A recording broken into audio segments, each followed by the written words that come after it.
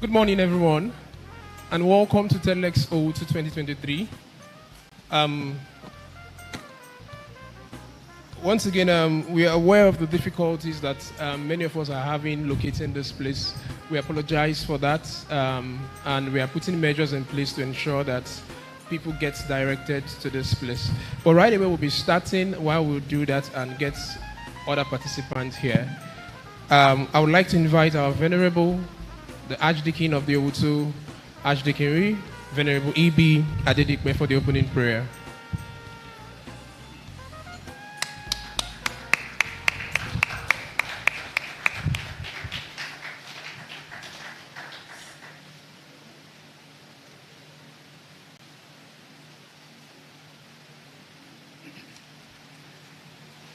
Let us pray.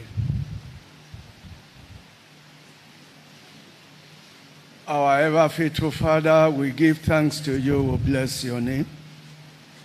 We appreciate you for another opportunity to see a new dawn like this.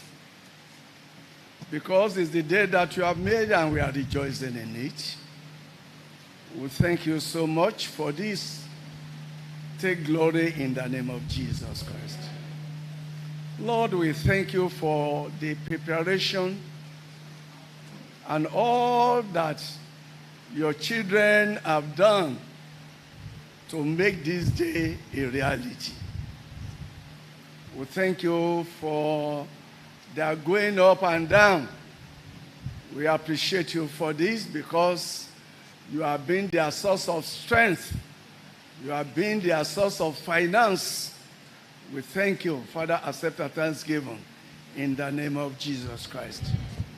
Lord, we are here today for our purpose to impart knowledge into the younger generation at this time. Lord, we pray that all our resource people, you will grant them wisdom from above. Lord, in discharging, you will make them blessing to the generation. Everyone that will be under their lecture today, you will give us the grace to see future better than before in the name of Jesus.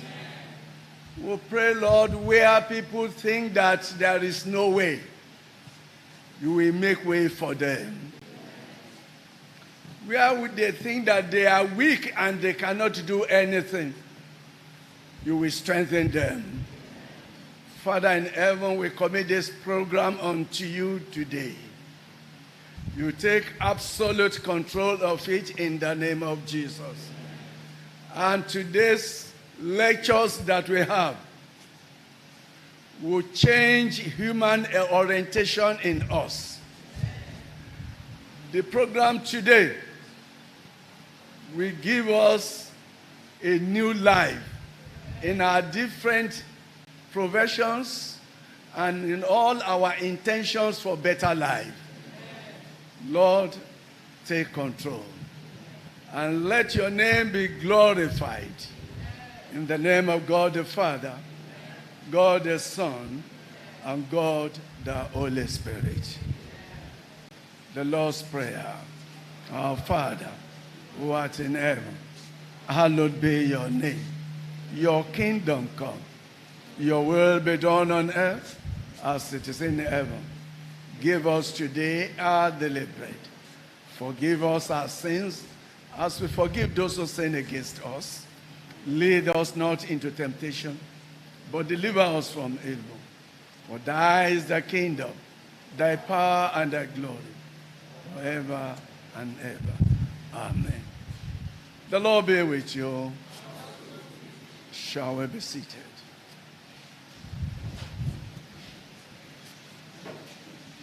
Okay, sorry, please, we'll have to stand again. We'll be standing for the national anthem. Thank you.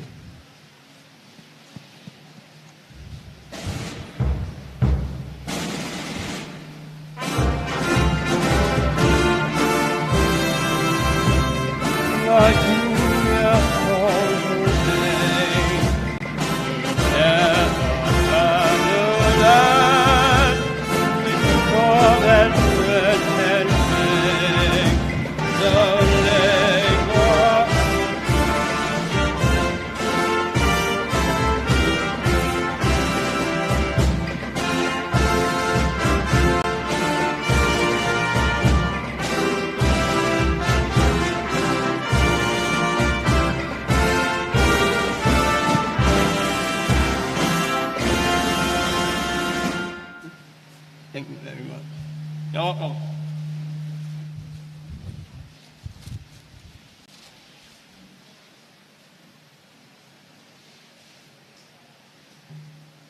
Bonjour, mesdames, messieurs, et bienvenue à la deuxième édition du TELexOwutu.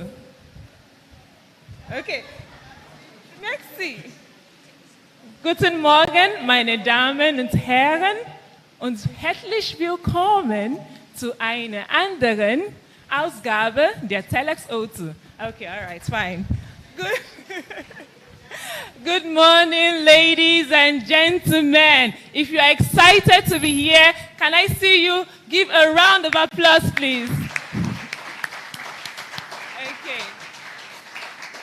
I want to welcome everybody, students, career professionals, entrepreneurs in the building, future business owners, aspiring billionaires in the building.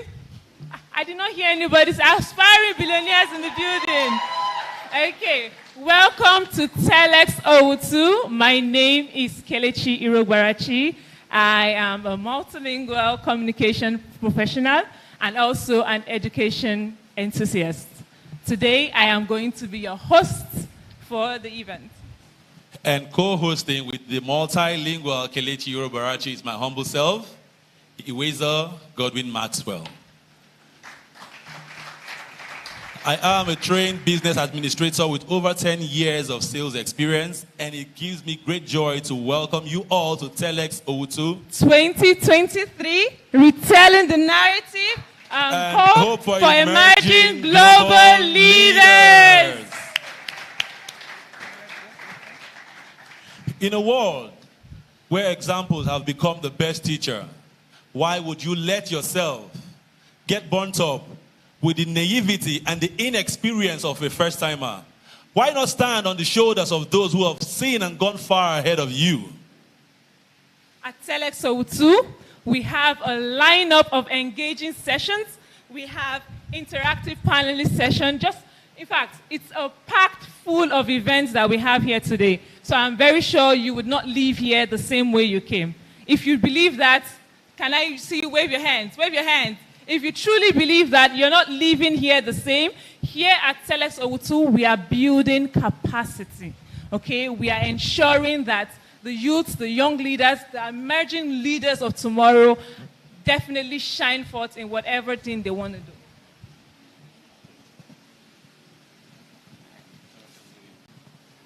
So If you were here last, for the last can I see your hands up? Okay. If you were here for the I cannot see so many hands. If you were here for the TELexOwutu, the first edition, because we are in, this is 2.0 now.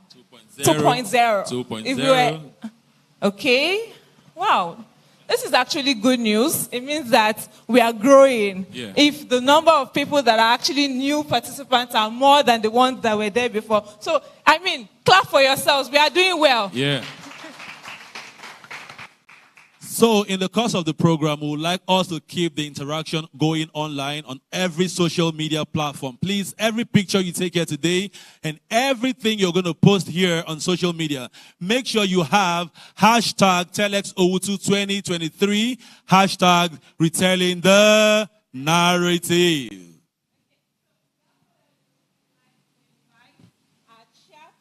The chairperson Of the TELexOwutu, in person of the delectable, intelligent, beautiful. Go on. Go on. Put your hands together as she makes her way forward. Put your hands together for her.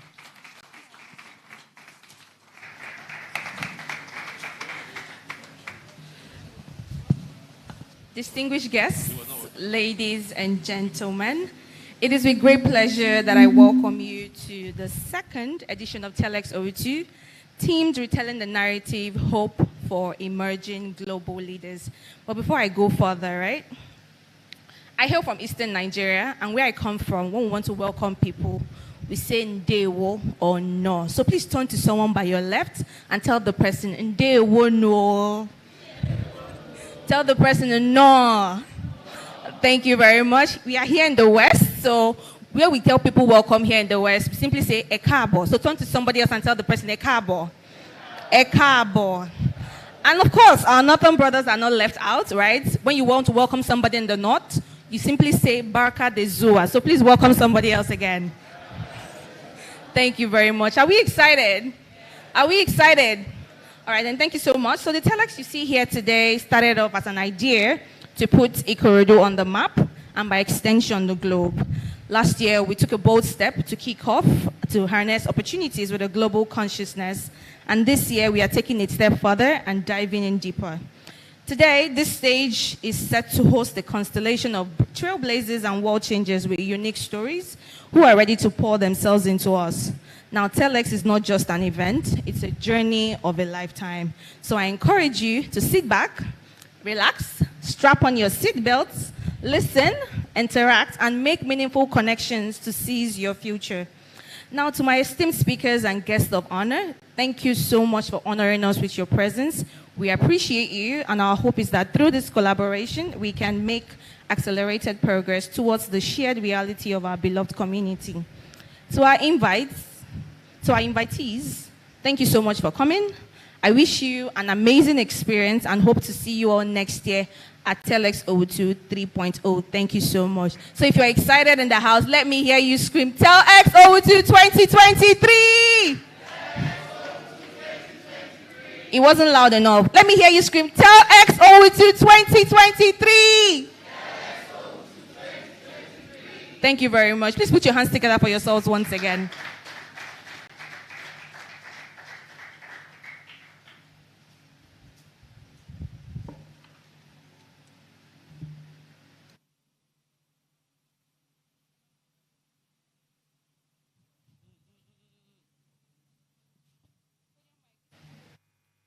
Okay. So we would like to acknowledge the presence of some of our esteemed guests that we have. Don't worry, you're going to hear from a lot of them. I'm sure they have a lot to teach us, and we are here to learn, are we not? I'm not liking the response. We are here to learn, are we not? Yes. Okay, now that's better. So first of all, I would like to acknowledge the presence of our daddy in the house, the person of, that's our Archdeacon. Please, as I mentioned your name, can we just keep clapping? Okay, we have Venerable E.B. Adedikwe. That is the Archdeacon Owutu Archdeaconry. Please wave. Wave, Daddy. Thank you so much for honoring us with your presence. We appreciate you. We also have our Owutu Archdeaconry Youth Chaplain in person of Reverend Taiwo Olukini. Thank you so much. Our Assistant Youth Chaplain is also in the building. Bro Paul Akindiose. Please wave and say hi. Thank you so much for coming. We also have one of our guests from the last event, Architect Rotimi Oluwole. He's the principal, Rex Associate Development Limited. His session was so powerful last time, and we are so grateful that you are gracing us with your presence again today. Thank you so much, sir. We also have Associate Professor Michael Kunuji. He's the acting HOD, the Department of Sociology, University of Lagos. Thank you so much for coming, sir. Then you will also get to hear from our speakers. We have Mr. Buchi already in the Mr. Buchi Rugwarachi. We have Ujola Kurujo. You get to meet them personally, one-on-one conversations with them. So I just want to assure that they are already on ground. Also, we have Mrs. Odunla Onodikwe. Sorry, Odunla Onodikwe. All right, please, can we? Okay, thank you so much, ma. Okay. Also, we would like to recognize our remarkable sponsors who have made this program what it is today. Without their contribution, without their support, I don't think we would have been able to make this a reality. Some of their logos would be showing as on the screens, so you can get used to them. We have our platinum sponsor, Leadway, Nigeria's #1 insurance company. A big shout out also to our gold sponsors, So Fresh. The CEO is currently in the building. Please just wait for us. Wait. Okay. All right. And also we have Wakpo Idea House as our event management partner. They're the ones that put everything you can see here together. The idea we had, and they've turned it into a reality. Wakpo Idea House. Please give them a round of applause. Not forgetting our silver sponsors, 2 giants in the construction industry, LHM Projects and Rock Towers. Please put your hands together for them. We also have our Ruby sponsors, Mo Fruity Zobo. Who doesn't like Zobo? All right, Evolag Butter, Applecat. We would also be hearing from the CEO of Applecat, Mr. Jolakwe Orijo, later today. And also Dadem Technology. And not forgetting our media partners, Majestic Entertainment. Please put your hands together for them. Shout out to them. Shout out to you guys. You guys are doing a marvelous job there. Also, our health partners, Clafia. Can you please put your hands together for them? We see you. We see you. So they are behind. They are taking, I don't know if you went to their stand, taking blood tests. And so in case you feel faint, or you can easily go to the back and then they will check on you. Thank you. Okay, ladies and gentlemen, it is now my distinct honor to introduce our keynote speaker for the day. Now, this man is someone who epitomizes innovation, leadership, and expertise. So get ready to be inspired and enlightened as we welcome to the visionary to the stage. Please let's also prepare to absorb the wisdom and insight that he is going to dish out, because I'm sure there's going to be a lot. Okay? Please. In the heart of health and innovation, our keynote speaker today stands as a pillar of wellness. Introducing Olagoke Balogun, the visionary CEO of SoFresh, Nigeria's premier healthy food chain. A strategy consultant and resilient entrepreneur, Olagoke graduated from the Stanford University's Graduate School of Business Seeds program. A sought-after speaker, coach, and facilitator, he empowers minds at institutions like Lagos Business School and the Incubators Academy. Beyond the boardroom, Olagoke cherishes his role as a husband and a father, nurturing values and raising future leaders. Ladies and gentlemen, I present to you for the first time on TELexOwutu, a visionary entrepreneur, a driving force for wellness, and a pillar of family values, Olagoke Balogun. Please keep giving him a round of applause until he gets here. His journey is one of inspiration Keep clapping and as he makes his way down here. Keep clapping, keep clapping. We cannot wait to hear from you. Nice to have you, sir. Welcome.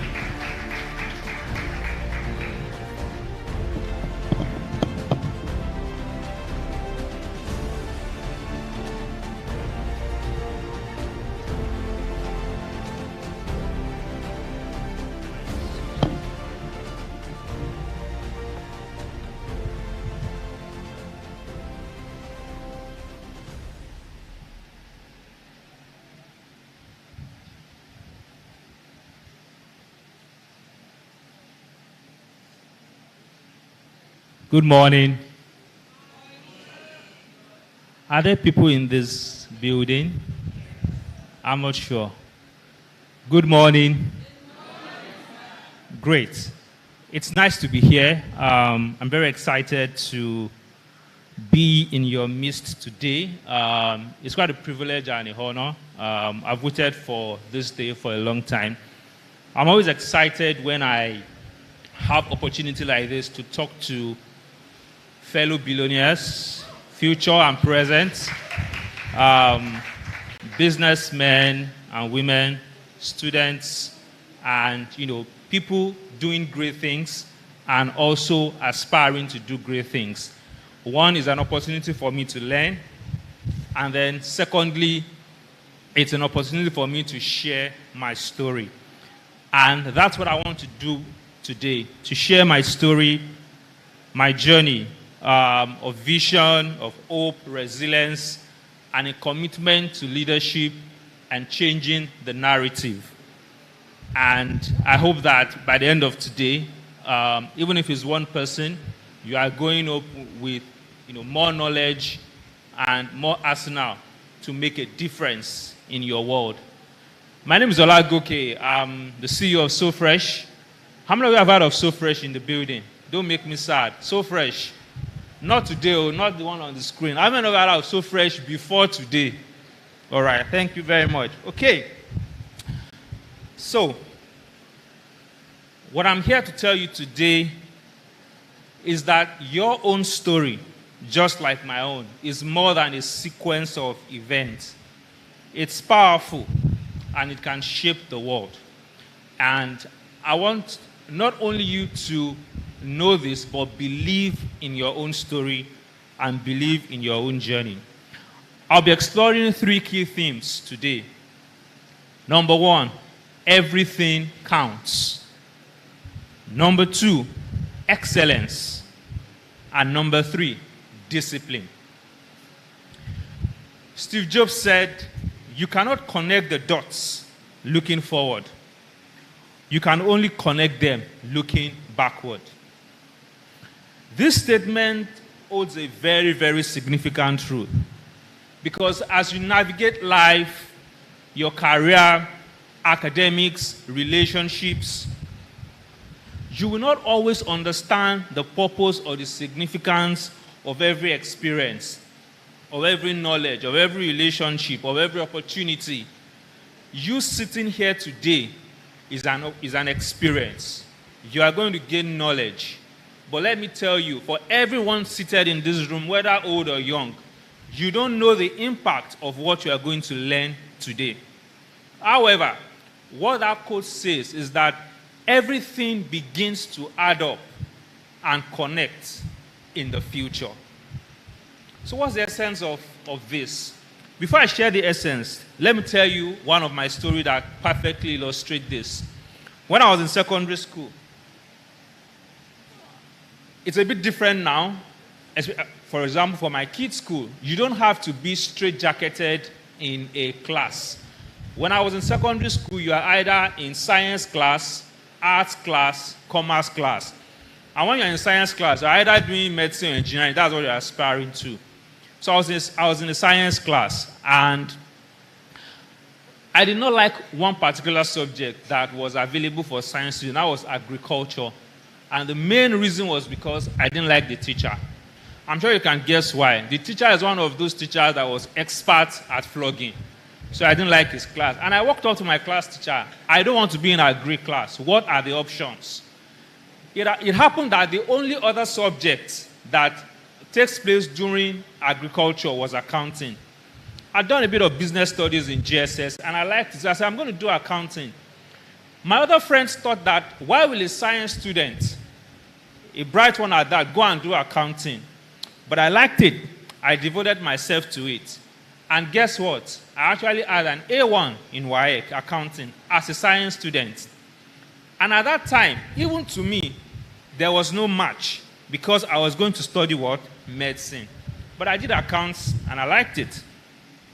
Then, another story. I finished university, and I read biochemistry. You know, I told you I was going to read medicine. I'll tell you that story later on. So I read biochemistry, and I came out biochemistry. Very good result. And I started looking for a job. And then my first job was Mr. Biggs. You all know Mr. Biggs. In 2004, when I got my job with Mr. Biggs, it was the biggest restaurant in West Africa. They had over 200 branches. So it's not Mr. Biggs of today. But I started as a restaurant supervisor. I was earning $27,500. Same story. Why would a bright student, top of his class, go and work at a restaurant as a supervisor? But that was what I had. That was what I got. My parents were not rich, so I couldn't sit at home. I did that job for 6 months, and I left. I went on to do sales at Coca-Cola for another 18 months. I was a sales rep. From there, I got a job, the dream job, with Chevron, oil and gas. And I did that for 9 years. Operations. Those 3 experiences together has been very invaluable today in my entrepreneurial journey. Today, I'm the founder of SoFresh, and the insights I've gained from one, studying accounting. You cannot be a successful businessman if you don't understand your numbers to some level. And I did not know 20 years ago that I was going to run a business. But today, accounting, sales, operations have been very pivotal in shaping my experience being an entrepreneur and succeeding in that role, if I may say so. So I want to tell you today, every class, every project, every activity, every opportunity to serve, every interaction you have with your colleagues in school, at work, in church. I should have told you the story of my, in church, but time will not permit. Everything you do, every choice you make is an opportunity to learn, to grow, and shape your future. So embrace those moments with enthusiasm, right? Curiosity, cherish them. Give yourself wholly to that experience. If you are called to serve in church, give yourself wholly to that experience. If you are in school, give yourself wholly to that experience. If you're in that job that is not paying you well, as long as you wake up and arrive at that job, give yourself wholly to it. If you know you're not going to do it, just sit at home, right? But if you are there, give yourself wholly to it. Because you are learning, you are growing. And in future, the dots of those experiences will connect. Usually we don't understand at the moment, but as we embrace those moments and opportunities to learn and grow, it all culminates together. A lot of the times they're like simple dots that don't matter a lot, but over time they start to matter. Like I said, 13 years ago, we started SoFresh. I started with my wife. And today, we have 15 locations in 5 cities across Nigeria. We're impacting lives. We're providing jobs for over 150 people directly, more than 500 indirectly. And like I said, the dots keep connecting as I write my own story of growth, impact, and positive change. My single point to you today is whatever opportunity comes your way, take it 100%. Learn from it. Grow from it. Like I said, everything counts. Everything you do counts. Striving for excellence. I'm happy when I walked into the hall because I clearly saw a spirit of excellence in this place. But guess what? I don't know what this place looked like last year. Excellence is not about perfection. For me, right, perfection does not even exist in the human realm. Maybe when we get to heaven, we will see perfection. For me, it's an abstract concept that can lead to self-doubt and discouragement when you want to, attain perfection. For me, excellence is not also being better than others, right? Because and I'm not saying it's wrong. That's just the way the world works. In secondary school, you're trying to be the best, the first, the second. And if you're not careful, you're focused on other people. But for me, that's not excellence. That only sets you up for unhealthy competition. Note the word unhealthy. Competition is natural. But if you're focused on being better than the next person, then it becomes an unhealthy competition. For me, and I want to say for you too, excellence is about becoming the best version of yourself.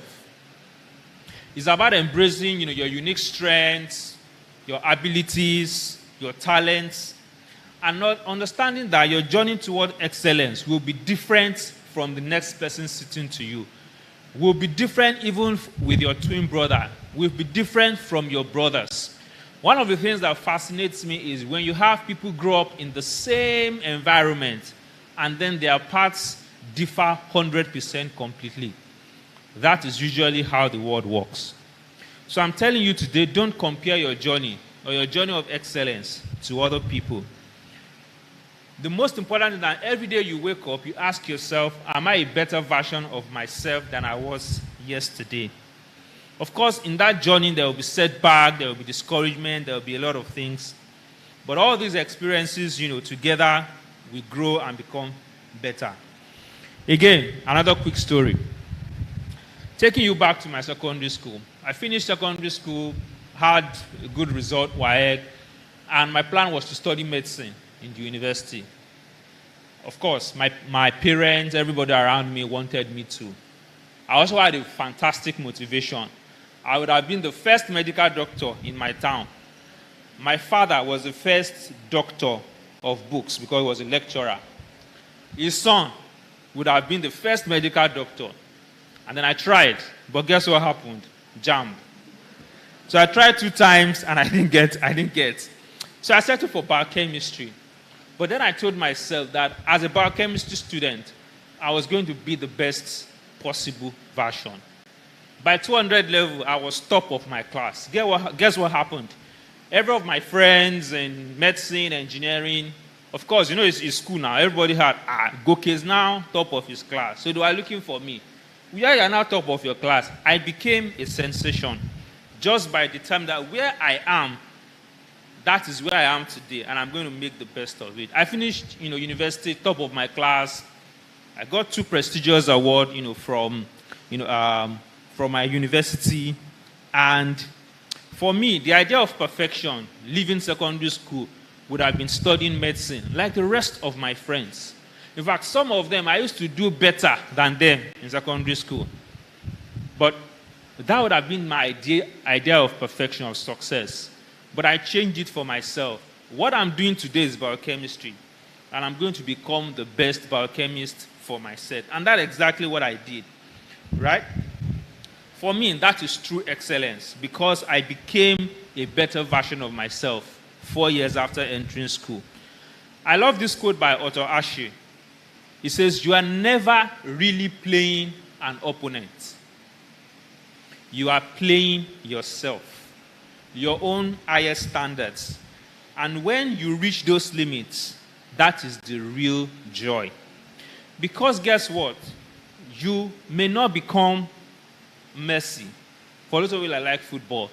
But today, if you mention Kante, if you mention many other stars, they are stars in their own right because they became the best version of themselves in that role.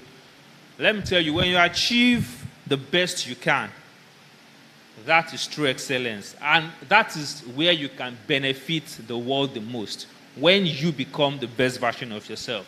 So look at yourself today. Where are you? What are you doing? What are the experiences, opportunities before you? Make the best version.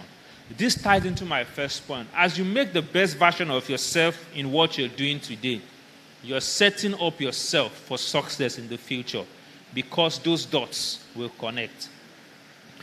My third point. Kelechi, do you have the slides or do I need to upload it? Please check your phone. I think you should have it. Oh no. Please give me a moment. I need to transfer something. Sorry about that.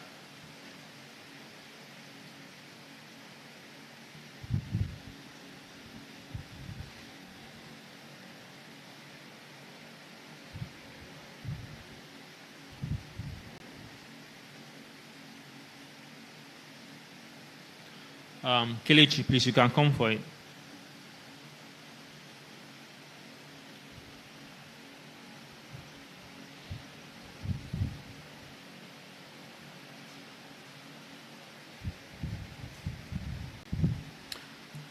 My apologies. It was important I show you some of the things on that slide. My third point, embrace discipline. Discipline is that bridge between your dreams and the realization of it. It's discipline that stands in between you and your dreams. I heard this thing from Venus William about 2-3 days ago. She said discipline is freedom. Freedom to be yourself, freedom to achieve. When you have gone through that process of disciplining yourself, and then you become a great version of yourself, and then you have freedom to explore and just to be. A lot of us, when we watch these football stars or athletes or sports guys, we love them. You see the freedom in the way they play, they express themselves. They are great at what they do. But what we don't realize is that it took a moment of discipline when nobody saw what they were doing, but they were very committed every single day to achieving their dreams. Discipline.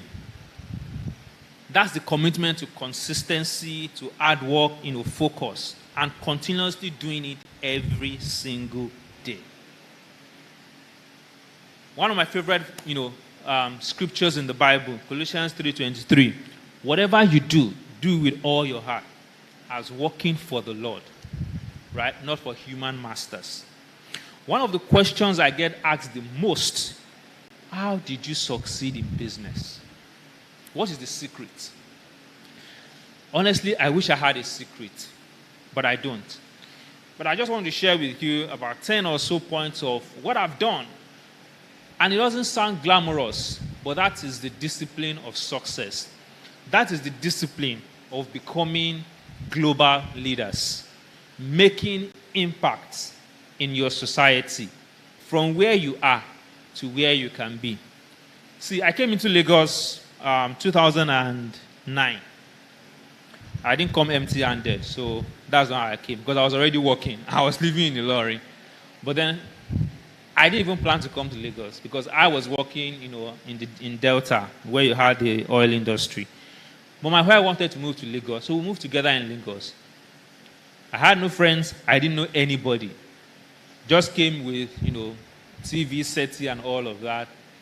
All right. And all of that. And then today, like I said, I have a business, 15 locations across Nigeria, employing multiple people. How did I do it? I have shown up. You can keep the slide for now, please. Not now. Let them focus on me. You can take it back to the starting screen. I have shown up every day for the last 13 years. Every day. Even when I don't feel like. Even when I am sleepy. I have shown up every day. I've maintained focus and a strong will, especially if you are going to succeed in an environment like Nigeria. I've been honest with my shortcomings.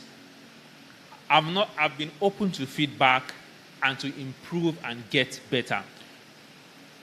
I've been very self-critical and accountable to myself. For me, one of the biggest traits of successful men is being able to look at yourself when nobody is there and tell yourself, this is not good. You did not do enough. You messed up. What Madam said, what Oga said is the right thing. I need to change. Like when nobody is there, when nobody has told you. I call it being self-critical. That is one of the gifts that you can give yourself as someone that is aspiring to become a global leader. Because you know what? As you begin to succeed, people don't want to tell you the truth. People want to say what they think you want to hear.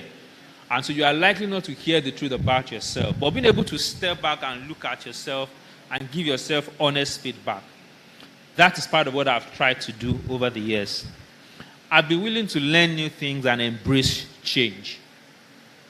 I've been open to experiments, failing quickly and moving on. I've leveraged my team strength. There is nothing of value you can achieve alone as a single person. Nothing of value that you can achieve alone. So how do you work with other people? How do you leverage your team strength? I've been obsessive about customer satisfaction. Now I'm talking about my business. Business, 100% every day, it is all about the customer. So every decision you make, you must think about what impact it has on the customer. Of course, I've had help. I've had lots of it. I've asked for help. I have been lucky as well with timing, with people. Grace, right? I'm not giving up amidst difficulties. I'll go back to my first point. I just kept showing up every single day and try to become, better and better. Of course, I've had God's help all through the way. I've learned that business success or success in life most time is a function of discipline, consistency, and persistence.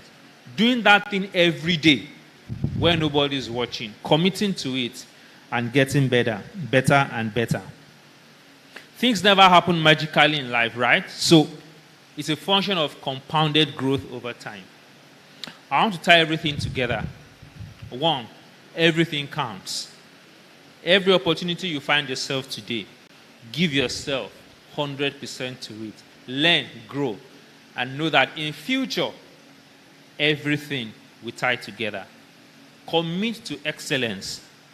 Another way I define excellence is doing the best possible you can with the resources you have.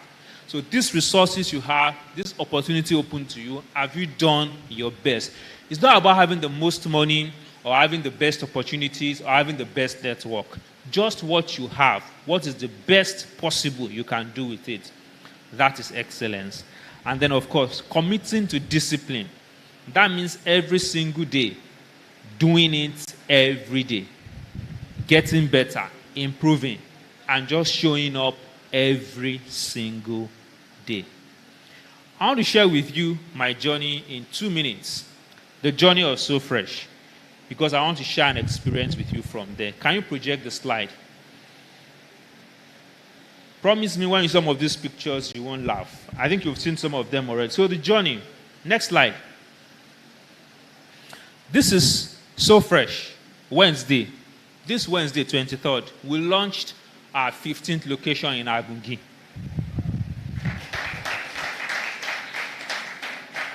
Next slide. But this was 13 years ago. And it didn't look like it. That's the first location. I cleaned, I did installation myself. That's my wife in the second picture. That was a location about 30 square meters in Oba. And then we moved from that first location. Next slide. For us, it was about small beginning. 2010, the first picture, a day before we opened the outlet. We had just come to the market, me and my wife. We had just come back, K to my 12. We went to buy every single fruit, vegetable, groceries, everything we sold in the shop. Myself and my wife went to the market for the first 4 months. Nobody did it for us. And the other picture is May, when we opened our 13th location, which is in Ibadan. Small beginning, but it is possible if you keep going at it. Next slide. Designing for success. I'm not sure you can see what's on the screen, right? But I was just going through my stuff some few months back, and I stumbled on these notes. These notes were written in 2010, where I was thinking about the business. I was thinking about what do we want to do? What do we want to achieve? I don't know if it's your right or your left, you will see one of the pictures where I was saying in 2020, we're going to have 15 locations, right? And I was projecting, I don't know whether it's 250, 3.7 billion. We didn't achieve 15 locations in 2020, but we have now achieved it in 2023, right? Again, design for success. Plan. Design for success. Have a clear vision and write it down. Next slide. Disciplined execution. That's me and my wife. First office.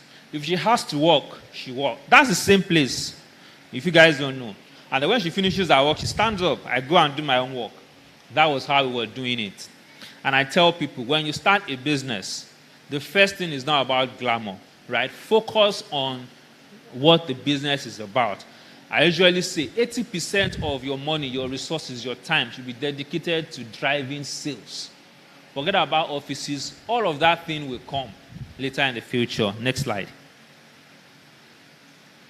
Again, clear vision and staying focused on that vision. 2010, we opened the first location. The right, the location in Ibadan, like I showed you before. Next slide. Again, just showing the contrast. First location in Port Harcourt. Next slide. The story of growth, the story of impact. But it started from one step. And it started from taking every opportunity and learning from it. It started with being committing to excellence and then discipline execution. Today, those are the three things I want to leave you with. Everything counts. So don't take any opportunities for granted. Be committed to achieving excellence. The best version of yourself is not about the next person. And discipline in committing to whatever your hands find to do. Thank you very much for having me. And I look forward to the rest of the program.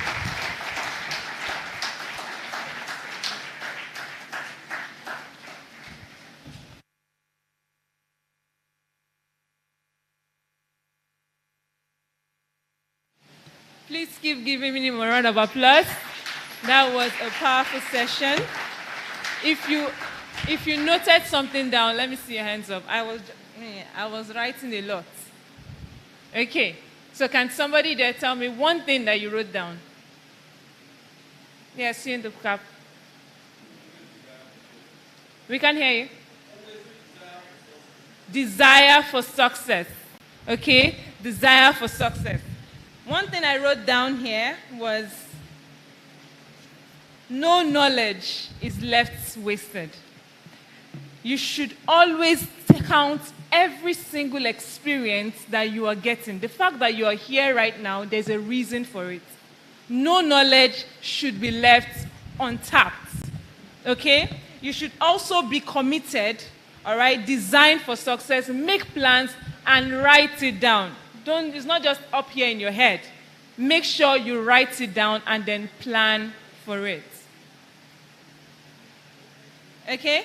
So, am I a better version of myself than I was today? We are hoping that by tomorrow, you can confidently say, yes, I am a better version of myself because of TELexOwutu. Please let us keep giving him a round of applause. Thank you so much, sir, for that session. We appreciate it. All right, we still have more things to come. We would have a narrative session right now from one of our guest speakers.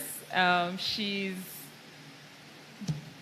you'll get to meet her soon. All right, she's someone that's in-house. We know her. She was here last year, but she wasn't able to, discuss with us. So we are happy and excited that this time around we get to hear from you, Ma.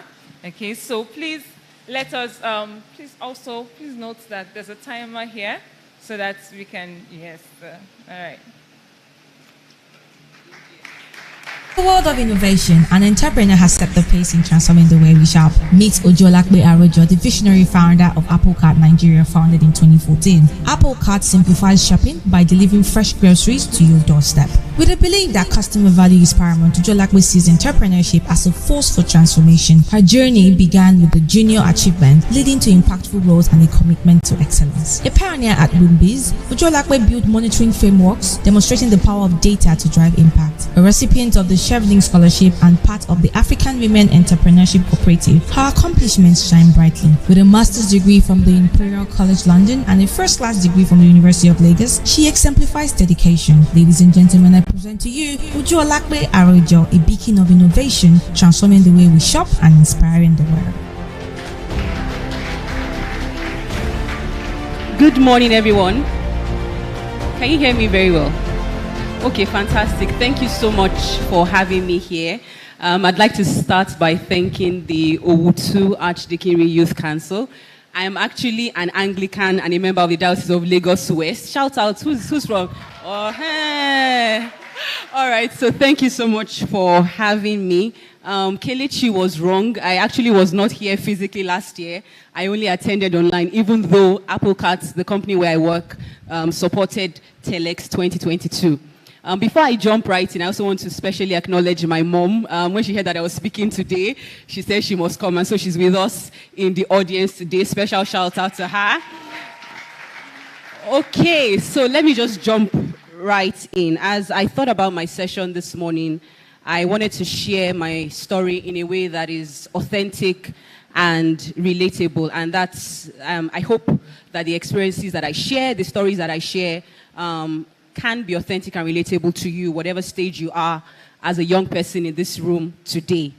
It's interesting, as Mr. Balogun was speaking, his first point, I laughed because, it's like I copied, I copied his work, but let me just share from my own personal experience what that is. And my first point for us, I've tagged my session 5 signposts on the journey to success, right? 5 signposts on the journey to success. And my first point is around make every opportunity count, right? A lot of time as young people, we tend to draw back when it comes to service. When we're called to do stuff, we say things like, Damilola and Florence, those people that know it, let them be doing it. Whereas those opportunities actually give us an opportunity to learn, and they sometimes define our next phase, right? I'll give an example. When I was in secondary school, I was a boarder. I went to a federal school, and an organization called Junior Achievement. How many of us know Junior Achievement? Nobody. Okay. Okay, awesome. Somebody knows JA. What they do is essentially they are an enterprise a social enterprise that tries to encourage enterprise in young people. So teaching you entrepreneurial skills, leadership, how to manage money, things like that, right? And so they came to my school and they selected a number of us to start up a business. I'm in secondary school. I hope we're together so far. Secondary school, I was maybe 15, 16 at the time. And they asked us to, and so, you have the free will to do whatever you want to do. And we decided to start a toast bread business. If you're in boarding house, anyway, my school, I will be honest, our food was not too bad. But hot toast bread, with egg, and sardine in some instances, if you can pay for the premium toast bread, imagine, it was a hit. And what that opportunity gave me, I was part of those who were running the business. So they gave us a space, it was a shop. We would resume there. We brought toasters. I borrowed toaster from my house because we didn't have the equipment, right? We brought toasters to the place. We would resume there. We had a staff who was working with us because when when we have to go to class and all of that, the person can be working, and then those of us that have to go to school as students will be in school and all of that. Right? And for me, as a person, I was able to give 300% returns to my investors. So they didn't give us money to start this business. And if you know what your pocket money is, it is gold. So I had to convince my classmates that please come and invest in us. And it was so exciting to be able to give back, returns to them at the end of the day. We had 300, so they invested 400 naira per share and got 1,200 naira from us as returns on their investment. Now, what that did for me was right from secondary school, 17 years ago, I had an introduction to practical business, and it led to where I am today, right? Another example is when I was, a youth coordinator in my parish. I tend to be a shy person. I know you may not believe it, but, those opportunities made me to stand before people like this. So you're going to church on Sunday and you're giving an announcement, right? Those are the kind of opportunities that some of these things give to you. So what am I saying with this point? What should be your takeaway? When you get the opportunity to serve, whether it's in your office, whether it's in your school, whether it's in your church, make the best of those opportunities. Don't run away. Don't say that it is for Brother Femi, don't mention names and say, let them be doing it. Because those things actually prepare you as a person for your next phase, right? So when opportunities to serve come, please take them and don't draw back. My second point this morning is around values. Now, we live in a woke generation where on Twitter, just to sound like you are smart and so that people don't bash you, you are sharing opinions that are not aligning with who you know that you are, just because you want to blend. And I know that we think peer pressure is something that is for small children. No, peer pressure happens to all of us, right from primary school where you want to have Ben 10 bag. I don't know who is popular. Sophia the first. I don't know who is popular these days. But anyway, now when you were in primary school, to pepper your classmates, that was the peer pressure that we faced at that point. You moved on to university at every point in time. And for my father, there is still peer pressure. It's just that what he's been pressured about, in that instance is different. Spending money that you don't have, trying to build a house in, Banana Island, even if you don't have the resources to fund that, there will always be pressure to compromise on your values, right? And I'll give an example. When I was in secondary school, I decided I don't know if it was SS1 or SS2, that I won't cheat again. And, okay, it has passed now, but In WAEC, how many of us had schools that your expo was correct expo? Don't raise up your hand, don't raise up your hand, because they capture you on camera. But in my school, I mean the expo was correct. Like the day before exams, people were like, I'm answering number 247 because they had already seen. And it's not for Yoruba expo. I'm talking of English, maths, biology. Core papers had correct expo. But I made the decision not to cheat. And where I'm going with this is that your values will be tested. There will be instances where the outcome is not always positive, even though you've made a promise to God and you're like, oh, I'm going to honor you by not doing this. And so I was in the University of Lagos and I carried my secondary school behavior of not cheating to the university, year 1 to year 4. And then final year, I can't remember if it was first or second semester, I had this course. You know those lecturers that teach you 1 + 1 = 2? Sir, it's not you, sir. They teach you 1 + 1 = 2 during lectures. Then you now get to the exam. Division, multiplication, board mass, Pythagoras theorem. So I got into the hall that day and I collected the paper. I must have laughed because whenever I receive things like that, I just laugh. And I slept, year 4. And one lecturer came to wake me up. When he woke me up, I said, I had a philosophy, I can never leave my paper blank. So I started writing. And as I was writing, I was creating formulas. I was just laughing, because they asked you to find the length and you are just using area. You are just creating things. I was just laughing that interesting exam. And what happened was I came out and I got a D. Now, for some of us, D might not be a big deal, but I was on 4.7/5. I was on the first class at the time. So D was foreign territory to me. I had A's, I had B's. I can't remember if I ever had a C. But that D. But the point is, I did not compromise my values. And I'll give one more example on this point, right? I applied to when I wanted to do my master's, I applied to a scholarship called Chevening.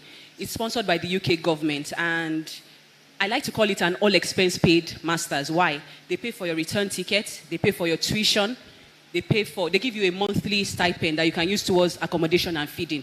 Essentially, every part of your fees is covered from top to bottom. And at the time, they were spending more than £30,000 on me. If you got the scholarship for the school I went to, right, they were spending more than £30,000. Just imagine, just calculate it in this Nigerian economy of today, right? You can imagine what that amount is.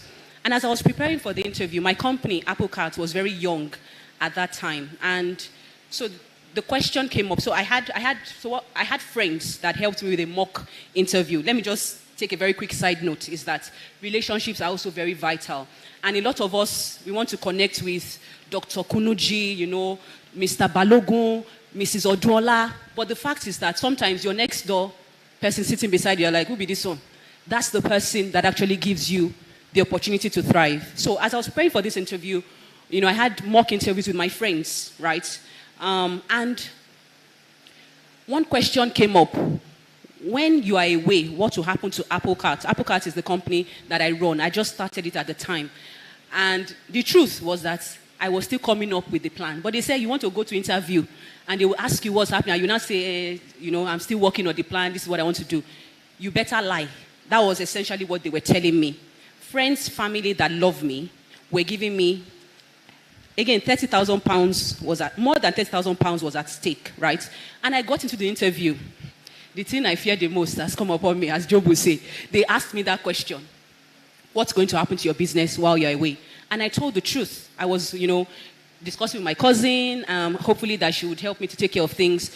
Okay, what if it doesn't work out? And I can't remember what I said, but I told the truth. And guess what? I got the scholarship, right? And just as a side note, maybe any of us that wants to apply, see me afterwards.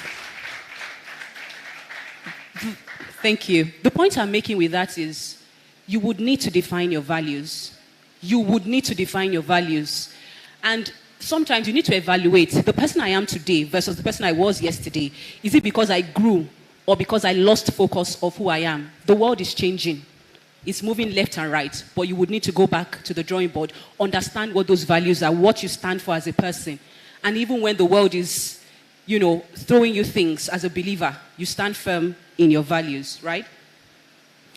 The next point I want to make is around inferiority complex versus Godfidence. How many of us know the meaning of inferiority complex? Awesome. So, Okay, some of us don't know. Essentially, you, whether real or not, you perceive yourself to be less in an interaction. And because of that perception you have of yourself, you are not able to be your best in such interactions, right? So I came from Nigeria, University of Lagos, where I finished the first class. I got into Imperial College. They have good global rankings. But I got into the class and I began to doubt myself. I was like, you may be a local champion, but now that you have come to... And I know when we see UK classes, we see a lot of Nigerians these days, but then, and I think even still now, is that UK classes are they have a lot of diversity. People from Europe, Asia, people from all over the world in the same class. And there was this particular class that the lecturer, his continuous assessment was around your participation in class. So one day he asked a question. I knew the answer, but I was like, this thing are you really sure that you know it? And one Oyinbo guy, Caucasian, I can't remember what country, he answered that question. The same thing I would have said. In fact, I had a better, and I'm very serious. His answer was not as good as what I would have shared. And that instance, it occurred to me that I was really playing in this place with inferiority complex. I was thinking, you don't know anything. Now, what am I saying with this point? As young people, especially in the global world that we live today, we will be connecting with people from all over the world. And if you undervalue yourself, you will go to those conversations and be thinking, Nigeria, we are a country. And you will not present your best self. You won't put your best foot forward, right? And I'm saying that instead of inferiority complex, what if you fight that with Godfidence? The Bible says that we have this treasure in earthen vessels so that the excellency of the power may be of God and not of us. We carry the divine presence of God. We are sons and daughters. We are gods. That is who we are. So why not, instead of coming like, how do I know? Let me just hide somewhere. Why not put your best foot forward and come out with Godfidence, right? And what I would say to that, finally, is that I actually finished with a distinction from Imperial College, right? So, again, thank you. But distinction is very similar to first class. So the point is, when I overcame, and it was not that day that I now became confident. I'm not going to tell you that. It still happens today. You still have those moments where you're like, in this room, Mr. Balogun is there, Mrs. Onodipe is there. What can you really say? But then you remember that you have your authentic self that you can share. So fight inferiority complex or imposter syndrome with Godfidence. And then my fourth point. You are never too old, right? Some of us don't know where the finish line for us is. You might be aging, you might grow to be 90 years old. But at 30, you have given up that, it can never happen again in this lifetime, right? And the example I'll give with relation to this is that I started to learn Chinese in 2016. I was in my mid-20s, I think, right? A new language, different country, and a lot of people, how did it even happen? I like free things, right? My school was saying, if you want to learn a language for free, you can take any language. And I chose Chinese, right? And people say that this is the most difficult language to learn in the world. But what was my approach? I speak Yoruba. Yoruba has tones. Chinese has tones. If you speak Igbo, if you speak some certain Nigerian languages, English people, they will struggle to learn Chinese because their language does not have tones. But for me, coming from that initial mother tongue, I had an advantage, right? The point of this is revisit those old dreams. Don't think that, this one don't pass. It can never ever happen again, right? Pursue those things with tenacity. Don't how do I put it? Cancel yourself from opportunities because you think you're too old. Yes, there will be opportunities that say, 18 to 35 and you are 40. You've passed that one. But other things happen that you can actually do. So don't exclude yourself before the opportunity excludes you. And then my final point around resilience. In the times that we live in, I think we sometimes forget that trials are a part of life. When I first started my business, one of the things I said was, let's not publicize too much because, people will be rushing us and our capacity will be... It did not happen like that. That was 9 years ago. And a lot has happened between that time and today. But the point I'm making with this is, you will face trials, whether it's in university, whether it's in from primary school. down to wherever you are today. Those things will come. But the question is, do you have the staying power, the resilience to weather every storm that will confront you as you go along the journey of life? So I'd like to just end there. Those are my 5 signposts on the pathway to success, and I hope you find them useful. Thank you very much. Keep clapping, keep clapping, keep clapping. That was really amazing. Keep clapping. Thank you very much. Thank you very much. If I'm to take something out of all she told us right now, I would say her motto or her core values are value and integrity.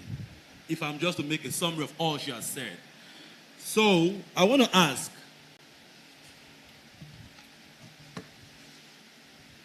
this is for someone to win a voucher. This is for someone to win a voucher. And I'm doing this so you don't see what I'm trying to show you. Someone is going to win a voucher worth 5,000 naira. The question is this, 1A and 1B. So it has part 1 and part 2. Like we said before we started, this is going to be a very interactive session. You're not only here to learn, you would also contribute. Who can come out and tell me the name of the last speaker and the branch he represents? The first to get to the microphone. The first person. I'm not picking anybody. I'm not picking the first to get to me. Okay. The name of the last speaker and the branch he represents. I said the first to get to me. The first to get to me. Your name, please. My name is Abiodun. The name of... Oh, my God. The name, the name of the last speaker and the brand she represents. And then something she taught us today. All right. The last speaker was Ojolakpe Arojo. Is it correct? She represents... Hold on.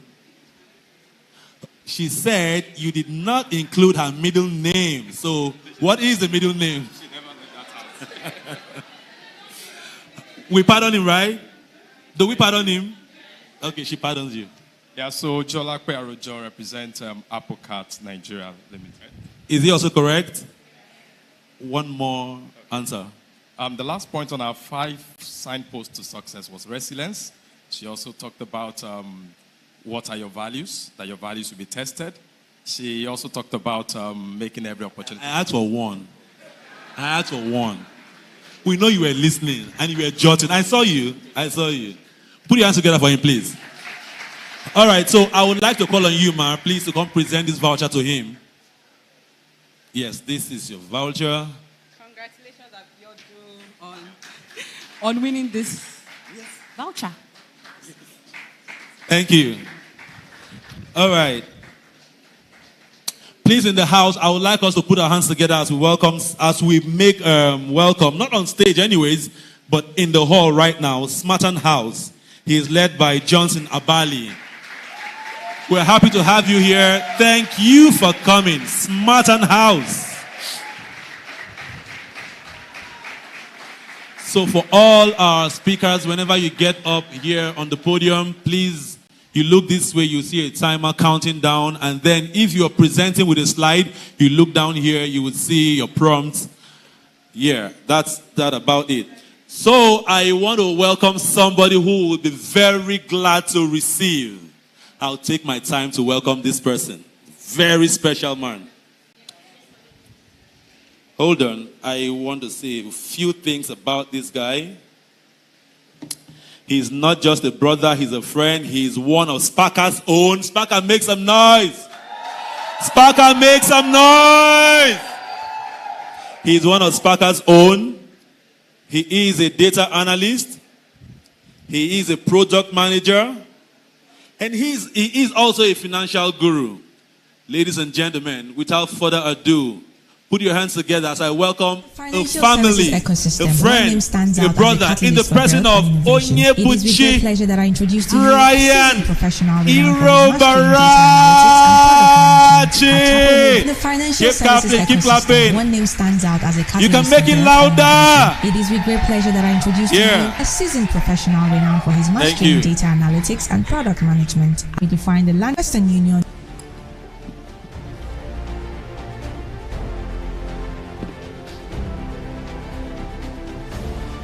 In the financial services ecosystem, one name stands out as a catalyst for growth and innovation. It is with great pleasure that I introduce to you a seasoned professional renowned for his mastery in data analytics and product management. At Chapel Hill, Denham, Brian's analytical prowess fuels success as the lead sales data analyst, driving strategic agendas and business expansion. At UBA and Diamond Bank, now Access Bank, he redefined the landscape, transformed operations, and drove market growth. His career is marked by remarkable achievements, from debuting the primary offer platform for Western Union to forging partnerships with industry leaders. Beyond the boardroom, Brian's commitment shines through community service, leadership roles, and impactful contributions. Ladies and gentlemen, I present to you an analytical visionary, a driving force in finance, and a beacon of excellence. Onyebuchi Brian Irogbarachi.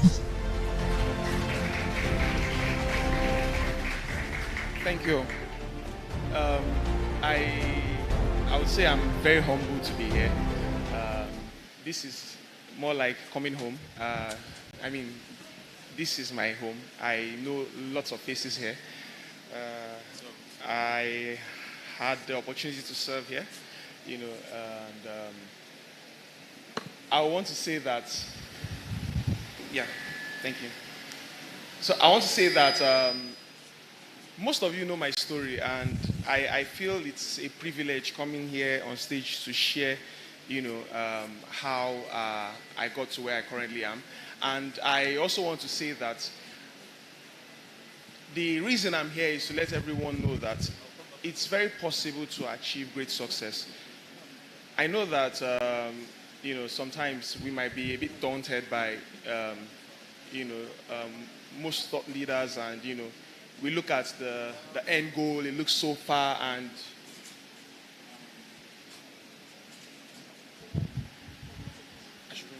oh, okay. Sorry, my height is, I'm trying to bend over. So, okay.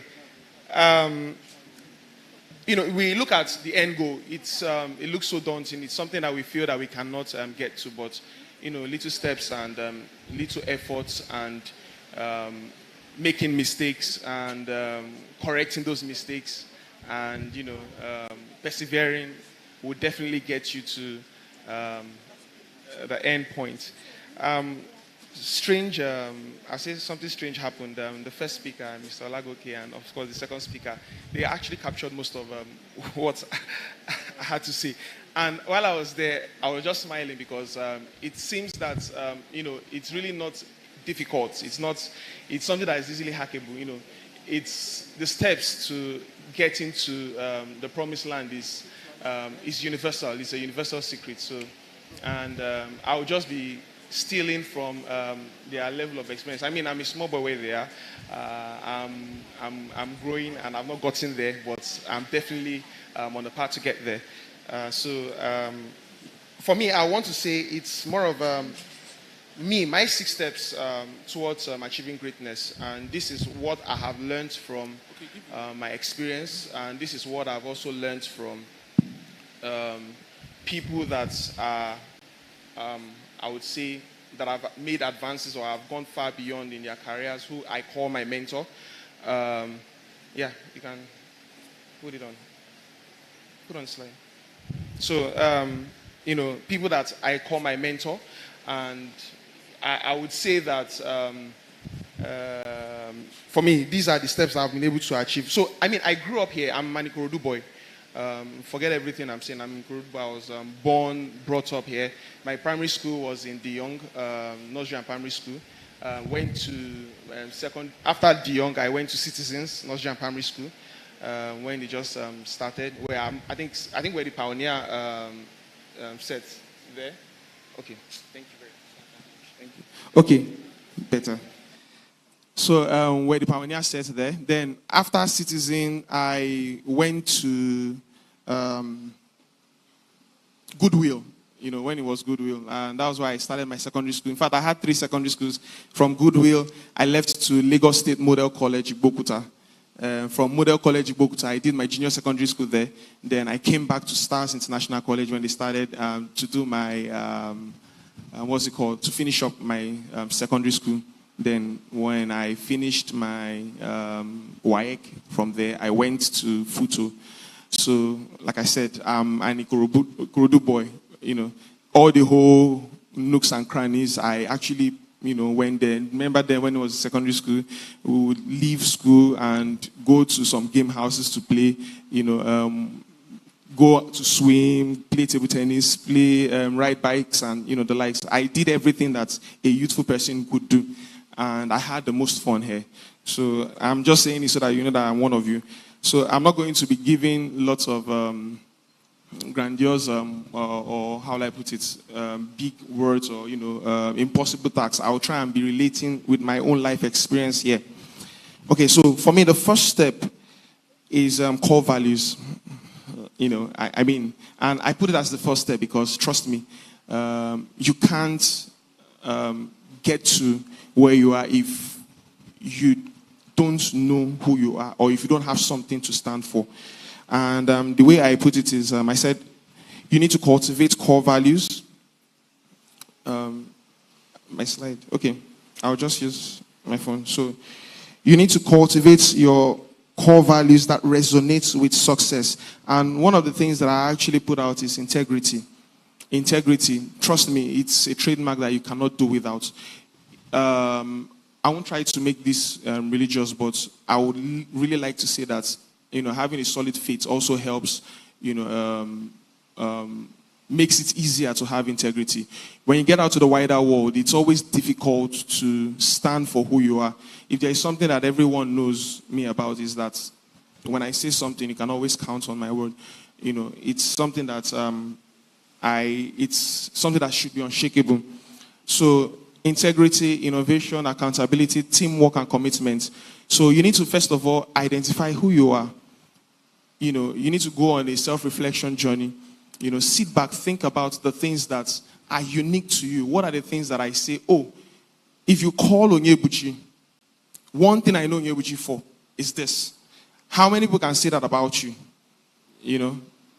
I've worked with a lot of people here, and there are many things they can say about me, but if you check at the core of it, it's always, there is always, something that is constant, is consistent about what they say about me. So it's very, very important to have a core value, and it should be your guiding principle, your guiding light. It's something that will definitely help you to get to achieve greatness. The next, of course, is your technical skills, and I would not limit it to... so the technical skills has to do with your career path. And we have more of CEOs and entrepreneurs. Me, I'm a career person, so I just had to say that. And we are lucky in this time and age because you can easily learn anything, funny enough, I'm also a biochemist like Mr. Olagoke. I studied biochemistry. My father also wanted me to be a medical doctor and jammed me, so we have the same story. But, when I got to school and I came out, at that point in time, I really didn't know what to do. When they were busy narrating my... was my biography, they were saying product manager, data analyst, financial analyst. So I've done it all, and I would also say, I will still speak a bit about it. I joined Diamond Bank when I finished secondary university as a biochemist. I had grandiose ideas. I was like, I'll be the first person to come up with, then they were still mapping the genome. I was like, okay, I'll be the first person to identify most of the enzyme markers and the genome. I will be able to come up with, I will try and fuse biophysics and with biotechnology and biochemistry to, come up with innovations that would help human beings and things like that. But Nigeria happened. and I found myself looking for a job I finished 2011 service year. I came home, I sat down for almost 2 years, doing nothing. In fact, that was the period when I became so active in church. I was involved in every leadership position. And of course, this leads me to what you said. You said when you get the opportunity to serve, make the best of it, don't draw back. I never knew that my years of service had an impact or helped shape who I am. So most of us, and this I'm speaking directly to most of the youth here, especially in your various parish, when it comes to taking up leadership position, you run. Please don't run. Trust me. It's funny how, most of my CV when I started job was the sum effort of all my involvement in youth activities. I put it there and I spoke to it. And I could easily draw parallels like, okay, in this core value that I have or in this skill set I have, I learned it from this. This skill set I have, I learned it from. So this is an encouragement to you. So tomorrow if you're serving in whatever capacity, publicity, PRO, drama, music, and the likes. Veripidiji was our choir master then. I remember we'll leave Achagora and we'll come here to be part of Owutu, choir. So, and I was making sure that I was involved, even when I didn't have time, had to find time to do that. So it's very, very important. Trust me, all those things, work to get you to level of greatness that you need. So, technical skills, identify a niche and build competence. Competence is key. And you must not know everything because right now we are in an ever-changing world. It's a fast-paced world. What I thought I knew yesterday, trust me, I don't know today. And if I don't stay ahead, I lose relevance. But the beauty of it is that you can easily learn. You have social media, you have YouTube where, every information you have is at your fingertip. Make use of it. What are you spending your time on? On social media? Is it Big Brother Nigeria? Is it, are you following the social media trends or what? Or are you investing in yourself? Choose a niche. Get involved. And it's not too late. And that's something I need to say. It's not too late to make the switch. Don't think that you've lost your opportunity or you've lost your time. No. You can actually make a switch now. And you can fail and still make another switch. And just keep getting better. As long as you keep improving. Okay. Let me go to the next point for me, which is networking. Networking. And, you said something. You said, don't neglect the people around you because they are the ones that will be there for you. And for me, I said identify the right people and build meaningful relationships. No man is an island. And I would always emphasize on this. I would lay emphasis on this. You get to where you are. You're standing on the shoulders of others. And for me, my definition of success is the fact that you are creating the pathway for others to follow. I keep saying something to them, and when I was in Ajagra, I keep saying that for me, my definition of a success, me being successful, is the fact that I have a successor, someone that can take over, and that of course involves what? Identifying the right people, building with the right mindset, and of course, building meaningful relationships. It helps. My story has actually been one of my network. Most times it's someone that most of the jobs that I do get, it's based on referrals. I get calls, come and get this job, come and do this, come and do that, and that's because I follow this philosophy. Okay, the next one, of course, is feedback mindsets. And one thing I know is that if you do not know how to take feedback, if you do not, and for me, it's part of the self-improvement process. If you don't know how to take feedback, trust me, you can never, and I'm emphasizing on this, you can never grow. Mr. Lagoke said something. He said, your excellence is, let me say this. He said, excellence is not about perfection. Excellence is about being the best version of yourself. And the only way you can be the best version of yourself is when you are open to hearing or getting feedback about yourself and improving on what your core value or what your traits should be. So don't say, this is who I am. Take me as I am. That's a very self-defeatist mindset. And you cannot grow if you have that mindset. Okay, the next one is learning culture. Learning culture. And I've already spoken on that. Always learn. Always learn. Always be willing to learn. No man is an island. Learn from every... I'm a voracious reader. I read everything that I can read. I get to, get myself involved in every information available. And where I don't know, I ask. And when I know that I don't know, I sit down humbly to get, feedback. So always cultivate a learning culture, a learning habit. Great leaders listen. Great leaders learn. They don't know it all. And they are very, very confident and comfortable in that knowledge. Okay? So you're not supposed to be the best. You're not supposed to be the most intelligent, because you can never be the most intelligent. You're never the most knowledgeable. And that's the fact. Okay, the next one, of course, is, and for me is very important, is mentorship. I have gotten to where I am because I've been privileged to have wonderful people as mentors. My dad is my number one mentor. He's beyond just being a father. He's also one that I really look up to, and has also been helping to guide me in what I have been able to achieve so far. And I'm privileged to have both a father and a mentor in him. I also have a mentor to the Ogechi Alltrade. She's the MD of Hope Bank. She's also someone that embodies, what I believe is my core value, and she has been able to help me in my career growth and help, guide me. And the reason why I'm saying this is because most of us, we feel that we are self-starters. We feel like, no, I don't need anyone. Trust me. In this, especially if you're career-minded, even as an entrepreneur too, there are some people that have actually done it. The essence of a mentor is to help you not make the mistakes they make. So you don't need to learn from your own failures or your own experience. You can actually learn from their experiences and their own failures, and that way, you will grow. Now, I want to speak to. Okay, I still have some time. Okay, so now, strategies for emerging leader.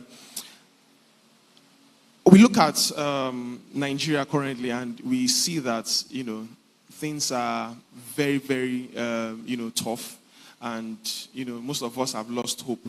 And I want us to understand that yes, there is actually hope, and people are actually thriving. In despite the dire situation. I know many of us. That are actually going through a lot, and I know that things looks tough. I know some of us that probably felt that we've wasted certain years, and we can't get it back. Trust me. You shouldn't have that mindset. There is hope, and what you need to do is just go back to the drawing board, set a compelling vision. Sit back and write out where you see yourself. It's good to have a picture. When Mr. Olagoke was showing his story, and then he showed us what he wrote down 13 years ago, I smiled and I laughed, because, if he didn't have that as a guiding light, it would be difficult for him to get to where he currently is. Trust me, I know that he might not have gotten to the peak of what he set out to achieve, but he's not daunted. He's not shaking. He's not shaking from the parts. He's still focused because he has a compelling vision. So let's have that. Let's celebrate small achievements. Please, once in a while, pat yourself in the back. You succeed in a small task. Please tell yourself you did a good job. What that does is that it helps you build confidence in yourself. It helps you, improves your mindset, and it gives you a winning attitude. But when you trivialize your small wins, when you trivialize your small achievements, what you do is that you start imbibing an inferiority complex, and you start belittling yourself. You start seeing yourself so small, and you don't get to, succeed. Okay, so, and finally, I want to say something about leadership. He said leadership involves standing out. Please, can you just point to that slide? Leadership involves standing out. Thank you. I said something. I said you don't have to be the smartest. You don't have to be the strongest, the fiercest, or the most vocal in a room to be exceptional. Okay? And the reason for that is because most times, when we look at every other people's achievements, oh, this person, like, honestly speaking, I'll be very honest, when I was told to come here and sit, and I saw the list of, speakers, I said, me, who am I? I know rich, But then I told myself, I said, look, the fact that my local church and Owutu, actually thought that I had something to, share means that, they see something in me. I'm not the smartest. I'm not the most vocal. I'm not the most fiercest, but, but they found it worthy, to invite me to come and share my opinion. So all you just need to do is just be different. And for you to be different, you need a solid core value system. Like, you need to stand out. You need to be the difference in the room. Either through the way you collaborate, through the way you interact, through the way you mingle, you just have to be different. So it's okay to fail. It's okay to fail. Yes, I'm saying it here. It's okay to fail. It's okay, to lose your way. It's okay to miss out on your plans. But at the end of the day, what you need to understand is that trust the process, believe in yourself, and then keep learning, take it a step at a time, and always continue to improve. And then you'll be shocked that by the time you look back at where you're coming from, and you look at what you've achieved, you will see that you've actually come a long way. So thank you very much.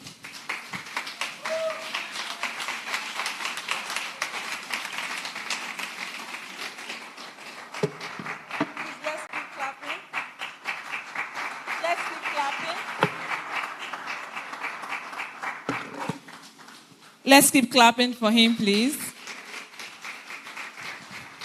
It's a coincidence that we actually share the same surname. I don't know him before. I've never seen his face before. Okay.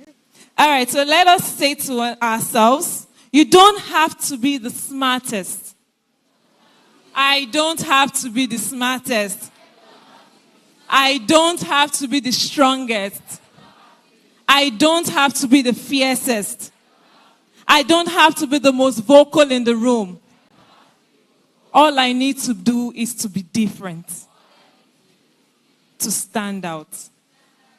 There is no other Kelechi Rogbarachi in the world. Tell yourself, there is no other Kelechi Rogbarachi in the world. So I am different. Okay. So one of the things that I was actually able to bring out from what he said the steps to attaining success is a universal process. Now, what that means is it's not like how do I put it? Everybody that has ways. Do you all agree? The same thing in different ways. Core values, integrity, discipline. Those are the only parts. How you now decide to do it can be different. But those are the major things you need to do to achieve success. Don't forget, our theme is what? Retelling the narrative. Hope for emerging global leaders. I like the fact that he actually touched on the hope thing. Nigeria can keep hope. I'm sorry. You know very well that Nigeria, things are hard, and we all know that. But at the same time, we need to still keep the hope alive. How do you do that? Celebrate small achievements. Oh yeah, but pat yourself at the back and say, you are doing well. Yes. Okay, no problem. Okay, all right. I am doing well. Kelechi, you are doing well. Okay, all right. Our next speaker is an accomplished figure in the Nigerian education sector. She served as the Honorable Commissioner of Education in Lagos State. Please. Woo, woo, woo! You guys are actually in the spirit.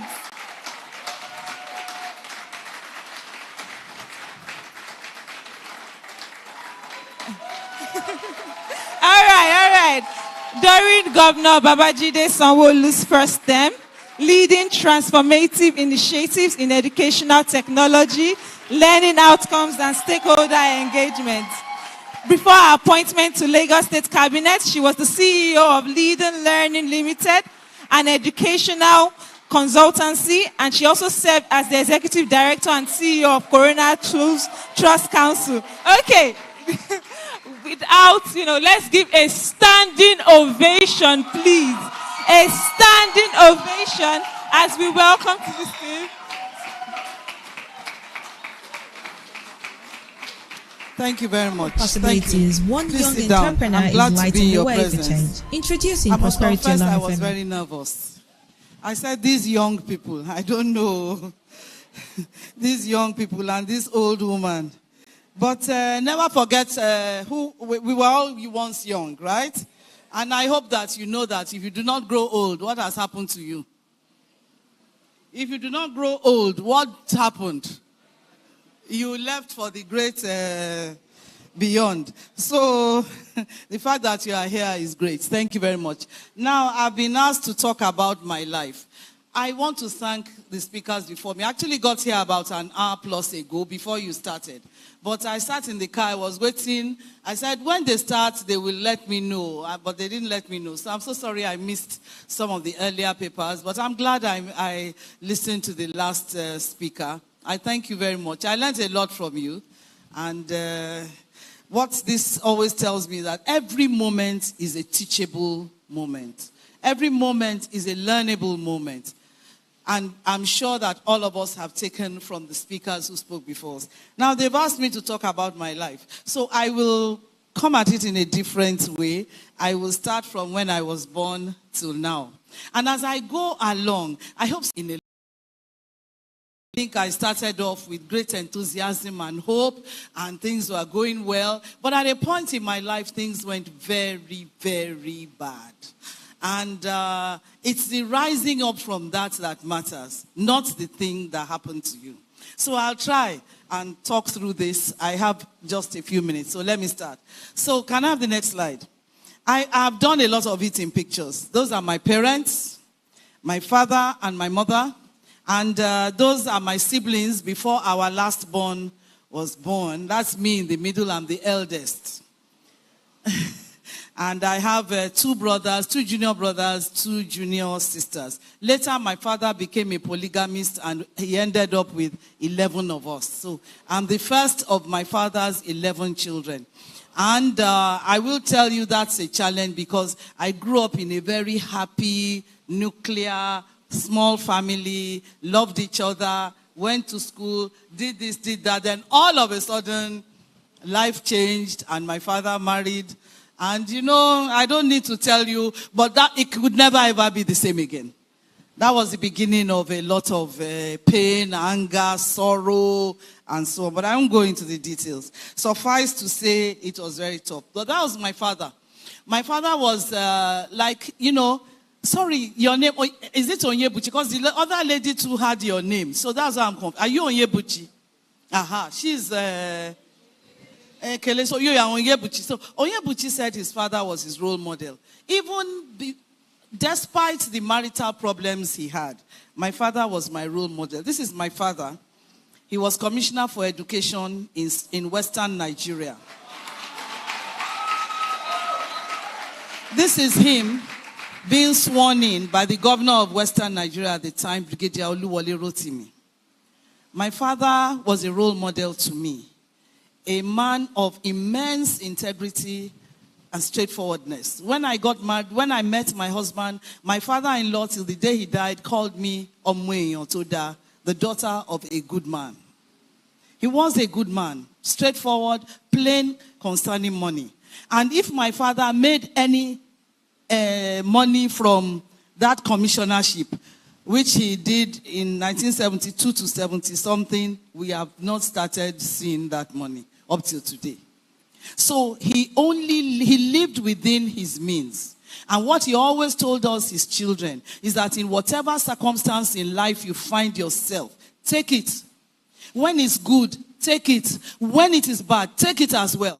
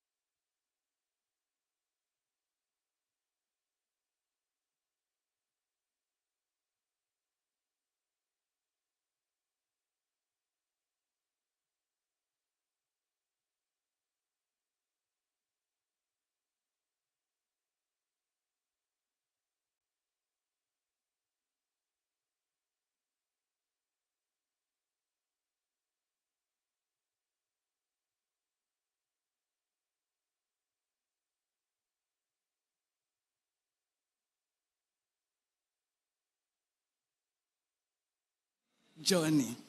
So you can see that this was a man who lived by what he believed in. This is my mother today. My mother is that woman who sat there. She's still alive. She's 92. Again, a great role model for me. My mother was one of first 30 women in UI. A very brilliant woman. She was a maths teacher. At the time I was born, both my parents were teachers. My father was a physics teacher. My mother was a maths teacher. So, I believe it or not, I didn't like physics and I wasn't great at maths. So it happens, eh? The genes just didn't come straight to me direct like that. You know? So, that's my mother. She became my maths teacher. And I was ready to fail maths, actually. In those days, you didn't need maths to pass WAEC. So I said, well, it's such a terrible subject. Let I will fail it and move on in life. But she handled me. And I had a 3 in maths. You know, so which was remarkable. She was a great maths teacher. She taught my classmates, and we still said thank you to her a couple of years ago. My mother taught in many schools, and you won't believe that up till today, her students in New Era, 1960-something, still come to her house every birthday to give her rice, this, that. That is women who are themselves in their 70s. That shows you that a teacher touches a life forever. And you can never tell where your influence will end. So teaching for me is the best job any human being can do. I love that job more than anything else in the world. Because I know when a teacher handles you, you can never be the same. When he's a good teacher. So that was my mother. Please, I think the slide has gone off because of timing. Please, can I have the slides back? Okay. You know, a good facilitator should never allow the technology to get them down, right? Yeah, so I will go back and continue. So that was my mother. The next slide showed my brothers and sisters and I about 10 years ago when my father died. We are now all grown up. We are grandparents. Some of us are grandparents, and it's an interesting family in that we are what we call our big girls. There's only one boy among 15 grandchildren. My 2 brothers only have daughters, and they were very troublesome when they were young. So it's good for them, you know. When guys come and look after for their daughters, they cross eye and I say, remember when you were that age, you did worse. Let the boys come to your house. Better they come to your house than for your daughters to go and meet them somewhere. So I went to Queen's School, Ibadan. I actually started my primary school in Lagos at the Corona School, Yaba. From Corona School, Yaba, I went on to Queen's School, Ibadan. I was a good student, as you can imagine. I passed my exams. I made a grade 1 with distinction. And I entered UI. I was in the first set that did school start in June. So I entered UI. I did my 5th year before school started, 5-6 months. Entered UI in September at the age of 15. Clock 16 in December. In November, it was almost unheard of, and it was a very difficult time for me. I can pass exams easily. That's why I know passing exams is also a skill. It doesn't mean you are particularly clever. But I can pass easily because I have a fairly photographic memory. And when I read something, I remember. His slide is there in my head. I can almost replicate that slide that he showed us. That's how I used to pass exams. So it's not extreme cleverness, just this, I don't know, a gift. So but when I got to UI, I was so young. I'd never been with boys before. That's me now. I'm now one of the shorter ones, but those are 2 boys. So I didn't do well in UI. I didn't do as well as I should have. And for the first time in my life, actually, before I say I didn't do well, in my first year, I came first. I was a university scholar. I was given a National Merit Award by the federal government. That meant that I never paid school fees throughout UI. Because I was a university scholar, so the university paid my fees. That shows you, how good a student I was. But I now lapsed. I started enjoying my life too much in UI. I partied too much. Thursday to Sunday. You know, I enjoyed my life too much. I thought that my normal ways would suffice, but they didn't. And this time, everybody expecting me to make a first class or a 2-1, I made a 2-2, which was a tragedy in my family, as you can imagine. But I just, you see, what I want you to know is that these things happen at times. And the way my upbringing was that don't blame the circumstances around you. Don't say the teachers did not like me. Don't say blah, blah, blah. I'm telling you the truth. I did not study hard enough. That's all. I did not work hard enough. I trusted too much in my ability. And I should have done better. And up till today, I'm still ashamed of myself for that result. So from there, you see, I did zoology in UI, mainly because I just, I entered at 15. I didn't know what to do. That was what they took me for. So that's what I did. So by the end of it all it did for me was to say, I went to university, but now I have to really get my act right. What do I want to be in life? I went for youth corps in my degree. I came back and I started working in a research institute in Ibadan. But I knew I'm not a very detailed person. I don't like the detail. So when you talk about analytics, it would bore me. When you talk about things I don't want to know how anybody developed Excel. I just need to use Excel for my purposes. I'm that kind of person. And I'm a very good user of Excel, Word, PowerPoint, and all those. But I don't want to know how they were coded or whatever the language is. I'm not interested. I'm not a very detailed kind of person. So I now said, what will I do? And I went for an MBA. I went for an MBA at the University of Lagos, and that's when my academic performances started improving. I did well. Finished from University of Lagos and started working in a bank. And I worked in a bank for 11 years before I moved on to a finance house. I did well in the bank. I was accountant, manager, this and that. But I felt that, it was when the new banks were coming up, and they were all rather romantic. So I joined one or two of them. They collapsed, and I was out of work. So, and that was a very difficult time in my life, because now I had my children. I was married. That's me and my husband. No, that's me and my husband on this side. That's me dancing at a party. And I just wanted you to know that I'm also... what got me into trouble in UI,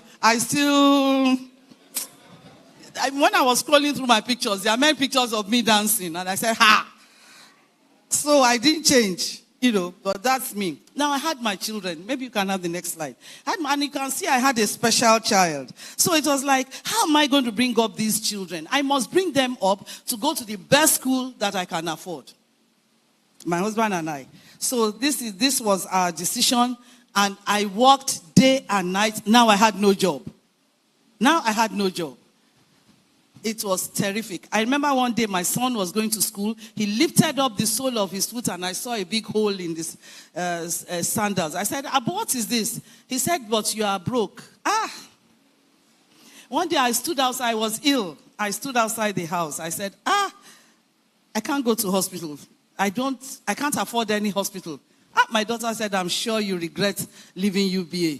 I just burst into tears. I cried and cried. Why did I leave? What is happening to me? I had no job. That was when I started to do many things. Do you know I sold clothes? I sold, a friend of mine had a shop at Okeani. She brought in a container. I helped sit there and sell all the things in the container. I was selling clothes, going from bank to bank. Myself, a branch manager, an AGM. Someone who only used expensive clothes and shoes and jewelry. That's when I stopped wearing jewelry much. It didn't matter anymore because some things now happen. And I think it was God telling me, don't make too much of material things. First of all, 3 of our cars in our house were stolen within 1 year. Not that we had 3 cars. We bought one, it was stolen. We bought another, it was stolen. By the 3rd one, I felt that all the odds of hell are against me. I don't need to have a car. And I started going everywhere by bus and so on. My mother gave me her car. She gave me her car and our house burnt. So the car, I had to park her car outside. I can't let her car burn with the house. The house didn't burn down, but we lost virtually everything in the house and had to start all over. The loss of even clothes, to uniforms for the children to wear to school. It was our neighbors who gave us uniforms. So, it looked as if everything was going bad, right? But through it all, I kept remembering because I remember my dad, by then my dad and I were not talking to each other because we were not happy with each other. But I kept remembering what he said, that don't blame the times in which you live. Do not blame the circumstances. Do not blame anybody. Blame yourself. So I always used to say, reflect on it and say, what could I have done better? I thank him for that. Because up till today, I always think, how should I have done this in a better way? And that is how I just started doing all sorts of things. That's me, actually. I drove that truck from Massachusetts to New York. This is just to show you the other side of me. And that's me and my dog. I love dogs. So that's the happiest part of my life. And to show you the kind of parent I am, go back.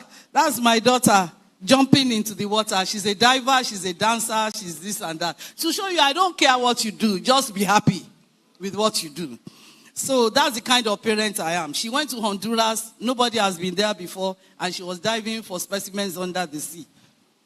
And that's me, because now after I left banking and had no work, I now went back to merchant banking, but I didn't like it, and I couldn't work. I couldn't ask people to bring their money because I had lost a lot of people's money. You see, I don't have time. I wish I could tell you. I'd lost a lot of people's money who gave their money to me, and my bank collapsed. My finance house collapsed. So I was afraid. So I couldn't do the job. So I just left one day.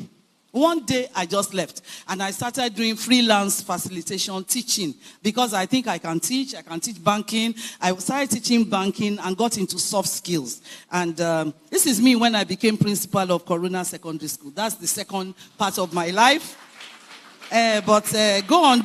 I don't think I need any more pictures. I want to show a particular slide because after the bank, this is my company, Leading Learning Limited. This is me with Governor Sanwo-Olu opening a school, commissioning a school. Go on. This is me doing what I like doing, and this is me with somebody I respect tremendously. I don't know if you've read the book 7 Habits of Highly Effective People. That is Stephen Covey. That is me and Stephen Covey. He died not long after this. So let me have the next slide, because I want to talk about something that I kept constant in my life. Can I have the 7 habits? It's not there. Okay, I'll run through the 7 habits. And I started facilitating 7 habits and all sorts of things for people. There are 7 habits. I'm sorry, I have a minute. I will try. The first habit is be proactive. Remember, your life is in your hands. Nobody can take that from you. You are in charge of your life. God has given you everything you need to be successful. It's up to you to use what he has given you. So you have to be proactive. Everybody says Nigeria has done this to me, has done this to me, has done that to me. In the midst of all this, Nigeria has also done that to some other people. Sure you know. Habit 2, begin with the end in mind. Whatever you are doing, begin with the end. What is my purpose? Why am I here today, for instance? Why would I come? There's lots of brouhaha. I'm sure you've been reading social media, the cabinet of the states and so on. No, let me sit in my house and feel sorry for myself. No. I have a charge to talk to people and to let them see. Begin with the end in mind. Everything you do will come to an end. The day they dissolved cabinet, the next day my phone went silent. And it's been silent since then. Except in the past few days when all sorts of people who should not talk to me started talking to me. So I want you to remember that being proactive means having a focus, a vision for your life. Why am I here? You are not meant to come and go. You are meant to do something on earth. And the good Lord has given you everything you need to be that person that you need to be. So begin every activity, old boys meeting, office meeting, party, anything with the end in mind. That's why when I dance, is my own way of doing exercise. So that's my end in mind for that activity. Even bringing up your children, marrying a man, marrying a woman. Why am I marrying this girl? She's fine. She will not always be fine. Why am I marrying this man? When I married my husband, his afro was as big as this. Today, he is totally bald. So begin with the end in mind. Number 3, put first things first. Prioritize. What is most important to you? And that's why when the slides were being the joy of my life, that no matter where I am, no matter what is happening to me, I have that safe place that I go to where I'm comfortable. I can do whatever. If you come to my house and you look sad, you will laugh after when they make fun of you. Even me, they say, Mommy, I mean, what you, and you just have to say, oh my, you know, this girl, you are a naughty girl. So, put first things first. And that will make you conquer self, because then you will know who you are. You have a vision for yourself, you have a focus, you have determination. But you know you can't do well all by yourself, isn't it? So the second part of it is you have to work with other people. And that's why you have it 4, which says, think win-win. In any relationship with anybody, think I'll win and you'll win. I need to win, but I need you to win. I don't need to defeat you. I don't want to defeat you. That is why there's a particular chorus I don't like. Mommy, and they say, anybody I followed you. No, I don't want anybody to go blind. I want them to see that I'm doing well and to want to be like me. That's all. That's all. So I want you to think win-win, no matter what.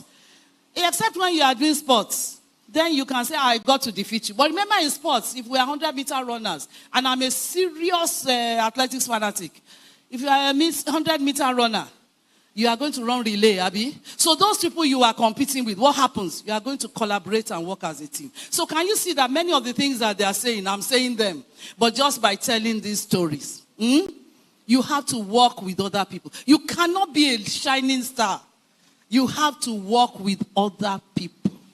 So think win-win. And the only way it works is if you build relationships.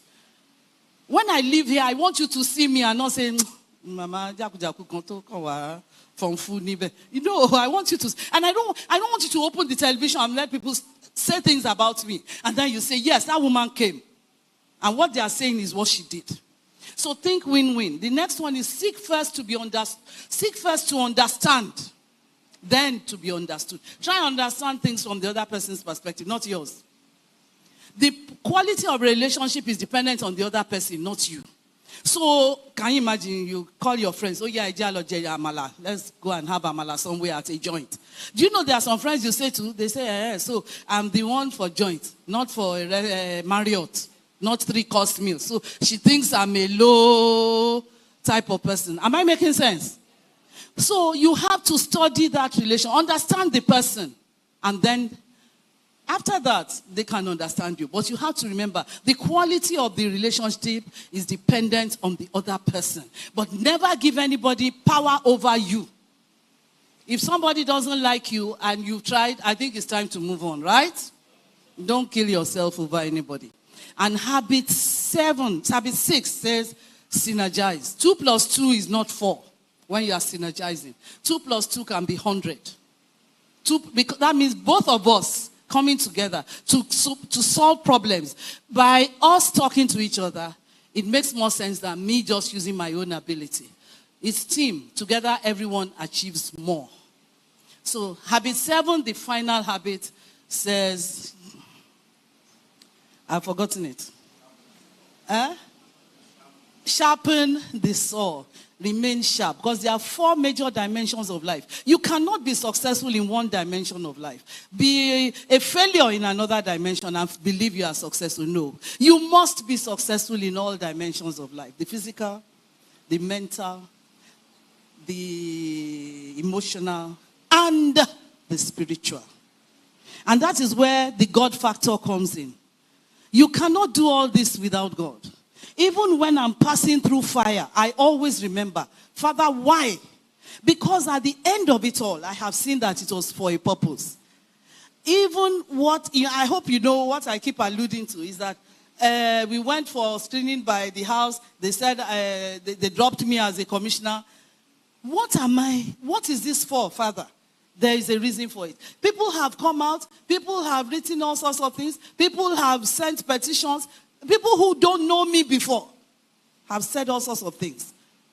And so, like I said, you don't know what... I feel that God is preparing me for something But, so yeah, because I remember when my son was graduating, a girl spoke and said, when God answers your prayer immediately, he teaches you faith. He increases your faith, isn't it? You are happy. I prayed, God answered. When he delays, he's teaching you patience. When he doesn't answer that prayer at all, it's because he has something better for you. So, ladies and gentlemen, I want you to enjoy your life. That's why I showed those visions of me enjoying my life. I do many things, though. Those are just simple things. I enjoy my life big time, in my own way. Big time. You must. But you must have work-life balance. And that's what Habit 7 says. You must do well emotionally. You must care for people. You must care. I do things like, I have the same steward for 25 years. I have the same driver maybe for 15 years. I don't like changing people around me because everybody has faults, Abby. I just cope. I too have. But I just get friendly. I just like them. And I don't want to see anybody else. You must care for them. And those are people who care for me. And they have cared for me more than almost anybody around me. So I want you all to have it in your mind that you must be successful at all the 4 sectors of life. The physical, the emotional, the mental. You must keep learning. Every time is an opportunity to learn. And of course, overarching and above every other thing, you must remain what God made you to be. Like someone told me, call yourself by the name God calls you. Don't call yourself by the name people are calling you. So call yourself now by the name that God has called you into this world to be. Thank you.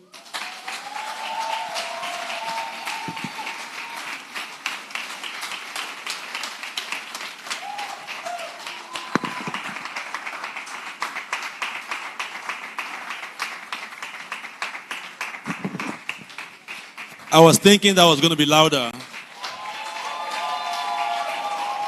I was thinking we're going to have a standing ovation. I was thinking. Thank you very much, man. Thank you. Can have your seat. That was actually a very wonderful session. We're indeed glad to have you here. Thank you so much. Thank you, Mrs. Adefisaya Folashade. God bless you. Thank you, ma'am. You know, from listening to her speak, you would perceive, you would sense that this is an embodiment of perseverance. And like they say, perseverance breeds success. And that's why you look around her, you see success around her. She is that embodiment, that total package of what an ideal African woman, an African strong woman is. Once again, thank you for coming here today. We appreciate your presence, ma. A big shout out to some people who have joined us, although not here, but online. So I was told to give a shout out to you. If you can hear me, we see your presence, we see your comments, we see you following up online. Thank you so much. We would have loved to call all your names, but we see you. Thank you for participating with us. Thank you so much. Also, going down to what our Honorable Commissioner taught us today, there's something I picked out. She said, never give anyone power over. If you block me, I block you. If you not greet me, that's not what she said, though. She said she didn't say that. Yeah, but the thing is, make sure you do not give anyone that power to take away your joy. If you choose to be happy, make sure 2 people, 3 people, 4 people around you cannot take away your happiness. Choose happiness over unhappiness. Choose your joy over anything else, as long as you're doing the right thing. There's a game that talks about, that deals with, that entails intelligence, and that is the game of chess. And in not too long from now, we'll be calling someone. Okay, all right. So before we have him come here, just like I said, this game is all about intelligence. I want to ask a question. And then we'll have a prize to be given out for this question. Listen carefully, please listen carefully. I was walking down to my house, and then I suddenly slipped. But before I fell, I took off my jacket. I took off my shirt. I took off my pants. I took off my shoes. I folded them. I kept them neatly before I fell. That's one. Number two, I was standing right here and I shot a gun at somebody here. But before the bullet could hit the person, I ran, I passed the bullet, I moved the person away, and the bullet went past. Two. Number three, I went into a house and I shut the door. In 1 second, I opened the door and I came out. But in that 1 second I went into that house, I had swept, I had mopped, I had cooked, I had fried yam, I had boiled rice, I have washed clothes, they had dried, and I have come out. Please, who is the fastest man in the world?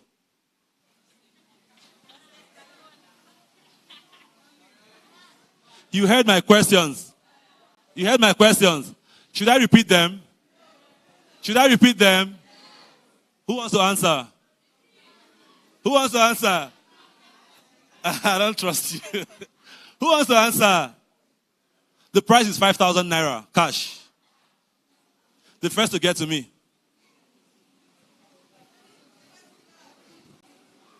The first to get to me, anybody? What's your name? Franca. What's your name? Franca. Her name is Franca. So what's the answer? Eh. What? Eh. She said, put your hands together, Franca. But that's not the right answer. She's such a darling. So who wants to attempt this question? Who wants to attempt? All right, let me have you. So what's your name? Lydia. Lydia. So what's the answer, please? Superman. Superman. Put your hands together. Superman is not the answer. One person shot a gun, ran past the bullet, removed the person, and the bullet passed. The other person fell down, but before he could reach the floor, he took off his shirt, folded them, everything before he fell. The other person went into a house in 1 second, washed, cleaned, tidied up everything in 1 second and came out. Who is the fastest man in the world? Time up. There's no more winner. I heard the answer from 10 people. And then the organizers called me in the prompt in my ear and said, there is no prize for the winner. Who said now there is no more prize, but somebody got the answer here? Who wants to attempt? Who wants to attempt? The answer is Hussein.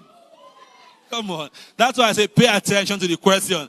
I'm not asking you of all my 3 questions, who was the fastest? I said, who is the fastest man in the world? And I heard like 10 people say it here. So the organizers told me they have withdrawn their 5,000 naira. All right. I want to call on somebody before we have chess in the slum. We'll have a presentation. Are you ready? Are you ready? Please come forward. I want someone, she's coming here to remind us who we are. She's coming, you know, sometimes they say, you're about to say, Ajo Dabile, right? Am I right? There is no place like home. So we have someone, a script writer, a content creator, an actress, a friend of the house. She's coming here to remind us where we come from, to remind us who we are. Put your hands together for Esther.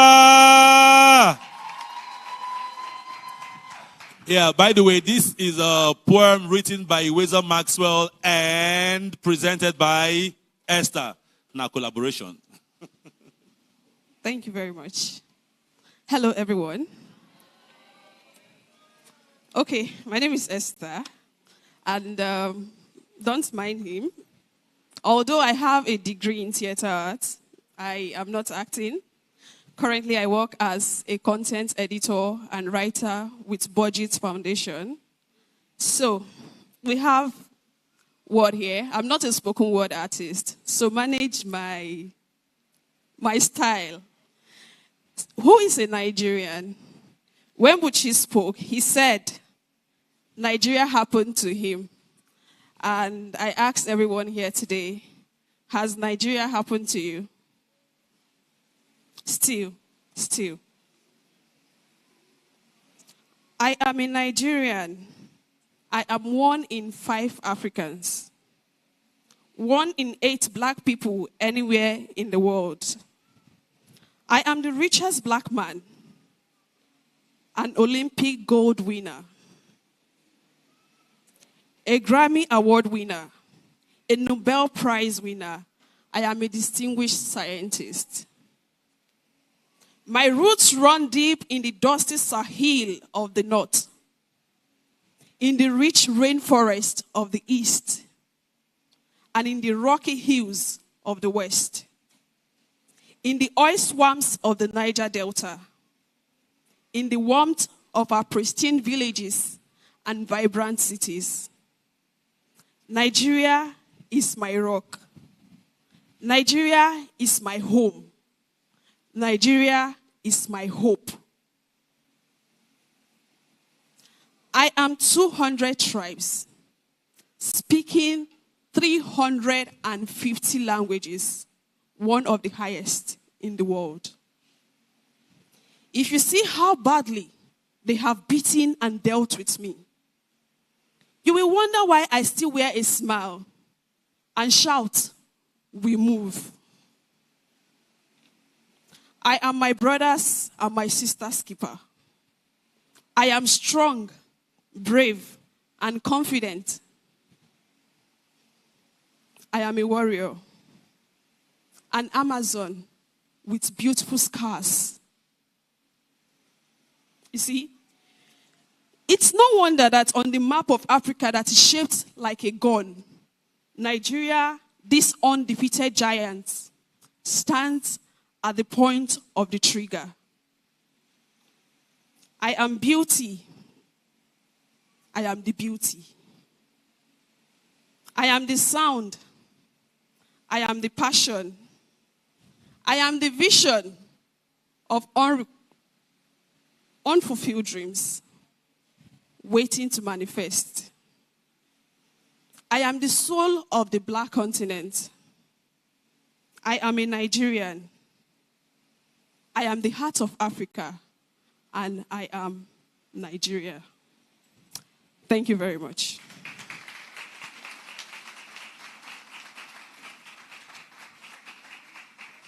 Thank you very much. Please give her a round of applause. Thank you very much. That poem actually touched me small. If it touched you, let me see your hands up. Ah, it touched me. I'm not lying, it touched me. I am Nigeria. Nigeria is our home, whether we like it or not. It's your country.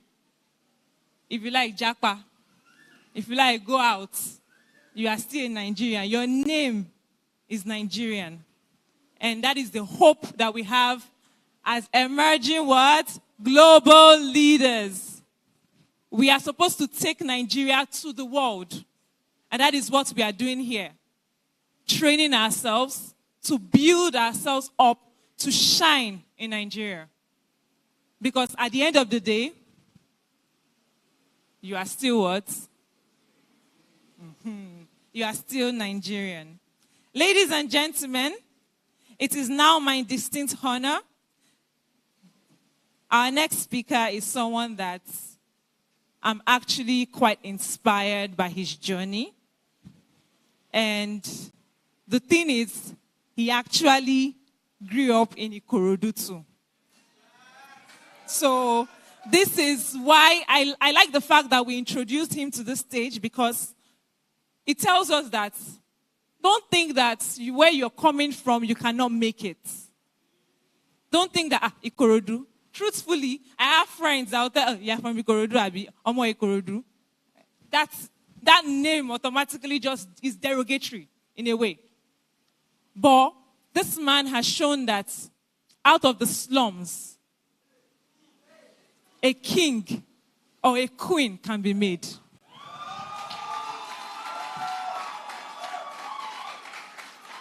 I want to introduce someone who optimizes innovation leadership, and expertise.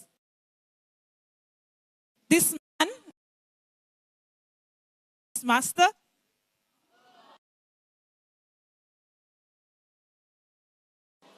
Nigeria.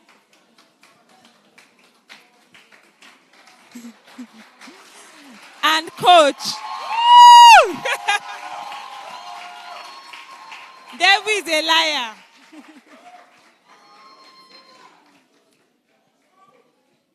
All right, so can we all hear me? Can we hear me? I'll try and project. You will hear in Jesus' name. You will hear in Jesus' name. All right. So this person.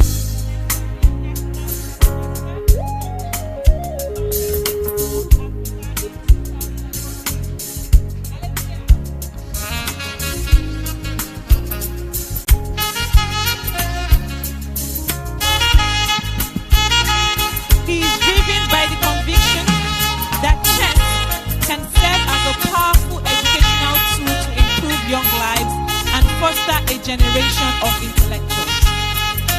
His non-profit organization, Chess in Slums Africa, leveraged the game of chess as a means of social intervention, bridging the gap between disadvantaged children and their aspirations by providing tuition-free education, learning resources, and mentorship opportunities.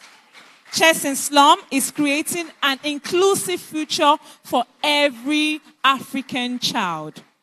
The initiative has gathered international attentions with success stories of children from slums in Ikorodu, Makoko, and Oshodi Under Bridge in Lagos, published by prominent media outlets such as BBC, Al Jazeera, AFP, and Emerson. To date, Chess in Slums Africa has impacted over 10,000 children's lives and secured fully funded educational scholarships for over 500 children to local and international institutions. As an eloquent speaker and advocate for harnessing potentials from humble beginnings, Tunde Onokoya has shared his passion and vision on various platforms, and we are lucky for us to be one of those.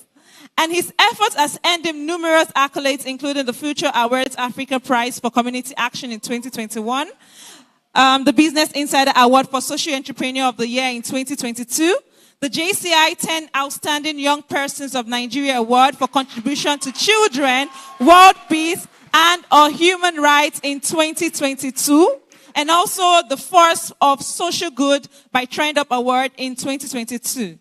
Please, let us give a standing ovation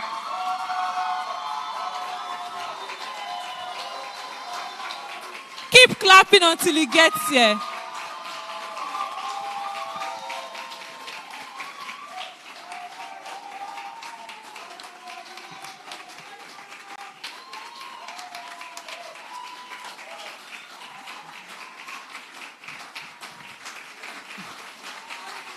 Thank you, everyone.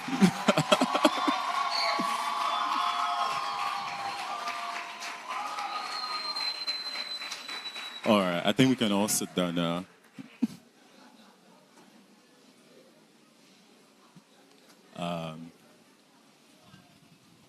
The pressure is getting worse. There's not a lot of pressure to deliver. I hope I can. Good afternoon, everyone. How are you guys doing today? You're doing good, yeah?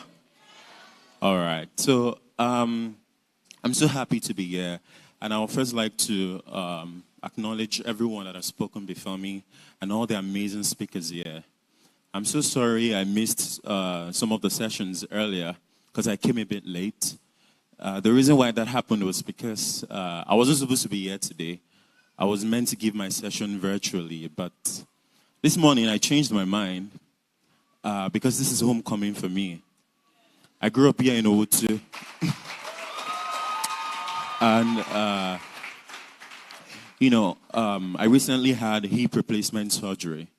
And, it was a very gruesome experience. So this is just the second time I'm stepping out of my house in over a month. So I've been confined to this one space. And this morning I decided that I'll just try my best to be here. And I'm glad I did. I'm so happy to see everyone. And I'm going to share my story because, I tried to put a slide together. But when I saw the lineup of other incredible speakers, I knew a lot of them would touch on the technical details of what we really need to do to emerge as a global success story. So I didn't just want to go over the same, rhetoric. I don't have a slide, but I have something more powerful. I'm going to be vulnerable with my story, and I hope it resonates with your own journey as well. Some 18 years ago, I was in primary 6. So after my primary 6 education, I had to drop out of school. And this was because we grew up in a very difficult place. We grew up here in Ikorodu. How many people know Ajose Street? Just there. So downtown Ajose is Saleodo, yeah. That was where I grew up. A slum community, a place that seems almost irrelevant to the world. We grew up there,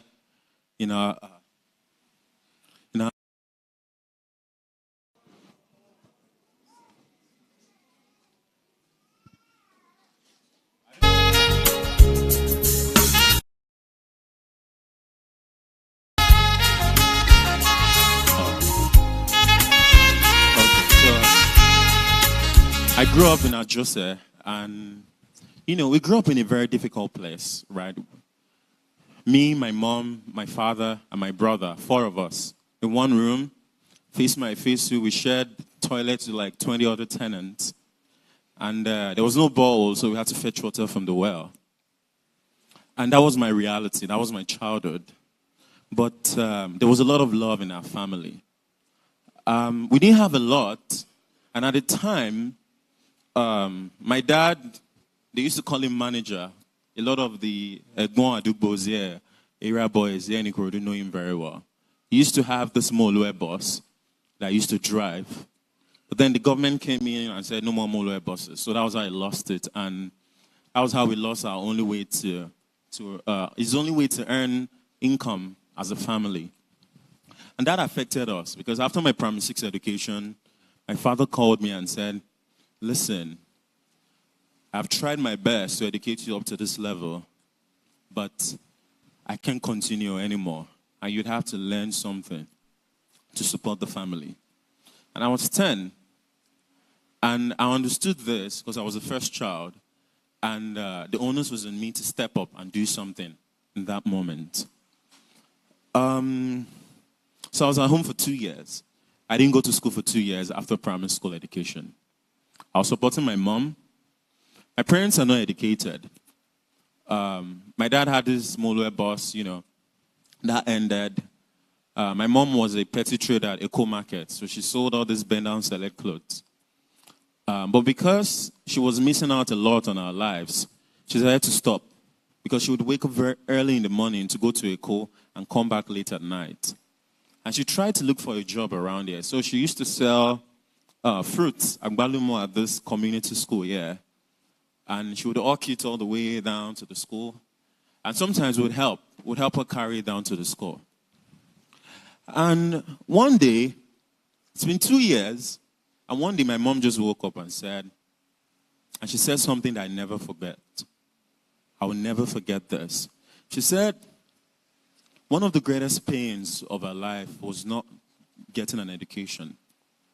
She stopped school, I think, when she was in primary school, in primary 2. And whenever she sees her peers, speaking in high places, dressed up really nicely, it really gets to her because she wants the same thing for her own children. And she said it in Yoruba. She said, Mufeta, about it, Dagba. It means so that when you grow up, you should be able to speak amongst your peers. And she said that it's a thing of pain for her that I wasn't going to school. And she wanted to do something about it. So she just left home. And she came to this school here, just opposite us, Inter Private College here.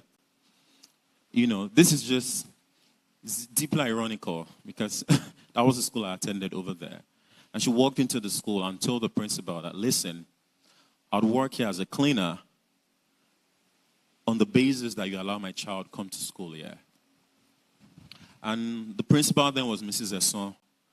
And, she asked my mom to bring the child that she wanted to make this huge sacrifice for.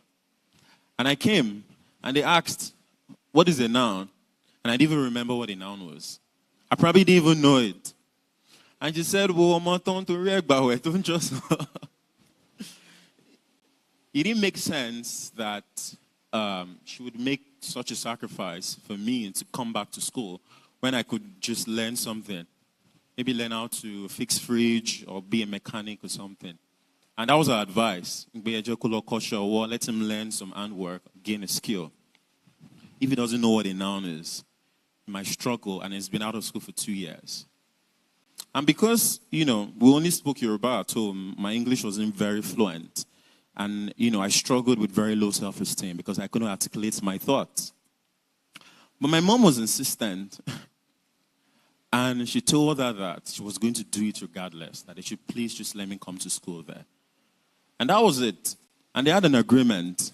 So I went to school at UNTAB. I felt like the odd one because most of my other classmates, they used to speak English so well, and had to trek all the way from my house to school every day. And most of them, their parents would come pick them up.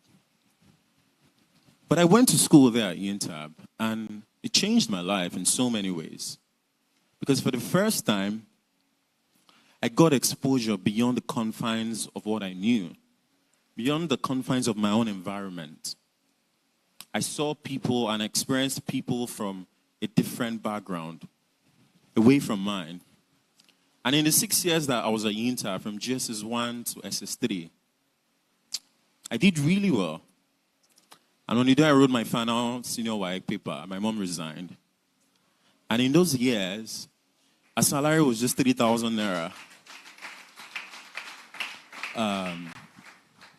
Eventually they promoted her from cleaner to being in the talk shop, And, that was how I got an education. And that was where I also got to learn how to play chess. By the time, I didn't know that chess was going to become my identity. After school, a lot of people had high expectations. I was a very brilliant kid. I was a senior prefect. So everyone thought, okay, you're going to be a doctor. There's just nothing to say about it, right? You're going to be a doctor, save your family from poverty. And that was the script. My parents wanted me to be a doctor. I didn't know what I wanted to be because I had to do something that they wanted because my mom had made this huge sacrifice for me to go to school. And obviously, I'm not a doctor. So something happened. Something went wrong. I did my JAM. I had 272. I had an exceptional WAEC result. And I picked Unilag. I didn't even know that there was any second choice or anything. I just went straight for Unilag, medicine and surgery. And I had 70 as aggregate. And the cutoff mark was 71. That was a merit score. But my catchment for Ogun State was 69. But I still didn't get in because apparently a lot of people made merit score. And that was it. So I didn't get into school that year. Then the following year, I tried again. Everyone said, no, do something else, do this. I said, no, I have to be a doctor. It's important for me to be a doctor for the sake of my family. Because that was what I understood success to be. That was what we understood success to mean. Because either you're a doctor or you're a failure. There's no in between. And I tried again. Same Unilag, but I did LASSO this time. And medicine and surgery. And I made the cutoff mark for LASSO. And guess what? They spiked their school fees from 25,000 to 250,000 in that same year. And medical students had to pay an extra 90K. And I remember I kept going back to the portal every day until it closed. And I missed out on admission because we couldn't raise the money. At that point in my life, I hated everything. I hated God. I hated my parents for being poor. I hated my life, and I contemplated a lot of things. And I was teaching, right? So there was this school just down the community. So I was teaching them computer and music because I played the piano, right? And I was doing it and I fell in love with it. So that took my mind away from my own reality and my own problems then. And I loved this so much. I had this very big tie that I used to wear with my faded pants. But that was when I really fell in love with teaching. Because it began to dawn on me that, to a degree, I was living the best part of myself for these children. Just like she said, a teacher touches a life forever. And that was when teaching really made the first impression on me. And me being able to use the knowledge that I had to impact the lives of other people. You know, one day my mom just came home and she was like, oh, she got this form from Yabatech. I should go and write the exam. Long story short, I got into Yabatech to study computer science. I did my ND there, and I finished in 2015. I didn't care about computer science that I studied because I didn't even have a laptop. I couldn't afford one. So I never used a laptop till I finished school. So you can imagine how that was for me. Now, after school, while I was in school, I got to really play chess actively. I competed. I was ranked number 13 in Nigeria. I went pro. I won a couple of tournaments. And yeah, I became really good because, in fact, the entire team at the school were the best in the entire country, in West Africa. We won double gold medals at the Naipoga Games. I won double gold medals at the Wapoga Games. And after school, I came back home to Ikorodu in 2015. And in my 3 years in school, because it was a part-time course, I never really went back home. I never got an allowance or anything, food stuff like other people. Right? So school kind of shielded me. We would always sleep outside, sleep on the floor. For those that attended Yabatech, we sleep medical, sleep in urology, slept everywhere. Didn't have accommodation, nothing. Just survived. But chess was my own coping mechanism. And, I came back home to Ikorodu and it just dawned on me that nothing had changed. I had gone to school, now I have to start looking for a job. My dad had gone back to the village. My mom had left. She went to stay with her twin sister in Okota. They were cleaning other people's houses. And I was there with my brother. My brother had dropped out of school and everything just looked really bleak. I didn't get a job. I wanted to be a grandmaster, but I knew that to be that, you have to travel to Europe and compete against the best in the world. And that was a pipe dream, because I was still owing the woman on my street 15 naira for the food that I collected. So I gave up on that dream. I gave up on chess and decided to do something so I could take care of my brother. So I started teaching again. So there was this school I was working with at Mowe. So I wake up very early, take a bus down. It's a redeem camp, rather, Lotto. And I taught there for I think about a year. And I fell deeply in love with teaching again. Because this time around, I wasn't just teaching them computer. I was teaching them chess. Because one day the principal just asked, oh, can anyone play board games? They didn't know I was a master. I was like, oh, I can try. And I started teaching the kids. And I saw that a lot of the kids who even struggled with their regular education, right, they found expression through chess. And I think the beauty of it is, when you teach a child chess, you have access to their minds. And the mind of a child is like a clean slate. They're very impressionable. And the values that you leave in their minds, it stays with them in those formative years. So chess was a non-conventional way to teach them not what to think, but how to think for themselves. There was a boy that was a special needs child, and for the first time, he showed capacity for chess. And it was the best. And it helped even in his self-esteem and confidence. And I fell in love with chess, with teaching chess to children then. I thought it was very stressful. My face was so lean, because of the commute, back and forth. Then I gave up too, because I was earning very little. And the next thing for me was to jackpot.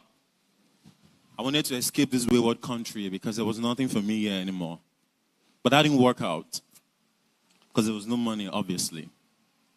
Then in 2018, something happened that changed my life forever. I found purpose. And I'm giving you this backstory because I want you to understand what my journey is. And if there are bits of it that would also resonate with your own journey, right? Because There was something I wrote in 2018. I wrote down that it is possible to do great things from a small place. And it is still on my bio on Twitter. For those that follow me on Twitter, it became my philosophy for life. And in 2018, after church, I used to play piano in church. We were coming home, and my friends would always stop at this Majidun here. And I wonder why they would stop there. So apparently they were going there to smoke, but they didn't want to tell me. So one day I insisted I was going to go with them. And I went there, and they were smoking. That time, those soldiers were still there. They were smoking too. And there were children too smoking with them. And I just had an epiphany. It just occurred to me that I was once a child like that. But to a degree, education shielded me, right? Education took me out of Ikorodu for the first time. Chess took me out of Ikorodu for the first time, actually. Chess is education. The first time I ever went to the island was just in 2015. So the only reality I knew was what was happening here. So I just had that moment of epiphany that look at all of these children. They would never get to know what they can truly become.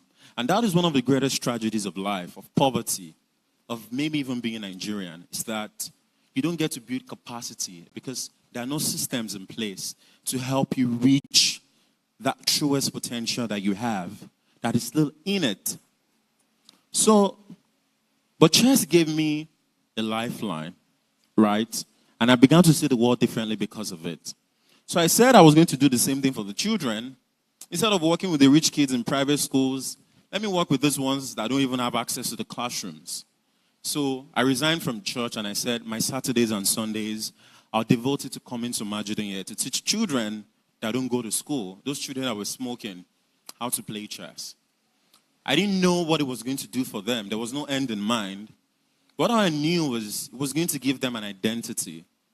I remember what I said about identity at the beginning, an intellectual identity. And that is my first, maybe my first bullet point, an identity. And I'm just drawing this parallel back to, our theme, emerging from this small place to become a global leader, right? Now, when you tell people you are from Ikorodu, we know the joke, that place is in Ogun State now, this and all of that. Now, giving the children an identity was changing the entire premise to go from children from poverty that look like this, that are in tattered clothes, to children that have the capacity to also be intellectually inclined. And by teaching them chess, you've now given them an ability to do something, to show that they have the capacity for thought. And at the core, that is what education is, the capacity for thought, for critical thinking, for independent thinking, right, for problem solving. And by teaching these children chess, I began to see something that I thought the world had neglected. They had potential. And potential is nothing if it's not realized, right? The only way a potential becomes something tangible, right, is when it becomes capacity. And this potential became capacity because I just taught these children how to play chess. Children that couldn't speak English, I couldn't do anything, but they were showing intellectual prowess for this thing. And I started sharing it with the world. I kept going there every Saturday and Sunday for the next 3 years before COVID happened. And we just kept teaching them, and the kids started getting really good, and they started winning national tournaments, and they started winning international tournaments, and they started getting scholarships. And people would reach out to me and be like, Tunde, these children, are they in school? I'm like, no, but they're showing great aptitude for chess. How much does it cost to send them to school? This is it. So we started partnering with the local schools, put them in schools, and 10 became 50, and 50 became 100, and it just kept growing, and it just kept growing. And listen, there was no end in mind. The only thing I had was an idea, right? So I'm moving to the second point now. From having a strong identity, right, to having faith in your ideas. Now, the way the world is designed, right, it does matter where you come from because people will judge you for it. People will judge you for the way you look, for how you're dressed. And that's the reality. People judge us as black people. The GDP of California is more than the GDP of the entire continent of Africa. So there's no value, as a continent, as an entire continent of people, all of us, our collective values, individually and collectively, right, doesn't even measure up to a single state in America. So if there was a choice to choose Africa or California, who would they choose?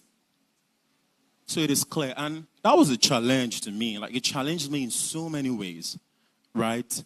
Now, an idea. I didn't know what success looked like for using chess. Nobody cares about chess. It's a very niche mind sport. Now, how do you make the world care enough about giving children in the slums an intellectual identity by just teaching them chess? So that was the idea I had, that if you teach them chess, you're giving them an ability, right? And that was the idea that I had faith in. I didn't know whether I was going to be successful or maybe I was going to be famous or anything. The only metric for success was that we could take the children from 0 to 1. We could give them a beginning in education, which is thinking. A new generation of thinkers, even from the slums of Ikorodu, that the world doesn't care about. So, and that was how Chess in Slums happened.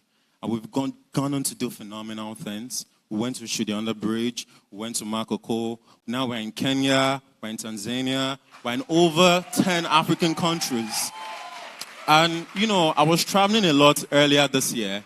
Then one day I got an email from Oxford University to come speak.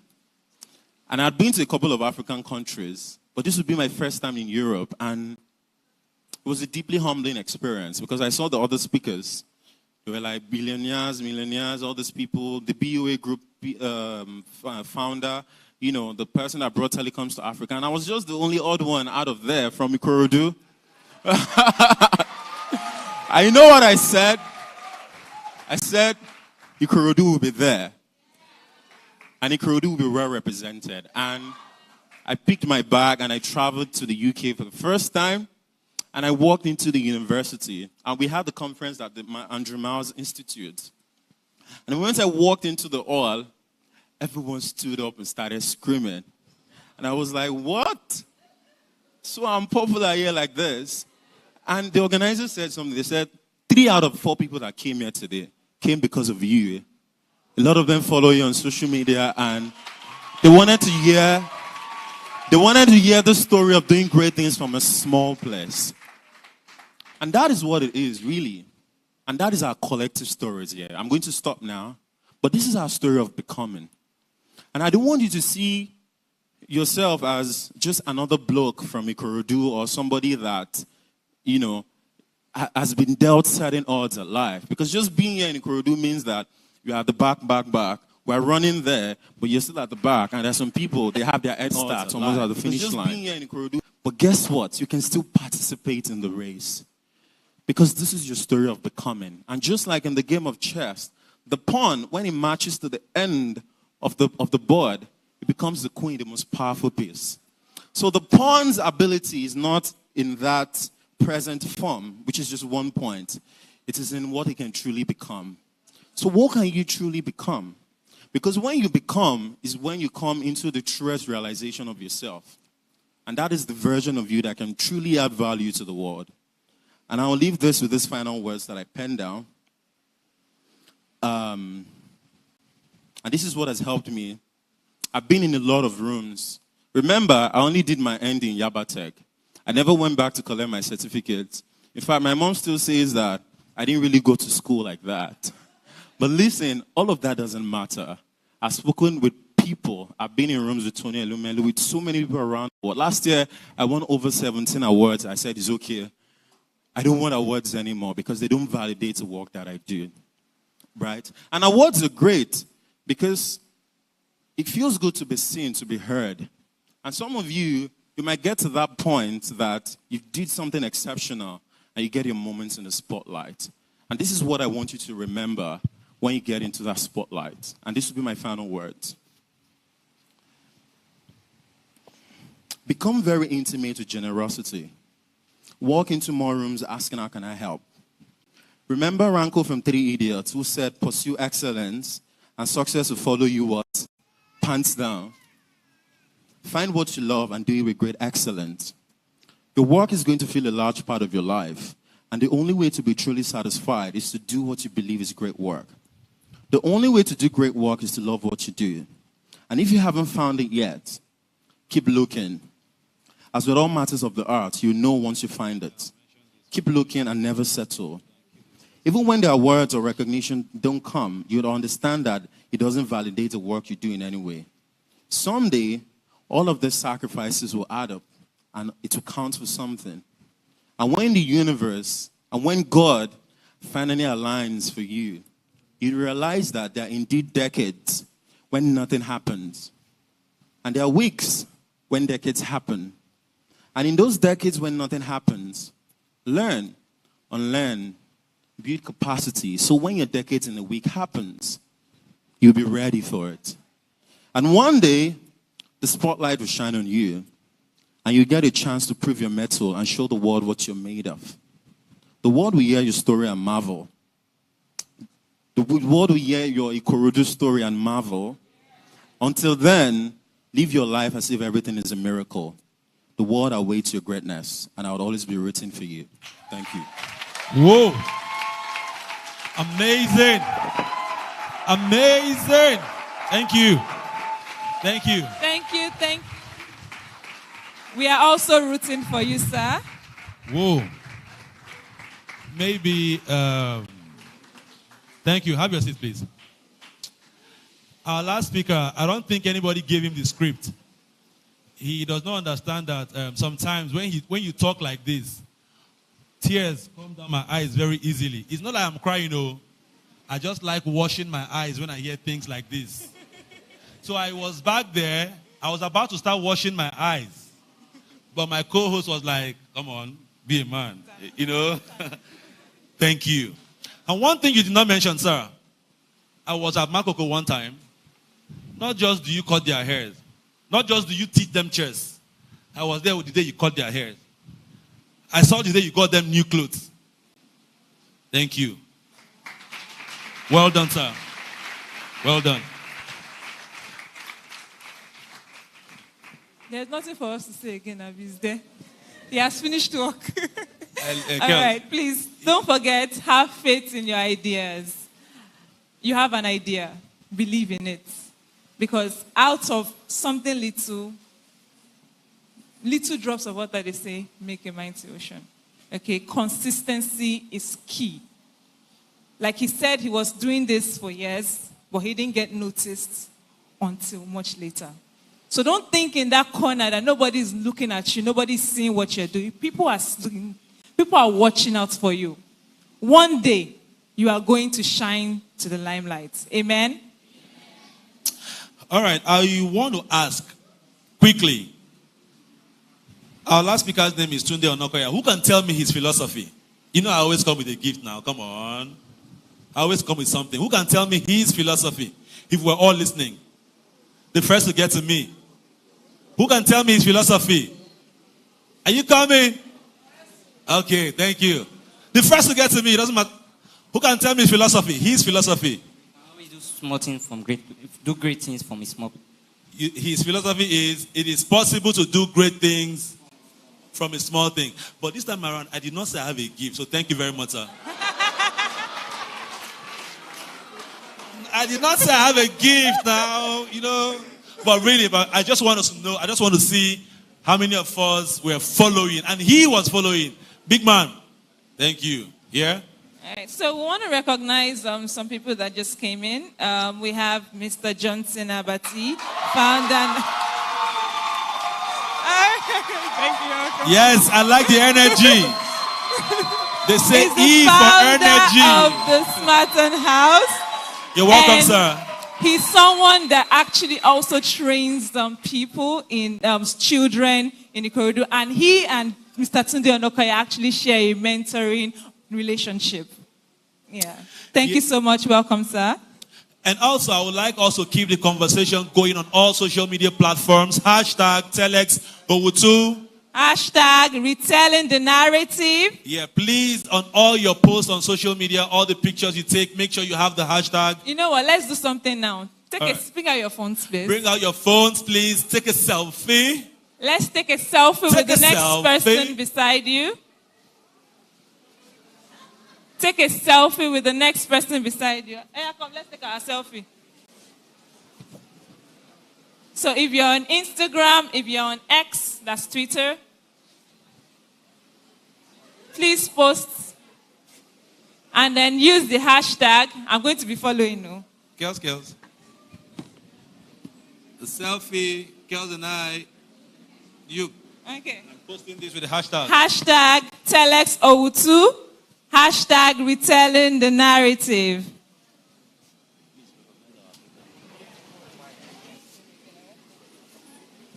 We also have our vicar from the St. Paul's Anglican Church, Ajaguro, the Reverend Akapo. Thank you so much for coming, sir. You're welcome, sir. All right, if right now we're about going on our tea break. So if you have any questions you would like to ask, you can go on this link, bit.ly. bit.ly/TELexQ&A. Yeah. One more time. bit.ly/TELexQ&A. Yeah, so if you have any questions to ask, you could just go there, drop your questions, and then we'll collate them. And then when we come back, your questions are going to be channeled to the appropriate sources. So please remain seated. Our servers would be serving the meals. Okay. All right. So I think it's on the screen. You can also scan the code. Let me try it to be working. So we have the code on the screen. You can actually scan the code. And then it takes you straight to the link. And then you type in your questions there.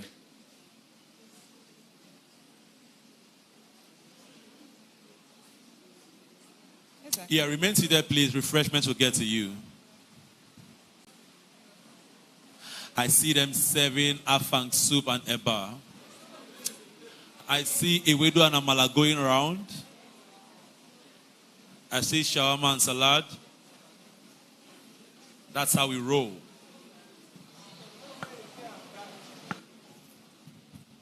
All right. While we're on the tea break, you can also try to get to know the person beside you. Yeah. This is also a networking session. Like they said, you don't know who the next person is going to help you. You don't know who the next person beside you is. I know the next person beside me. All right, so when we come back, I'll come to you. Kelechi and I will come to you one-on-one and ask you, what is the name of your partner and what does he or she do? So right now, take out time to know the person seated next to you, his name, her name, what they do, where they work, where they school. And don't forget, we still have a lot of exciting sessions left. You can see the stage is already set from our panelists. Now, what is going to happen in this session? They're going to ask them questions that you have. So please be jotting down your questions. Let us know, what do you want to know? They are here for you. The questions that are burning in your hearts, start writing them down. They have gotten to where they are right now, so they are here to share their wealth of expertise with us. So please, 5 minutes, we'll be back. Thank you.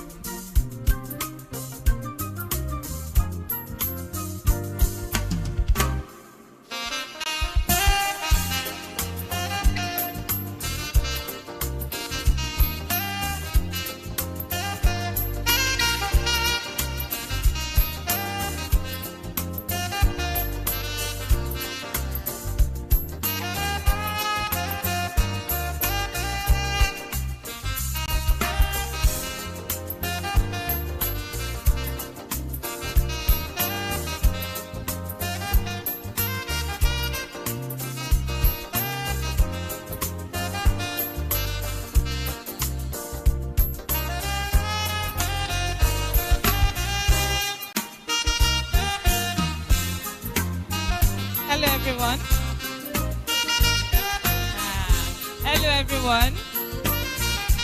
Don't worry. While our meal is going on, I just wanted to, acknowledge our sponsors. Without them, this event wouldn't have been possible. Our platinum sponsor, as we all know, is Leadway Assurance. Now, Leadway Holdings is headquarters in Lagos, Nigeria, and is a prominent financial corporation known for housing Leadway Assurance, the first indigenous insurance company to cross the 100 billion total premium mark, and one of Nigeria's largest and most trusted insurance company, founded in 1970, and its diverse portfolio of non-banking financial solutions. The company focuses on customer satisfaction through innovation with services that extend well beyond insurance, covering pensions, wealth management, trust, health management, and also hospitality services. The company also provides exceptional hospitality services, creating memorable experiences for guests, like they are doing for us right now, and clients. Leadway Holdings is a trailblazer in Nigerian financial services, focusing on customer centricity and trust, and empowering individuals and businesses to embrace a financially secure and prosperous future. Now, Leadway Assurance continues to shape the industry with innovative products and unmatched services. So, our next sponsor, we also have So Fresh. I can see our guests are enjoying, So Fresh. Please, make them take a picture, taking So Fresh. Please ensure that they do that. Okay. So Fresh, as the name implies, is where fast food options often mean sacrificing nutrition for confidence. So Fresh has emerged as a beacon of hope and ensuring that it is synonymous with healthy living. Now, this remarkable venture is a testament to the power of innovation and commitment to well-being. We have all heard about the So Fresh journey. And today, So Fresh Nigeria has not only succeeded in reimagining fast food, but also ignited a nationwide movement towards healthier eating. Now, I think everybody can agree when everybody now is saying, I want to use a smoothie, I want to take smoothie, I want to say parfait. Okay, so Fresh have become a pioneer in doing this. So it's much more than a restaurant. It is a philosophy that nourishes both body and soul, and their journey towards a healthier Nigeria. Next on our sponsor list, we have Wakpo Idea House. This person is, the CEO of this company is actually one of ours. And Wakpo Idea House can take a single idea and turn it into a reality.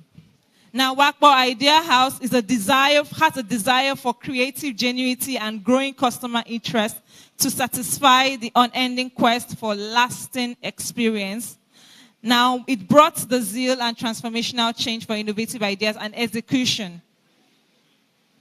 Their values, they lead the way. Acting the courage, challenging the status quo, and finding new ways to grow and nurture new initiatives. They are an event management company. Now, the good thing about these people is they are solution providers.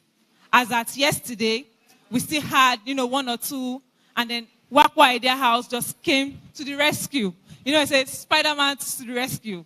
Those are Wakpo House for you. Oh, this is Superman, actually. I think Superman to the rescue. I've forgotten my childhood. Anyway, so Wakpo Idea House, they're actually the Superman of, event management, and they've ensured that everything has gone across seamlessly. Thank you so much. We appreciate you. Also, we have, the Rock Towers. They are a construction giant, and they deal in construction of private and commercial structures and building. One of their projects include GT Bank, the Dangote, Total, FISC, and also delivering top-notch commercial buildings projects across Nigeria.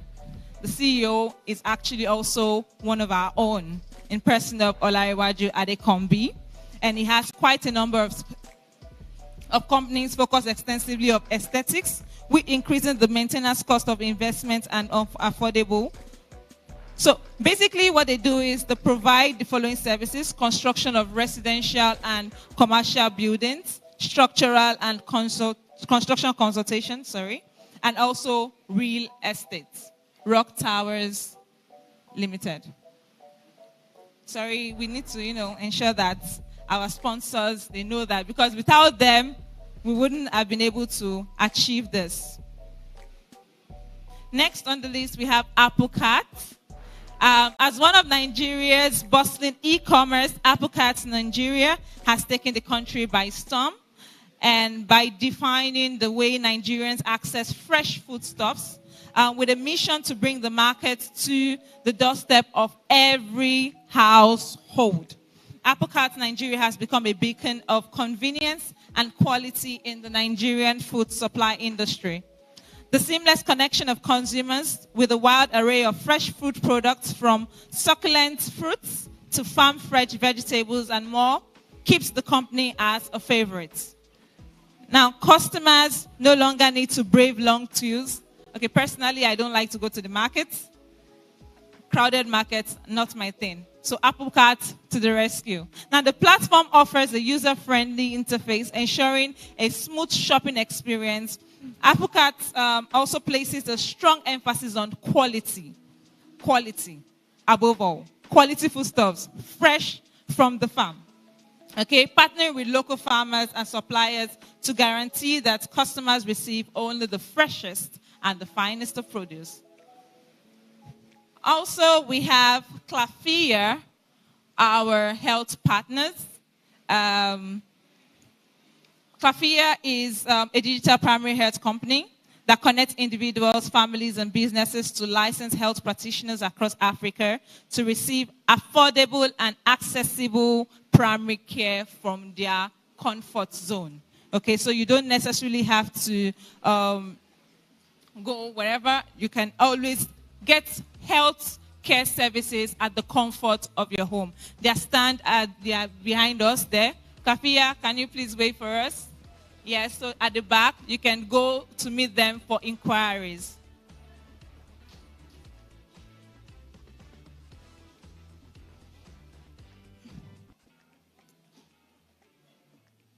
We also have more fruity zobo. More fruity zobo. Okay, so we all know the advantages of zobo drink. Several studies have confirmed that zobo lowers high blood pressure, protects the liver, relieves pain, serves as antibacterial and anti-inflammatory.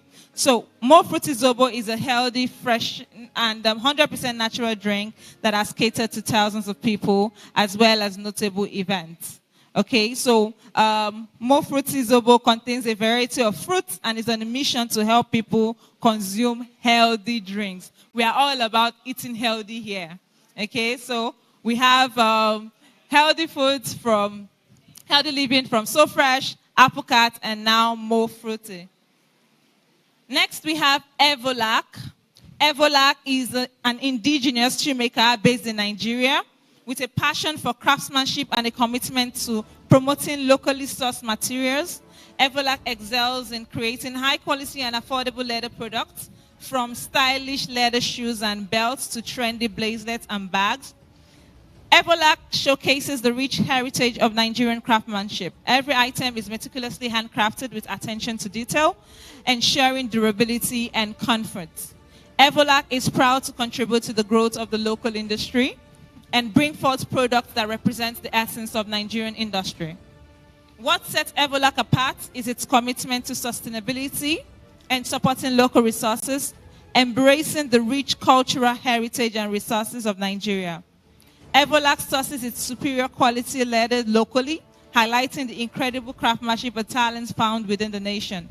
By doing so, Evolac not only uplifts the local economy, but also fosters a sense of pride in home growth, talent, and production. I am one of their loyal customers, shoes and then bracelets. So if you want customized leather products, you can reach out to Evolac.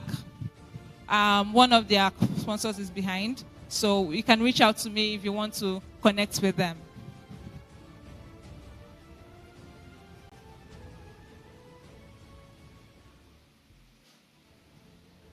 Okay. We also have Elsin Projects Limited. They are also one of the construction giants. One of the CEO was actually one of the speakers at our last TELx in person of Mr. Ononibosi Onoyemi.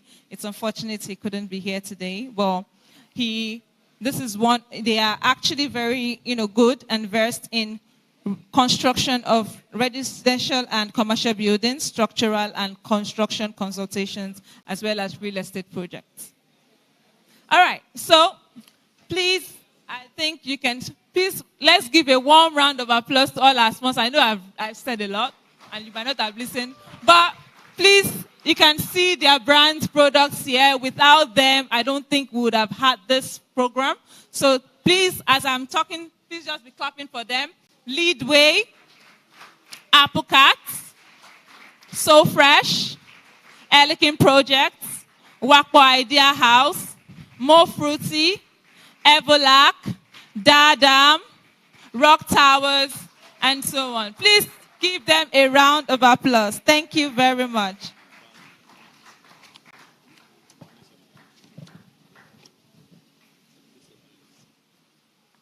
Are we all full? Are we all full? Not yet.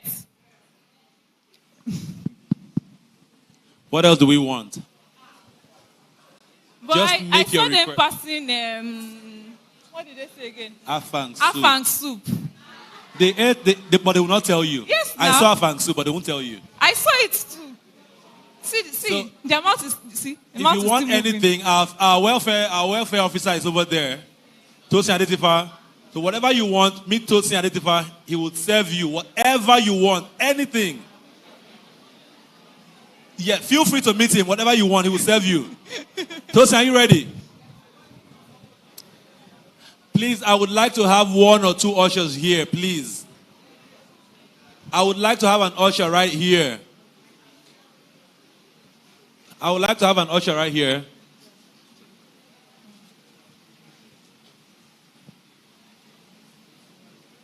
Ushers, please. Yeah, one here. And one will join us here. Yeah, you can sit there.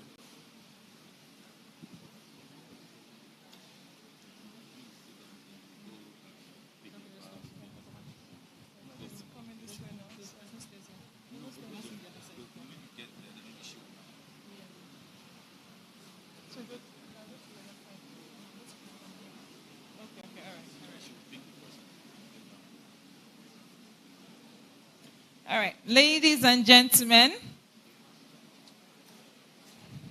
we are now in the next phase of the TELexOwutu conference.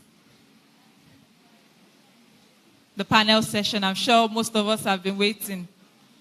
You've written down please, if you've written down questions you are hoping to ask, I can see some hands. Also, please don't forget to use the link, bit.ly/TELexQ&A. If you've been able to access the link, can I see your hand up? If you've been able to access the link. You've been able to access the link. Okay. All right. Thank you very much. Please, if you haven't sent in your questions yet, please try and do so. Okay. Now we would like to introduce our panelists. You have heard from them. And now they want to hear from you. First, we welcome to the stage our mommy, the former Commissioner for Education, Lagos State, Mrs. Folashade Adefisayo. Please, until she's seated, please keep giving her a round of applause. She wants to hear your questions. She wants you to learn from her.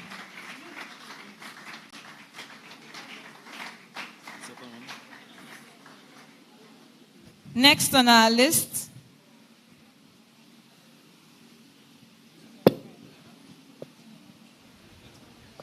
the next on our list, we would like to make a welcome Tunde Onokoya.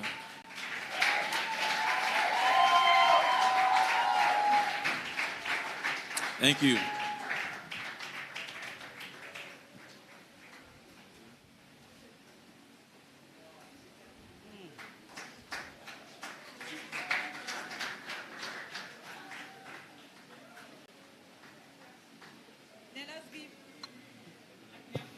let us give a resounding round of applause as we welcome to the stage the CEO, Applecats Nigeria, Mrs. Ojuolakwe Arijo. Miss. My bad.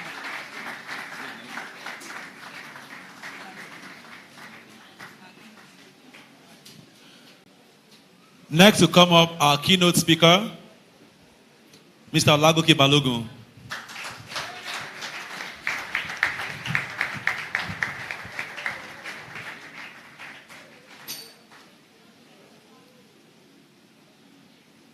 Last but not the least,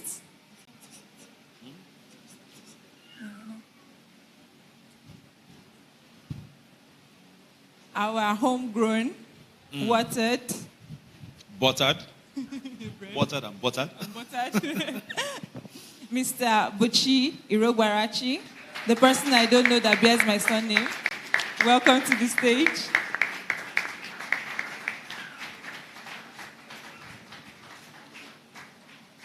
And to handle this panel session, I would like to introduce our able chairperson in person of Miss Florence Echendu. Please give her a warm round of applause as she comes to the stage. If you have your questions and then you have not sent them to the link and then you wrote them down, please contact or give your written questions to any of the ushers to pass across to us. If you haven't been able to log in, send in your questions on the link, please make sure you write them down and send to any of the ushers to pass across to us. All right. Okay, so we have...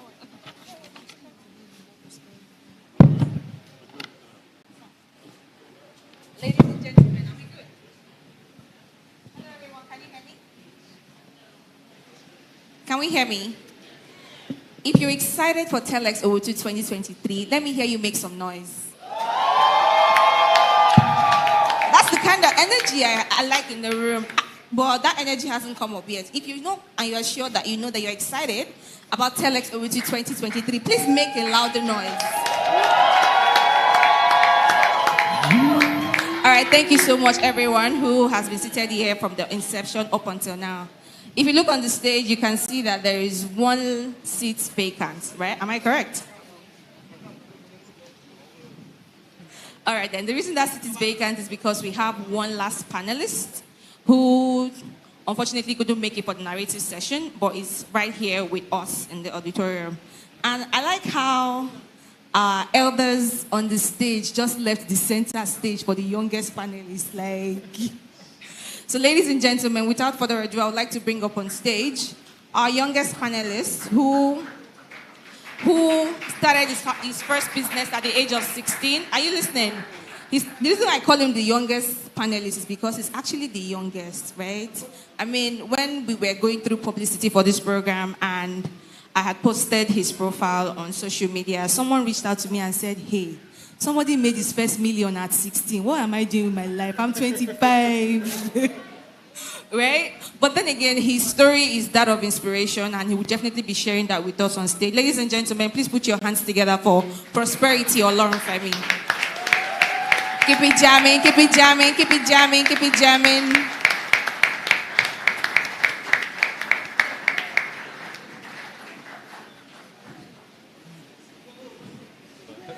All right, then. Our esteemed panelists, we have the mics on your stands. If you need to make a comment, please feel free to press the button on it and make your comment and then turn it off afterwards. So basically, our panelists have spoken to us since the inception of this program up until now, and now's the time they want to hear back from us. But before we kick off with that, Prosperity, you have a mic, right? So unfortunately, you couldn't make it down earlier. Well, now you are here, and we are glad you are here. We would just like to hear you say a few things to us before we kick off the panel session.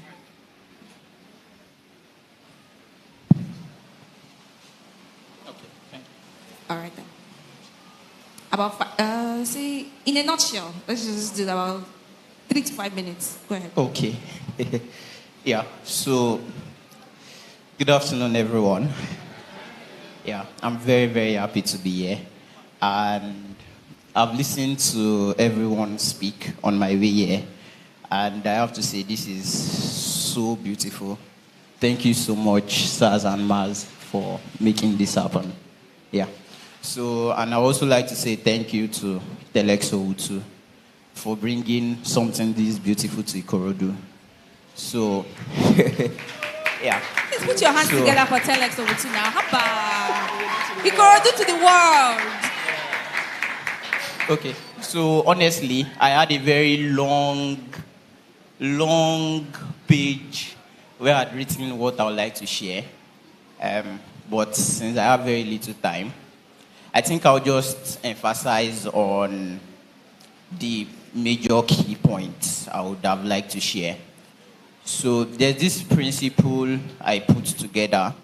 I called it the principle of others, people, money, my effort, and God's grace. So many people would have found my profile sometimes quite interesting. But when I come to think about it again, I recognize the fact that there's not really so much I've done with my strength. There's not much I've done with my wisdom. And I think it's just been more of God's grace, others people's money, and my efforts. And we in Africa, I'm an Africanist at that, so I always talk about Africa. You can see the logo on my clothing. So we in Africa, we have that mindset of wanting to blame our government, wanting to blame our environment, wanting to blame lack of resources. But then one thing I've gotten to recognize is the fact that our resources is not really what makes us wealthy. It's just how well we can leverage the resources we have around us to build what we want. And wealth really is not about how much you have or money. I think I can define it more as what I can control. When many people listen to what I've done in the past, they just imagine I would open my phone and I would transfer 2 million, 5 million to you. Because it is once said I made $1 million when I was 17. But the fact is, when I was asked this question recently, what came to mind as wealth for me was how much of influence I have over people, how much of knowledge I have, and how much of impact I can make.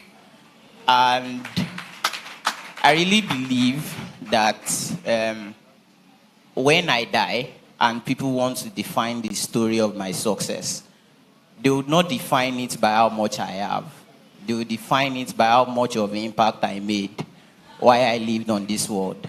And it's going to be best put as, if I came here and I did good, or I came here and I did bad, or I came here and I left it the way it is. So I think all of us should just recognize the fact that there's really so much we can do, and the change we really seek begins from us. From this Ikorodu, from this our little space, we can build this place to be the best in the world. We can build this place to be that point that attracts people from all over the world to want to be a part of what we are doing here. And I promise, I'm not back in Ikorodu yet, but when I'm back here, I promise I would definitely contribute my best to making Ikorodu what we want it to be. Thank you. Thank you very much. Please put your hands together for all our panelists once again. Please bear in mind that there's a barcode on the screen. If you have questions, please scan the barcode, drop your questions. If you want to ask your questions physically here, then please raise your hand. If you want to write it down and pass to any of the ushers, that is most welcome. But we're kicking off the panel session with I'm trying to find a very beautiful word to quantify this particular person I'm about to ask a question. But ladies and gentlemen, amongst our panelists here, we have a veteran in the game. This is someone who has literally seen it all in about four decades of her career. So this question is coming to you, Ma.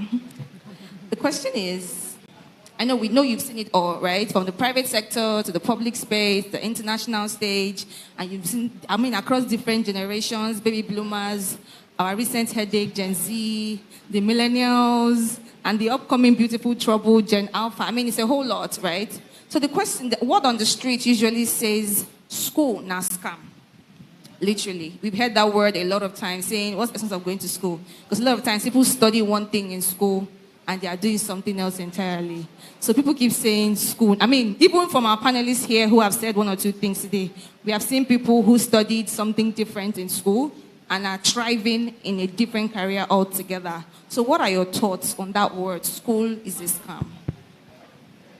Good afternoon, everybody. Thank you once again for having me. School na scam. I've heard it myself, and I sympathize with the thinking behind it, because it must be tough for a young person to go to school, to go through all these efforts, and at the end of it all, you can't get a job, you can't do much for yourself, you are still dependent on your parents. So I totally get it. But I think that it's because of the way that we look at school as it's going to give me a job. School is going to give you skills that will make you successful in the world you are going into. And that's the way you should look at school. And that's why I even looked at something like playing chess as something that gives you transferable skills. What have you learned from school? I did zoology for my first degree. I've never practiced as a zoologist, but I have certain skills. I can work in teams and collaborate with people. I'm a good communicator. I can write well. I can work. I can work well in most environments. And those are the skills you carry from job to job. I'm good enough to do my work. My productivity increases significantly because I'm fairly good with digital literacy. I'm somebody who loves solving problems. When I get somewhere, what do? We don't let's talk too much, let's solve a problem. So, and all this came about from all the jobs I've done, from the school that I went to. I think it's the way we look at school. And the way I would look at school, and what I urge all of us to do is, what am I learning here that will help me through life? I think that's the best way to look at school. Don't look at school and say, I'm going to learn physics, I'm going to learn chemistry. What is physics? What is chemistry? When you get to the real world, all these things will become irrelevant. But they are not, because they are latent somewhere in your mind. And you'll be surprised at when you need it, you will dredge up that knowledge because of the way the brain works. So I strongly suggest that we should look at school as a way of developing oneself, developing skills that will help you become a lifelong critical thinker, lifelong learner, lifelong problem solver, lifelong collaborator, rather than I did medicine. How many people, people who did medicine who are doing cakes today? But they took some skills from medicine. Don't forget with medicine, when you are doing surgery, you are very precise. So also when they are piping the cake, the precision of that of medicine has taught them to be precise when they are working with their cakes and all. So I think I would look at it from the skills perspective. Well, like I said, I understand the thinking, but it's time to change that thinking. Thank you. Thank you very much, ma'am. Please put your hands together for her once again. Thank you. Our next question is going to our industry giant, Olagoke Balogun. So, yeah, first of all, I would like to congratulate you on the successful launch of the Agungi branch. I will definitely be visiting it very soon. All right, then. So we've heard that entrepreneurship itself is a roller coaster, literally, especially Entrepreneurship itself is basically a roller coaster, especially for startups and for SMEs in that sense. Most times only you is MD, only you is CEO, only you is a customer service rep, only you will do chief marketing officer, only you will do, the only thing you literally will not even do is be your dispatch rider. That's if you're in the product service business, right? So you're literally everything in your business. And then you had also mentioned that, so more often than not, right, it's really exhausting, especially in this age and time where everywhere you turn, you see a CEO on WhatsApp. Literally, almost everybody has turned to WhatsApp CEO. So my question to you today is, more often than not, right, this is exhausting. And then most times people are like, who even sent me message, right?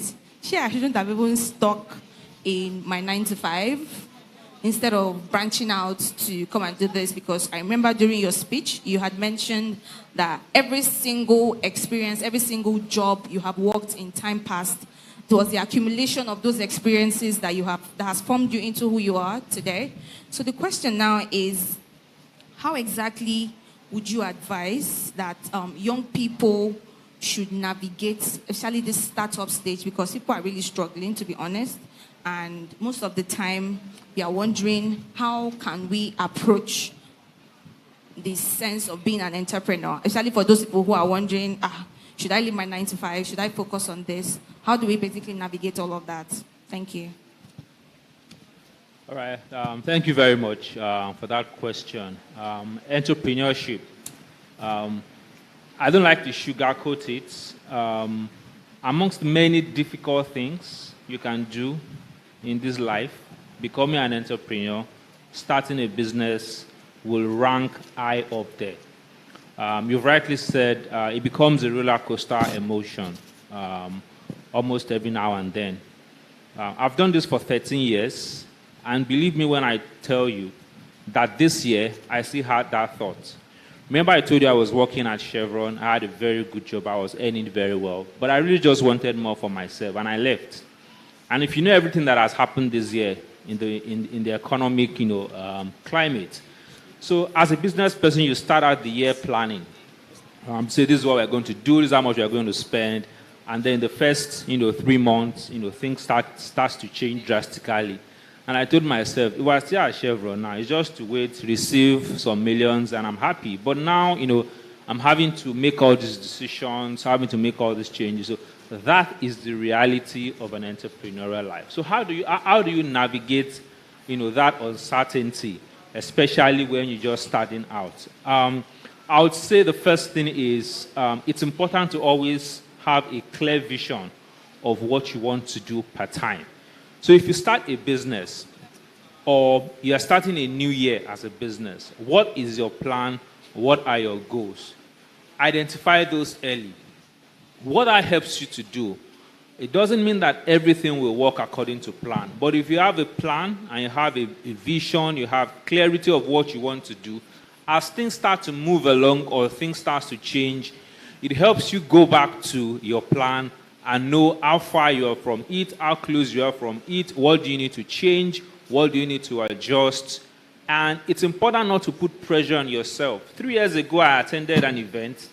It was a business meeting, and it was a very tough year for everybody. 2020, COVID. And the first thing the speaker said, this goal you have set for yourself, where did you get it from? One day, all of you just sat down to say, we are going to sell 2 billion. The goal didn't drop from anywhere. Sometimes you don't make your goals, and it's okay not to hit your goals sometimes. What you don't want to do is to put too much pressure on yourself. Know that if you didn't make it today, just sit down, go back, look at the goal. Like, Madam said, the commissioner, what could I have done better? What was responsible for this? So I'll say plan, analyze your results. Don't be too hard on yourself. It will not always go smooth. There's this graph of success I like, especially in business. You find one that goes like this, and then it goes up. Says it's success. Then you find one that goes like this. It's like it's turning in circle, like you're not moving forward. And then after a while, it goes up. It's still success. What I'm saying is there are different ways that everybody will arrive at the end point. So don't put yourself under too much pressure. When you set a goal, you don't meet the goal, you analyze what went wrong, and ask yourself, what can you do better? The third thing I like to say is find people that can help you in that journey. That is why that you see today, when investors want to invest, they like investing in businesses that are started by more than one person. Because as a lone person, it can be very lonely. Right? Like Ashake said, it can be very lonely at the top. And then you are disillusioned, you don't have anybody to help you navigate. I'm lucky, I run this business with my wife. So from time to time, sometimes I'm tired, she's picking up the pieces. Sometimes she's fed up, I'm picking up the pieces.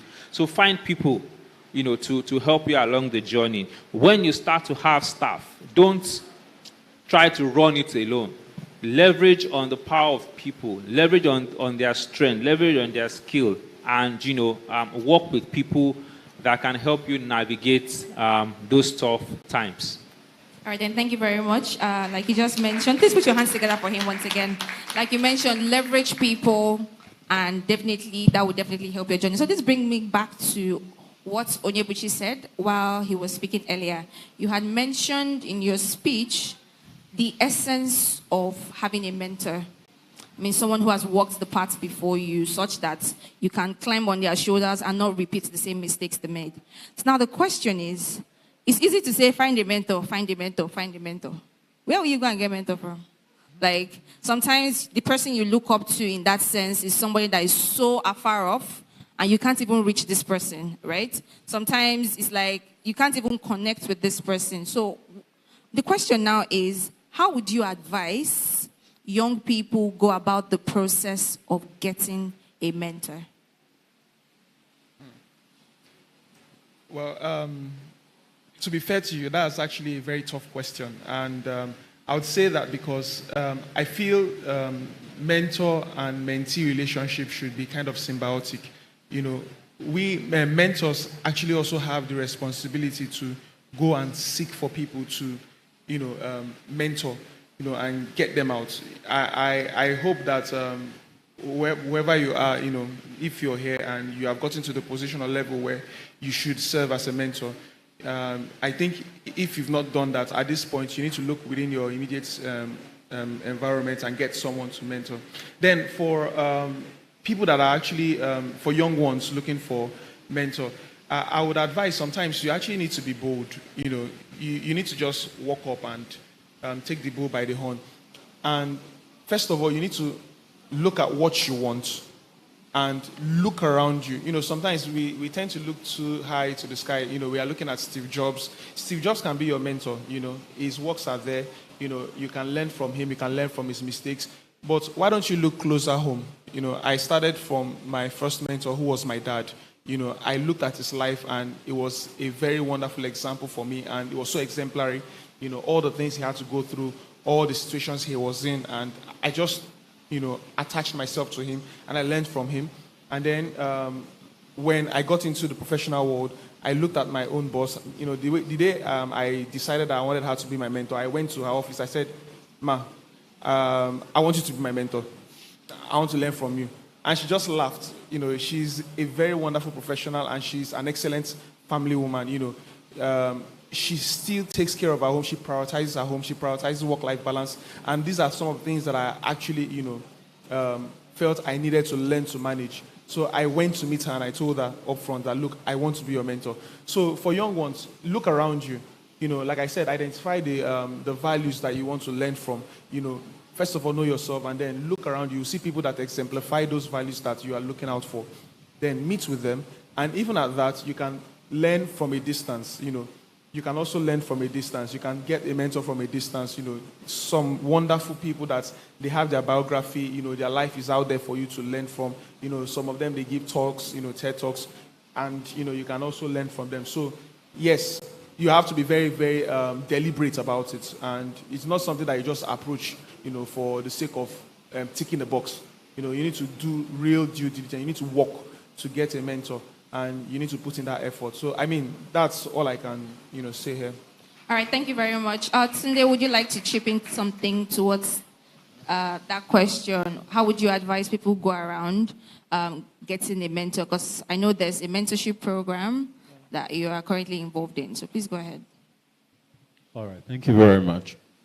I think the most effective thing to do, and this is me just being very practical, when you see someone you truly admire, whose life really speaks to what you're trying to achieve, I think you should find them and give them a gift.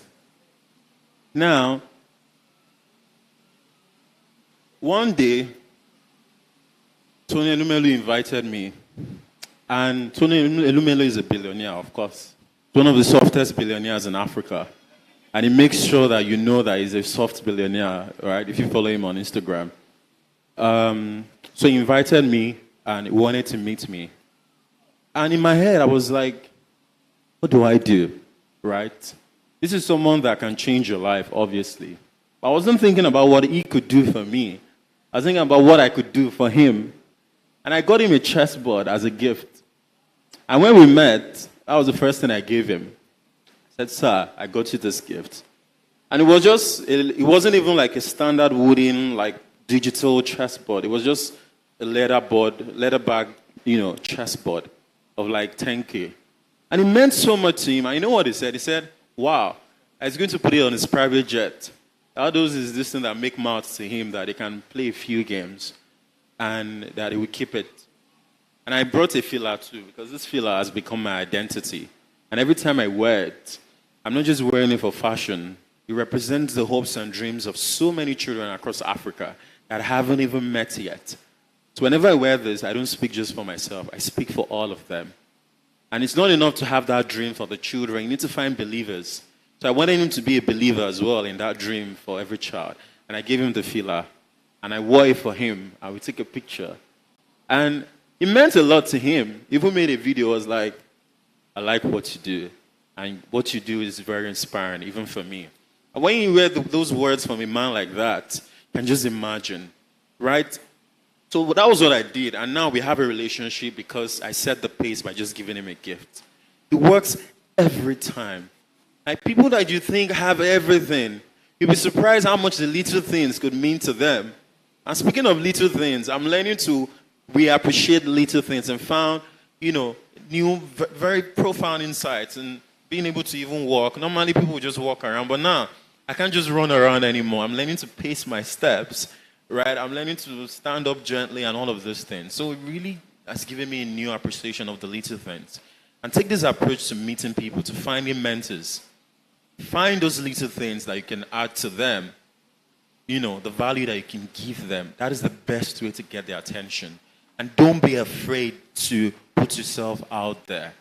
Listen, everyone that has had any remarkable success story or has done any phenomenal thing in this world, one major quality that they have is courage. And it's almost delusional. They're almost delusional about the things that they want. They're like, this doesn't make sense. You're afraid that people will criticize you or people will say you're doing too much. That's not true. The courage to impress yourself, your greatness, your story on the world is what truly matters. So when you find them, be bold enough to let them know that this is what you are right now. This is what you're trying to become. And you'd appreciate this relationship with them or this guidance. So that's the best approach that has always worked for me. You should definitely try it as well. All right, then thank you very much. Please put your hands together for them once again. And my mentor and father is here, by the way, Johnson Abali. Let's give it up for him. Here's to that. Mr. Tunde, someone in the audience wants to know what your rating in chess is, sir. And is there a platform where you can play with you? Yeah, of course. I play on LI chess. So my blitz rating is 2425. It fluctuates. So that means there are only maybe 20 people in West Africa that can beat me in a match. So, just think about it carefully. But yes, my username is Galahad. Galahad 94. No, just Galahad, yes. So Galahad on Lee Chess. Okay. So send a challenge and I'll be happy to play you maybe Chess later lovers tonight. in the house, are we ready to challenge him? So we have a question for Ms. Ojuolakwe. How might the concept of Godfidence inspire us to not just grasp fleeting moments, but to alter the very fabric of our existence through bold action? I put it off. I think I may have missed a part of your question. Could you please repeat it? How might the concept of Godfidence inspire us to not just grasp fleeting moments, but to alter the very fabric of our existence through bold action? Okay, thank you very much. And when I said Godfidence, right, my thinking behind that was beyond momentary bravado, right? Really going back to look at who we are in Christ Jesus and letting that drive us. So the Bible says that we are the sons of God. That is a very simple fact, right? And in living on a daily basis, right, does that inform how we live, right? So when I say Godfidence, it is having confidence in the God that we have on our inside. And when we think about who God is and the level of things that he does, he's the creator of the universe, the one that controls existence on every plane, right? That means that we have been given that creative ability, the creative power to do great things. So to answer your question, it is first going back to knowing who we are in God. And so every situation that we confront, we come with that knowledge, and that is what drives us. So in thinking about great things, right, we serve a great God, and he has put all of himself in us. We have this treasure in earthen vessels, and we can live out the life that he has called us to be. Amazing. Thank you so much. Prosperity, this question is directed at you. I've found out that volunteering is a beautiful way to build skills and experience for those just starting out. Unfortunately, some organizations and persons will suck you dry. How do you choose organizations you want to volunteer or intern with? And what do you advise young people to look out for while volunteering? Okay. So the interesting thing about volunteering is, so where I met Miss Florence, I volunteered there for about 8 months. And I kept going there day after day, spending my tea fare, and I wasn't getting paid. So I was doing a lot of work. So, and no one would have expected, because I actually left, my family still thinks I'm stupid till date. I left a very good job to volunteer there. And one thing I understand about volunteering is when you are volunteering, you don't set a kind of limit that this is how much they can use me or what I know. It's about you completely opening up your mind and giving all you can give. No, you are not doing it for them, you are doing it for you. So it's the experience, the things you learn. And one thing I love about volunteering is that normally in your own little space, there's a lot of things you won't find or see. But when you volunteer for quite big organizations, or no matter where it is, no matter if it's a project online or whatever it is, and when you volunteer, you get to learn about process, you learn about structure, you learn about so many things. And when it's high time for you to do what you want to do, you've just learned everything and you can put it to practice. So that's practically my idea about volunteering, and I still do it every single day.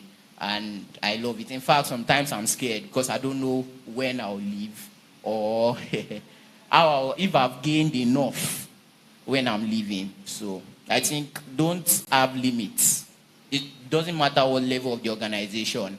You could be that person that could even change it for that organization by giving your best. Just do your best and gain as much as you can. Yeah. One final question for the Commissioner Ma. Does everything, the reason why I'm asking you this question is because you are an educationist, and I know you are passionate about teaching. But this person is asking now, does everything about life have to involve education or school? Absolutely not. There is more to life, but it's an important part of life. And like, I described learning. It's like a springboard. Because I like to look at it as learning, as understanding. And education for me never ends. Even at my age, I still keep on learning a lot of things.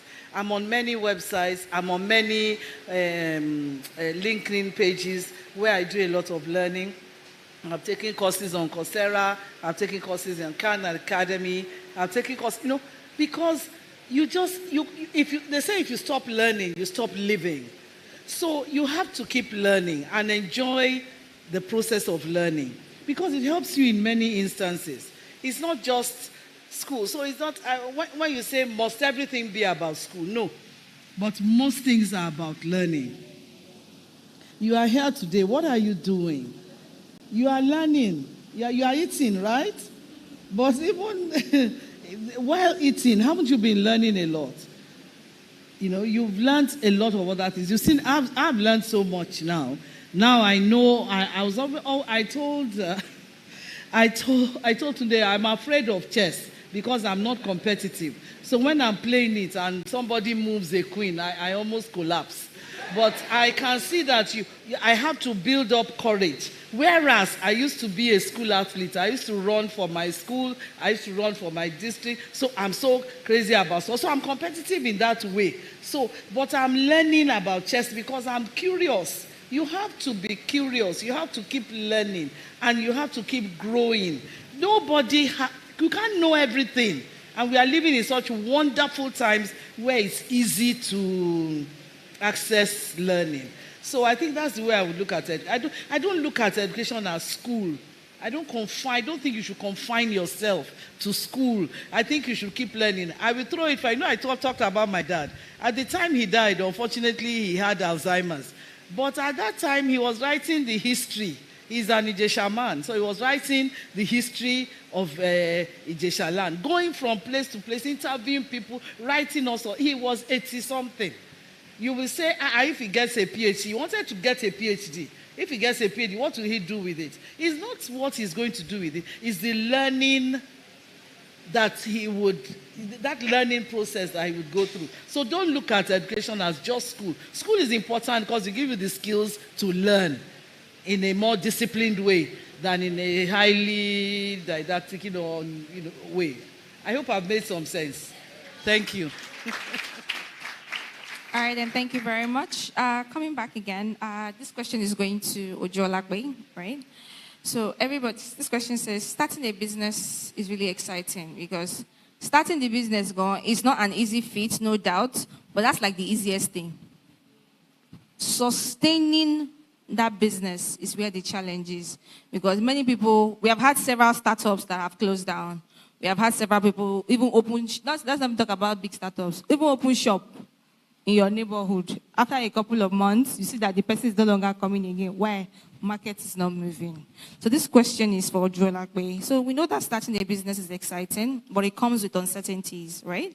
So what advice can you offer to young entrepreneurs on finding the balance between ambition and embracing the unknown? It's interesting because my last point when I was speaking was on resilience. And the reason why I shared resilience was when I started Apple Cart, right? We wanted to have an online store for fresh groceries. Why are people going to the market? Why can't the items come to their doors? Great thinking, great believing, but then bringing it to people, there was not as much acceptance. And that's the reality. Sometimes when you start, whatever it is that the idea is, sometimes it doesn't catch on as quickly. It's now, when COVID happened, and people sat at home, those that say, I can never buy something without touching it. You realize that you needed to get things using the internet, right? And it gave a lot of visibility to the sector. So what I would say is that whether you like it or not, resilience is a very, very important part of your journey. And also, you need support. I think it was Mr. Olagoke that spoke about teams. But in addition to teams is friends and family. There are days when I'm always lamenting to different people, my sisters, my friends, come and see what this, and then they encourage you, right? I had it was one of those, again, moments where you're like, who even sent me work? I had a first class. I should have gone to a multinational, But then you have a conversation with a family member. They're not in business, but that conversation brings you back again. Again, back to the point around mentorship as well. I have a mentor who has been in the sector for over 15 years. Having those kinds of people encourage you on your journey. And then the final thing is also finding like-minded people. I mean, a group of players in this space. We come on the group and we're asking questions. What's the latest on so and so? You are getting support from other people. So I would say that don't set out to be a one-man island. And you can be burned, actually. So I've seen people who set up a team, and in that process, so many stories where you set up a team, you put a staff in your store, and they crossed over to the road to go and roast corn, and they left you. They left the business unattended, right? In building a team, you would have those kinds of experiences. However, it can never be a one-man show if you have vision about where you are going to. So I would say, have your vision, make sure that you have support, but you would definitely need resilience to stay the storms, the up, the down that come on this journey of entrepreneurship. All right, then, thank you very much, Lakwe. Now, this next question is going to Onyebuchi, right? So this person says, you have built a career for yourself in the financial services industry. Everybody wants to make money, right? Who doesn't like money? If I give you $1,000, who raised hand? You don't like money. If I give you $1,000 now, you reject it. With this current dollar FX madness in the country, God help us. All right, so this question is, you've built a career for yourself in the financial services industry, starting off in commercial banking, and now you have evolved into the investment banking space. So now, whenever we hear money, we are elated. Everybody wants to make money, but not many people know how to actually grow this money, right? I mean, making money is paramount here, but not many people know how to grow their money. So in a nutshell, can you give us they called it Financial Literacy 101 crash course? Yeah, Financial Literacy 101 crash course on how we can navigate making money, right, as young people, and also growing this money. I mean, it's easy to make money today and just go down. I mean, these days, like Lakwe said, shopping is very easy. Once you get small money like this, all those things that have been adding to carts since all these days, it's time to go and cash out, right? So how do we navigate making this money, managing this money, and in order for this money to actually not run out, right? How do we grow our finances? So Financial Literacy 101 crash course. Okay, I would try to summarize from little experiences and the knowledge that I have. I would say, first of all, you need to have a budget. It's very important. You need to have a financial plan, and most people actually think that, money is very, very fickle. If you don't have a plan for it, it will plan for you. I mean, you just find it coming in and going out. So it's the same way you apply to your own life, you also have to, have that level of discipline where finances matters. So have a plan, and have a budget, and stick to it. Very, very important. Identify also your income streams, because if you have that identified, your income stream, your living expenses, very, very important, because so that you have a true picture of what your finances are. Most people that have issues with money, it's because they don't know what their living expenses are. They don't know their wants. They can't separate their wants from their needs. This is also very important. You need to get to, so building financial capacity is like in stages. First of all, you need to get to the point where you can sustain your living expenses with the incomes that you have. Then you get to the point where you're saving, you're keeping a portion of your money. And then you get to the final point where your money is working for you. This is where you're investing and you're sitting back, and then your money is earning more money for you. So you have a plan, you stick to the plan. And I lots of financial experts would advise different percentage. They will tell you that 7% of your income should be kept for living expenses. And living expenses, of course, are your immediate needs, the housing, shelter, your utility bills and the likes. Then they tell you to keep 20% for savings and investments. And then they tell you 10% for yourself, for enjoyment.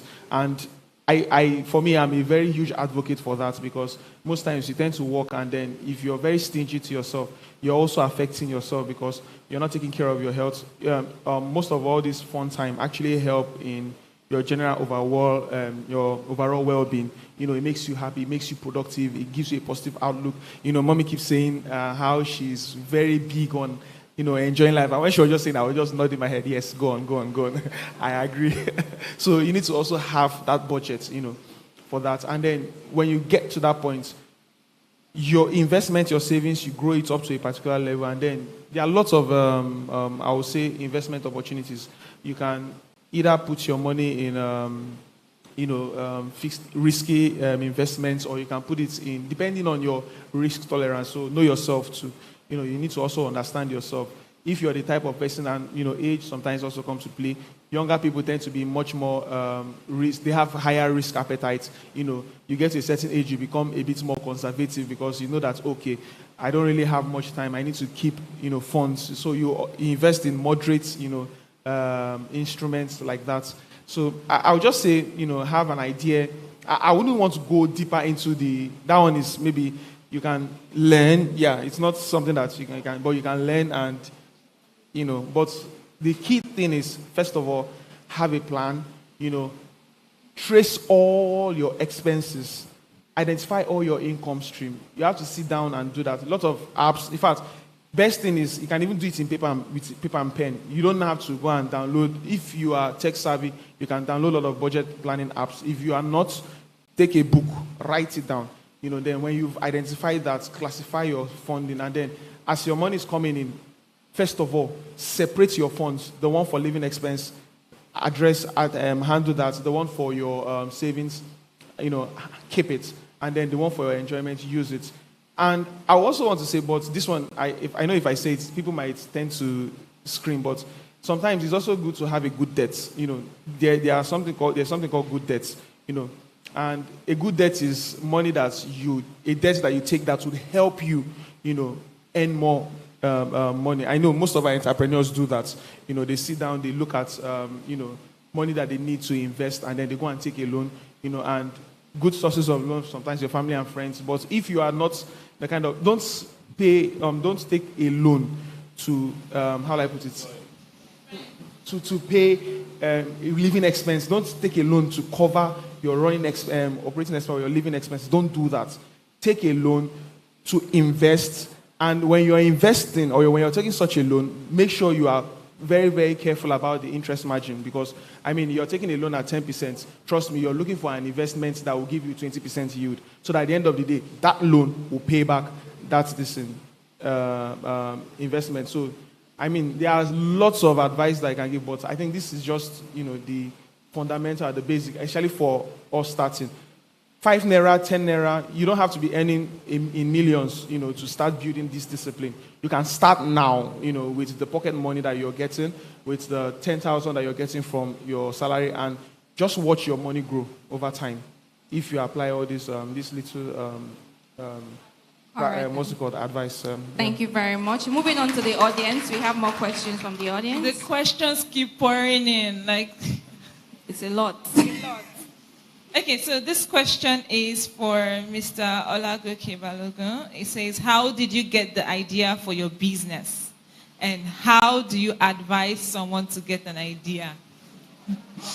How do you know what you want or know the business to do? Just advise young people, because we have a lot of young people in the audience. When you talk about making an idea, generating an idea, what exactly do you mean? And also, as a business owner and also a family man, how were you able to manage it and balance that? All right. Please, in 5 minutes, please. Okay. So I'll say ideas are everywhere around you. For me personally, the idea for this business came from personal experiences.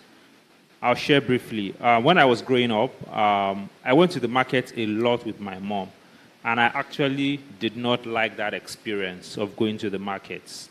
So when I grew up, so when I was older, and I just thought to myself, instead of going to those open, dirty, smelling, in the sun, in the rain, those markets, carrying load for my mom, can I create an environment where people can come in and shop conveniently for what they want? So it was about solving a pain that I had when I was young. But of course, I forgot about the idea. Then I got married, and I had to now start going to the market with my wife. I mean, and I didn't like the experience. I'm like, oh, I'm back to this thing again. So one day I just told her that, what about if we have a store? Remember, this was 2009. I'm not even sure ShopRite had come, so I had not seen it before. The first time I had that idea, I had not seen fruits and vegetables sold in a supermarket in Nigeria. I mean, I grew up in Ilorin. So I told her, what about if we create a store where you can have fruits, vegetables, and all food items in a store? Interestingly, she liked the idea, and that was how the idea of the business started. So that's the first thing, right? Look around you. What frustrates you? What gives you pain? What do you think people need? Most likely, it's things within your purview, things within your environment, things that influences or affects you. That is where the business idea would come from. And when you have an idea, it's very important for you to know about the industry. Let me put it that way. So I tell people, you like to sew. So you love fashion, and you are good at giving people fashion tips.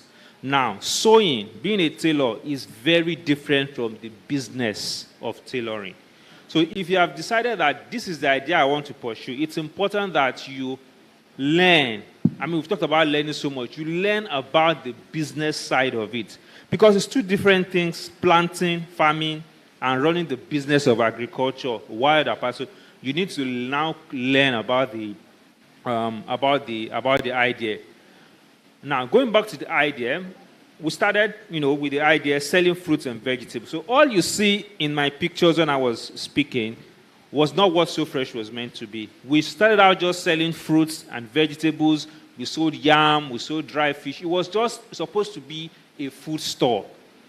But when we started, we quickly learned that the kind of customers we were attracting wanted something different. So when you start a business, when you have an idea, that's why I say ideas are everywhere. You can start anything, but you must listen to your customers. What are they saying? How are they interacting with your product? What do they want? What's the market telling you? So that's business intelligence. So when we started selling fruits and vegetables, people were coming in asking for, do you make juices? Do you make meals? Do you make smoothies? And after 1 month, I said, whoa, this is what people are coming in for. People didn't want to leave, we were at Ogba. There was Ogba Sunday Market, where fruits was cheaper and fresh. People didn't want to buy watermelon from us, but they wanted to buy watermelon juice. So we started doing juices and smoothies and experimenting, and that is what the business is known for today. So even though we had an idea, we were not stuck on it. We innovated as the market demanded. How have I managed business and family? It's always a tough one to keep the balance. For me, my personal experience, I run the business 100% with my wife, so that makes it easy because we understand what the business entails, what it requires, and all of that.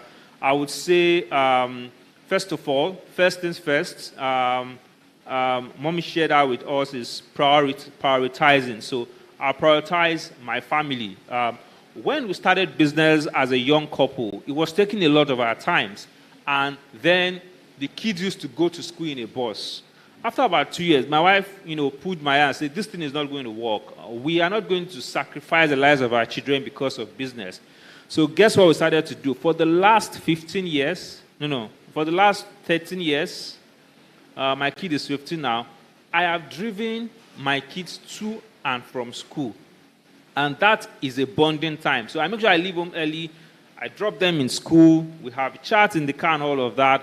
I pick them up from school and then we go home together. That was one of the sacrifices I needed to make for, for the family. So prioritizing, knowing that your life consists of different parts and allocating the required time for each of them, not neglecting one for the other. Business, especially when it is growing, has the capacity or the potential to take away all your time. So you will be the one to reign and control it by allocating time to other things that are important and prioritizing. Again, we've said many times, you need people. You cannot do everything yourself. So, delegate, give people, the wings to fly and free yourself, of, some of that bandwidth to grow and attend to other important areas of your life. Thank you. Thank you so much.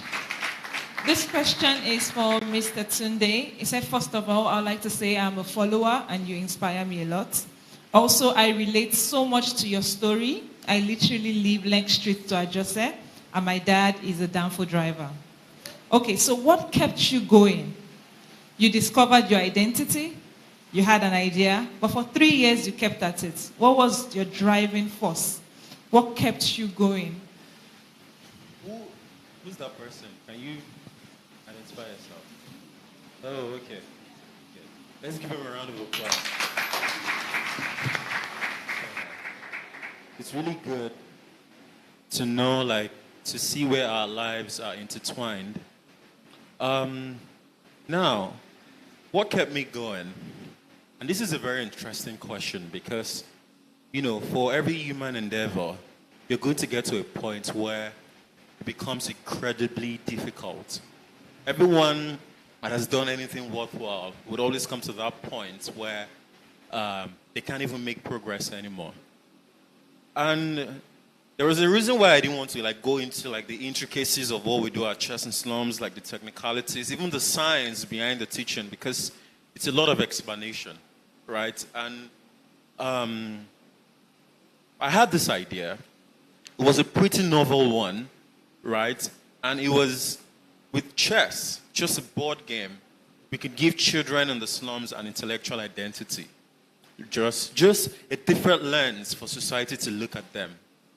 And this idea needed time to grow, just like every great idea in the world, especially if you're trying to be an outlier, right?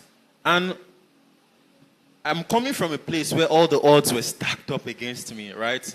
I was 23 when we started Chess and Slums. So just imagine after everything I told you, the sacrifice my mom made, my background, and everything that we have been through. At the age of 23, you now say you want to do charity. It was such a crazy idea that my mom was just crying, right? Because it was pretty logical. Go and work, do something, make money, then come back and give back, whatever, right? That is the sequence. That is how it works. But I was so sold to this idea that I was curious enough to pursue it with a lot of delusion. So the first thing was I was very delusional. And it is good. It is not good to be very delusional, but it is good to have it in small doses. That hubris that you can do something and you can see it come to fruition, right, was one of the things that kept me going at the beginning. Because at the beginning, Mommy was saying something about end in mind, right?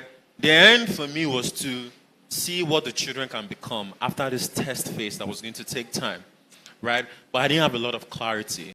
So the first thing is that willingness to live with uncertainty, right? I agreed and I accepted it. A lot is uncertain.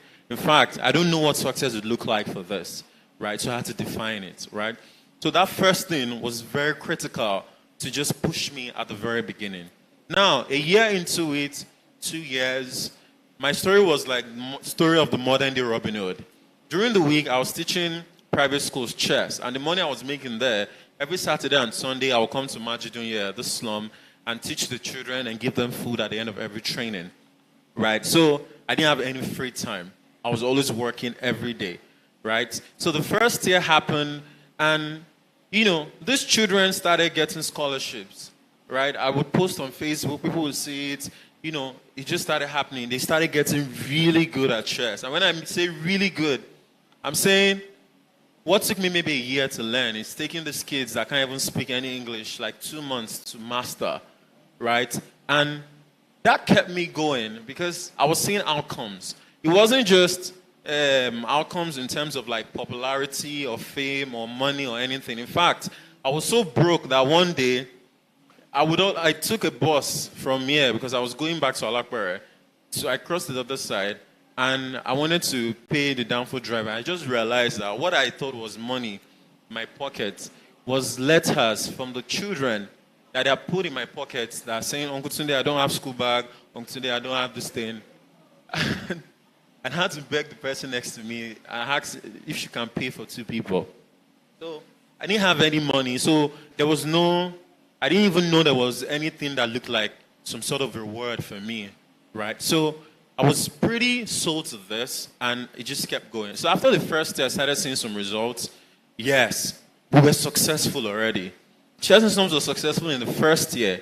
It took 3 years for the world to catch up, but it was successful in the first year because children like Adekunle, like Paul, like Jamiu, like Ayo, they were showing incredible capacity through chess, and that gave them a gateway into education, into mentorship, into technology, right? And in the 3rd year, that was when I almost gave up. In fact, I left Lagos, and I called Dad, and I told him that I'm not going to come back again. I'm going to give up on this idea because I was really suffering, and I couldn't continue to do it. And you know what he told me, and that is one thing I will never forget.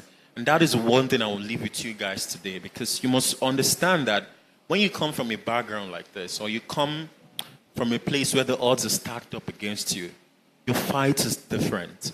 Your fight is a very different one, and you need to fight differently. For the people who are doing 10,000 things, you need to do 100,000 things. For the people who are doing 100,000 things, you need to do 1,000,000 things, right? Because you have to earn your place in the world. And the world is really hard for people like us that don't have any head start, right? That were not born with a silver spoon, right? And what he told me was this. He said, listen, you're worried about your own personal circumstances, right? But the mandate that you have is what would define, even alter the future of thousands of children that you've not even met yet or interacted with. Now imagine if I had given up at that point, would have never done Oshodi project, would have never had such incredible success stories where the Canadian Embassy, Patrice Evra, people travel from all over the world to come and learn chess from street kids on that Oshodi bridge. Just imagine what would have happened. I didn't know that then. So you must understand what your fight is, and it is not just a selfish one. It is one that is connected with other people who will draw inspiration from your stories. And that was the biggest motivation I've ever needed, to know that this is not about me. And bringing it back to you, right, so that someday you sit in this position and there'll be a kid in the crowd that says, hey, I'm from the same street as you as well, and my dad is also a downfall driver. And a connection is made, and you'll be glad that you never stopped, even when it got really hard. So think about it like that, and it changes the entire frame for you. Thank you. Thank you so much. The next question is for Prosperity. Funny enough, I actually got like 4 of this question, same question. How did you make your first million at 16?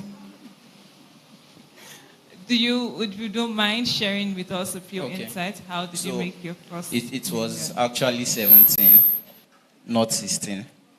And there's a lot to it, actually. So, and I'm not sure I'll be able to cover that story quickly, but I'll rush through it. So, I graduated from high school at 14, and my mom got a scholarship, kind of a scholarship, to learn a couple of online skills. Skills like digital marketing, importation, and stuff like that. So, and she was looking for the best victim. That's what I'll call it. Who was tech savvy, who could go through the training with her. So, and I was obviously the best victim. Both my sisters had gone to school or were preparing for exams. So we took the training together, and after we took the training, my own hope was that when I finish this training and I start making money, I'll get myself a smartphone, because it was like my parents didn't really want me to have a smartphone. unlike what they had promised me. So I started learning, giving my best to it, building capacity. Then, when it was time to make money, and I think this is the reason behind my other people's money principle. When it was time to make money, it was luckily around COVID-19 period when there was this huge demand for face shield, nose masks, and stuff like that. So my mom said, how about we try out importation? So we rushed to this, my uncle. We borrowed money and we imported these products. And I gave my heart to it, thinking I'll really get money to buy a smartphone. But at the end of the day, as mothers would always do. So I had another idea again. That I would import thermometer. It was still, COVID-19 was a very long period. I had another idea. I would sell thermometers, infrared thermometers. So I went back to my uncle and I borrowed money again, thinking that it would yield so fast and I would get myself a smartphone. I worked hard and nothing happened. I couldn't still get myself a smartphone. So, and I'm thankful that I didn't get it back then, because I think I just put my heart down at that period to just gain experience and learn as much as I could. It took about a year or two. I had a couple of bad experiences with trying to get into a university and I couldn't get in. I had gone to the school, packed my bags. I had scored very high. Everybody, in fact, were hailing me. I got the highest jam score in my tutorial. So, but I packed my bag back home, and it was very embarrassing, actually. Very embarrassing, because everybody thought I was in school already. So it was during this time, and I knew that around this time of going to the school and coming back, I decided that I was going to change my life. I just woke up and I was going to get a smartphone. And I went back to that uncle and I borrowed money again. So, yeah. So that my uncle was very nice. But the deal was, whenever I borrowed the money, I paid back within about a month or so. So he always knew that maybe he saw me as someone who would help him keep his money. So, so I borrowed money again and I went back. This time I imported the AirPods. And I think that was my breakthrough, because it was really the product of the moment. It was not very common in Nigeria back then. It was sometime between when I was 16 and 17. That's when I started that. So I bought this AirPod into Nigeria. I was just so angry. I was going to make money no matter what. I was going to buy myself a smartphone. So, and I did it. And I got the money, finally. I got myself a smartphone, and so it eventually worked, and I made quite a reasonable amount of money. Like, I felt money for myself, so, and I felt very proud of myself. So from there, I basically just repeated that process a couple of times. And around a certain period, during that time when I was running that business, I got a job. I was working there. And a friend just told me one day, I remember I was seated in front of a tricycle, Keke Marwa. I was seated in front of one, and that friend just sent me a chat. Why don't you open a LinkedIn account and start posting or something?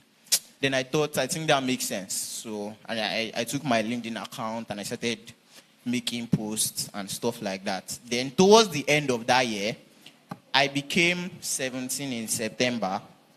December that year, I did a look back. We looked at our financial records, and I discovered that, glory be to God, we made about 1 million naira. I never intended for it to go the way it went, but I think I was very childish back then. But it just went very viral, and that kind of brought me to the spotlight. And I would say the most beautiful thing I would like anybody to want to take out of my story of making my first million at age 17 is the part of authenticity. Many of us are still young, and we have a very long process. And we are in a age and time where social media and pressure wants us to put ourselves out as who we are not.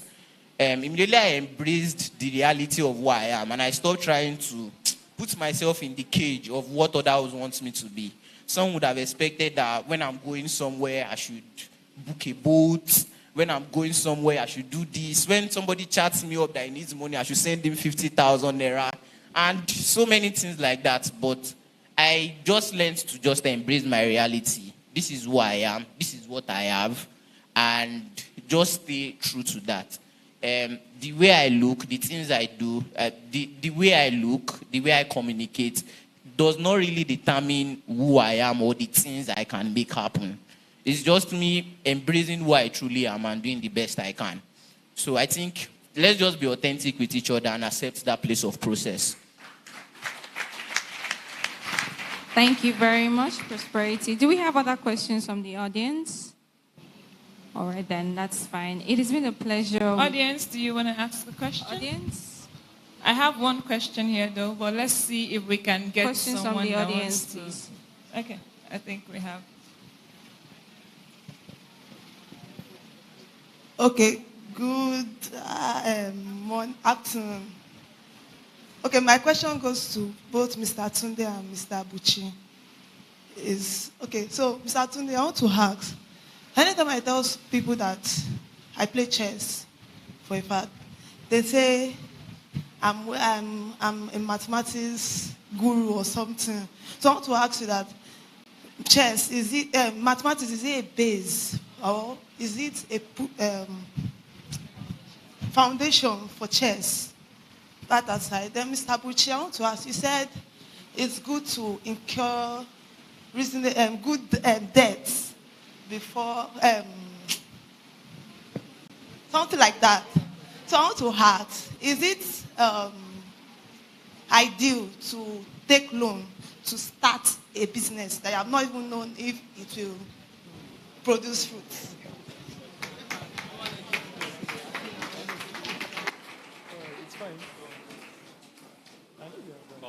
Thank you very much for that question. Yes, the elements of mathematics in chess, geometry particularly. I remember one of the first lessons I teach the children is the board coordinates. So it's like plotting a graph. You have the, sorry to the non-chess players, you have the numbers on the vertical axis. No, you have the letters on the vertical axis. Then you have the numbers on the horizontal axis. And at every point where they intersect, that becomes the name of the square, and that's 64 square. So, of course, the elements. In fact, when, there's a lot of rave and buzz about artificial intelligence now. One of the first tests of what AI could do, guess what it was? It was chess. The first AI machine that was built then was DeepMind. And it played against the world champion, Garry Kasparov. And AI, is developed through just mathematical algorithms and all of that. So there are those elements there. But here's the thing. Me, I don't really like maths like that. I used to be good at it, but I don't need it anymore. Any maths are past 2 plus 2 now. Right? So don't let the pressure of, because you say you play chess, people would always have this expectation of you that you must be highly intellectual, highly cerebral. That is not always the case most times, right? But the thing is, chess is, it challenges your intellect in a way that very few things in the world does. So just lean into that identity. Just me telling people I play chess. In fact, they start respecting me like I have a PhD. And this has happened time and time and time again. And it's not necessarily the case. You can still be a good chess player and be of little substance. But let it challenge you, because the process of learning chess is a very hard one. It is a lot more difficult to be a master at chess than to get a PhD. It's easier to get a PhD than to get the Grandmaster title. So there are very few Grandmasters in the world because of this reason. So it's a very complex game. But think of it as not the end in itself, but a means to several ends. Chess will introduce you to people. Any country you go to in the world, you find community. You find a place where you belong, because it's like a universal language in itself.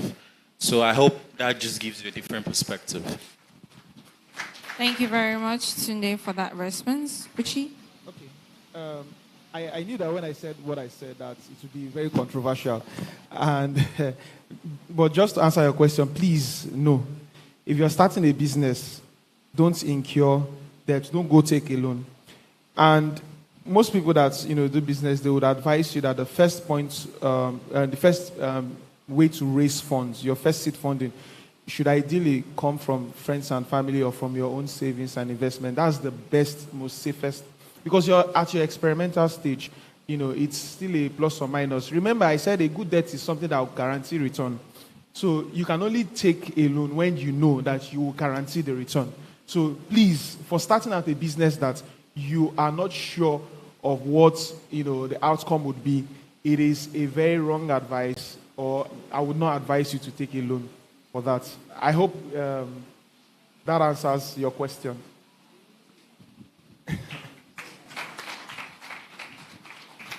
All right, more questions from the audience. Okay, we have one here. It said, to be a global leader, you need to have a brand that the public can see and trust.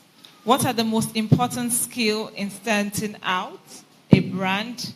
And could you share a strategy on principle that the general public does not know? I think I would direct that question to Mr. Olagoke.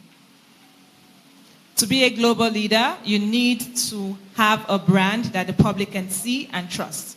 What are the most important skills while starting out? And also strategies you would like to share with us that the public does not know. Just, for TELexOwutu, nuggets just for us. And those of us that are online. I don't know if you came late, but I already shared a lot of, strategies. Like I said, there are no secrets. Success, achieving great things is compounding growth. You keep doing the things you're doing, discipline, keep learning, keep growing, and then, just keep at it.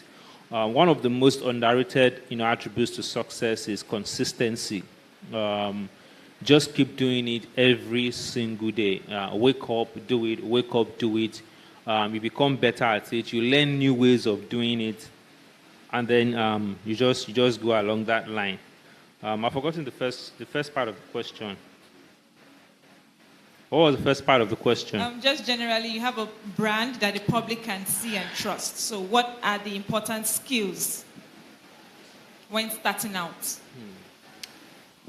So I'm struggling with that question a bit. I'm not sure that for everyone to be, for someone to be a leader, I'm not sure you necessarily need to be seen and known, and heard everywhere and have a brand. Like I said, success for me, excellence, is about being the best version of yourself, not about what people think. And so I would say that look around you, look at your environment, and ask yourself, how can I make the biggest impact based on my own peculiar strengths and abilities and opportunities around me, and just make the best of it. When I started, business, interestingly, for the first 7 years, people never knew the owner of So Fresh. They will walk into the store, they will meet me, and that was the place I was most, because I really didn't want to get to the public. And I was already making a lot of impact. People didn't even know me, but I was focused on the work. I was focused on the mission.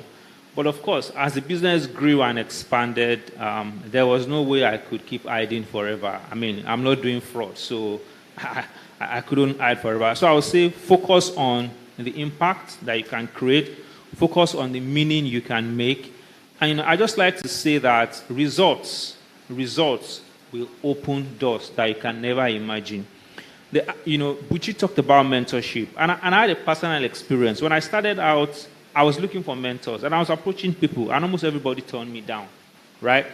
But as I started to achieve results, like they say, the mentors were rushing me. Today, if I walk up to someone and say, I just want to tell them, my name is Goke, I run So Fresh, I have 15 outlets, it should not take a lot before they start talking to me, So focus on the results, focus on the impact, and every other thing just starts to follow. Doors just start to open. Last point, again, I'm talking about results. We just constituted a new board, and the first time we created a board, board of directors for SoFresh, I was practically talking to people and asking them to be on my board. This time around, the business had grown so much that we actually recruited people, and I sat down and I was interviewing the MD of Guinness, Nigeria. He has been MD for West Africa, Guinness, and I think he has also been MD for, in Europe. And today is going to be my board chair. But I sat and interviewed him, and I was judging him if he was fit enough to be my own board chairman, right? So again, results. So focus on the results, and every other thing will come. Thank you. Thank you so much. This question is for Mrs. Adefisayo. You talked about, your brief stint in the finance industry before moving into education proper. Now, you also talked about a point when everything started falling apart. Okay, so the topic is hope for emerging global leaders. So what was your hope?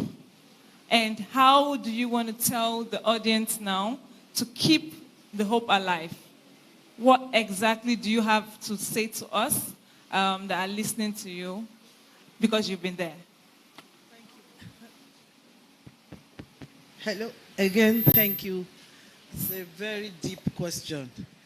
Yeah, things fell apart, but there was always, maybe I had always believed that this was not the end of my story. I knew that I had, first of all, it helped that I had young children who looked up to me, and so I had to look after them. It helped that I had my family, and I had to take care of them. And so that kept pushing me. And the fact that there is something inside me that kept telling me that there's more. I still have a lot to do in this world, and I should not give up. I will tell you that of those of us in the finance house who gave up, there are some who, till today, nearly 20 years after, they are still not where they should be. They are still struggling somewhere. But for those who said, there is something in me, I have a focus, I have a vision, I have something to do. I've always believed that I'm here for a purpose. And so this is just, you remember when Mr. Alagoke, am I right? He was drawing the graph. He said, it will go like this, then you'll have this. I believed that I was at that point. And at the end of that point, what will happen? The trajectory will move up again. So I kept looking and seeing a good future for myself. But the basis of that future was the fact that I was well prepared. They say, what is luck? When opportunity meets preparation. So, of course, I kept believing that I'm so well prepared, I'm well educated, I read a lot, I do a lot of, I started volunteering actually during that period. And I actually won an award as the National Volunteer of the Year. I taught in primary schools, I taught in secondary schools, and I just started doing anything. I didn't mind. If churches called me, I would go. I never asked anybody for any money to pay me. I kept on sharpening and honing my skills. And, at the end of the day, an opening did come up. And so there's always hope. You can't give up on yourself. I will tell you, I reached a nadir. That is the rock bottom. I told you they are stealing our cars. So this day, I went for an interview. It was a telephone interview. I didn't have a telephone. Nobody had telephones. I didn't have a telephone in my house. So I asked a cousin if I could come and use his office telephone. And he said yes. So I went to the office. We had the interview. It was very nice. It was a Swedish company called Tetra Pak. I don't know whether you know it, just use. So I was the finance manager for like 5 years. On my way to that interview, I took bus. I got down at Obalende. I found my way there. On my way back, I went back to Obalende. I sat in the bus. I was alone. The bus driver, all of a sudden, I think they quarreled. So he entered the bus. didn't shut the door, started moving. And I fell out on the, there, in the mud and the murky environment in my skirt suit that I deliberately wore for the interview. Of course, I could never clean it. I dry clean, it never came off. I looked terrible. My hair, everything, I really rolled in the mud. You know what I mean? I looked at myself, branch manager, UBA, branch accountant, AGM, with official car and driver. All my, of course, armed robbers attacked me when they took me. Actually, armed robbers took my first car. No, they attacked me, took my wedding ring, took everything, almost undressed me on the road. So I was like, what is happening to me? What is this? So the downfall, everybody around helped me. I cried like a baby. There was one man who held me like a baby and said, stop crying. He held me, like this. And I cried and cried and cried until they said, okay, where do you live? Do you know they paid for the downfall driver to take me home? And when we got home, my daughter came out, saw me and ran back inside. Because you know what I looked like, of course. She ran back inside and everybody came out and, who is this, mommy? But I just knew that, after the crying and all, and your daughter calls you and says, mommy, I need this, then hitch up yourself and continue, because this is my daughter. I can't afford for her to suffer. I have to do something. That was when I started selling things, going to the market to help friends, do this and that. So there was always hope. So there is always hope. It's never the end. You still have your intelligence, you have your ability, you have so much in you. And so that's why I say, just keep having the hope. This is not the end of your story. And you must never, ever stop believing that. You have to say, this is just that roller coaster. It's going to end, and I'm going to go like this. Thank you. Thank you very much. Please put your hands together for our panelists once again. They have shared so much wisdom. In fact, if you were asked to pay for the masterclass we have received here today, I'm pretty sure you know how much it will cost you. A lot of money. I mean, lots of what we have picked up here today, we can't even buy with money, to be honest. So as we are well aware, this is TELexOwutu 2023 2.0. This is the second edition. We held the first edition last year, and the feedback we received was quite tremendous, which is one of the things that motivated us to even run the second and the third coming up next year, the fourth. And as time goes on, definitely we would expand across several regions. So now we will be taking testimonials from last year's TELX based on the impact we had in the community. And to anchor this session, please put your hands together as I welcome on stage Tobechuku Akog.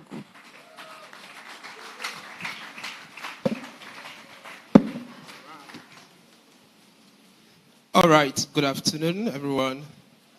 Like she said, if we were to pay for sessions like this, we'll be paying in billions and millions, and that's no exaggeration. Thank you very much for coming. So we just put up this session very short, just about 5 minutes. We're going to hear testimonies of what happened in last TELX. It's going to be more of an inspiration to us and also to encourage everyone seated down here. Last year's TELX was very awesome. And when we finished, reality came on us that there are those here that actually want to put to work what they've been taught, just like what you've told them now. But there's a gap between capital and there's a gap for capital in Nigeria. So we looked out for that, and then we thought to ourselves, how do we bridge this gap? We want people that are actually serious, that truly capital is their problem, not to have any excuse, and to have a testimony, have a testament to what they've been taught. And that's how the initiative started, actually. And then we came together, some of us, and then we put funds together to give out interest-free loans to these businesses that we identified that were present at TELexOwutu 2022, and then we have just about 2 of them here. So in the next 1 minute, I'll be calling them to just tell us what they had, what they did, and how the funds we gave them actually made their businesses better. In fact, one of them is a proud sponsor, Evolac, of this year's TELX. And I look back, and when I saw it, when we were told that he's going to be sponsoring this event, tears almost came down my eyes because this is a fruit of what we actually did. And then we began seeing the bigger picture that there is hope in this. And then we can make every business in Owutu a giant. And I'm sure we can. So let's have your seat close here quickly. 1 minute.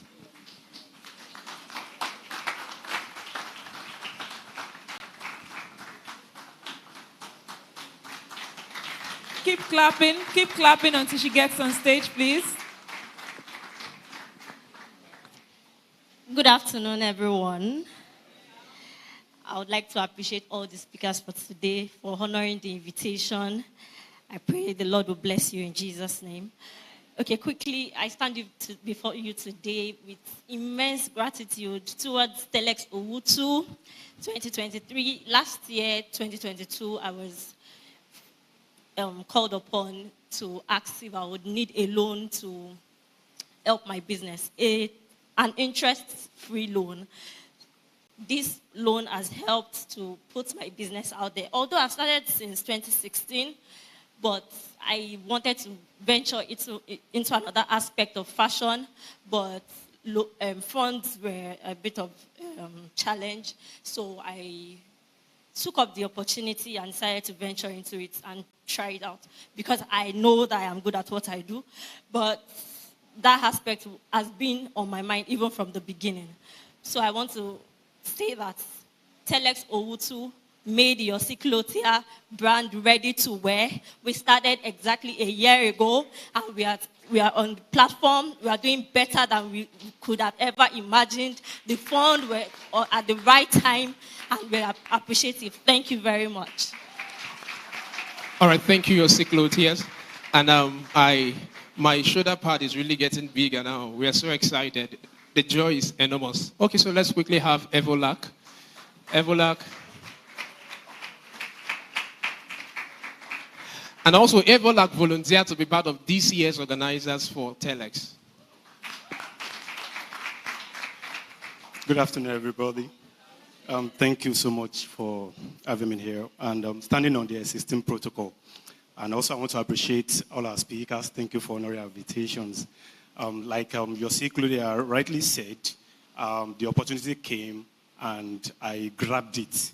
So before now, the business has been within doing 10% well.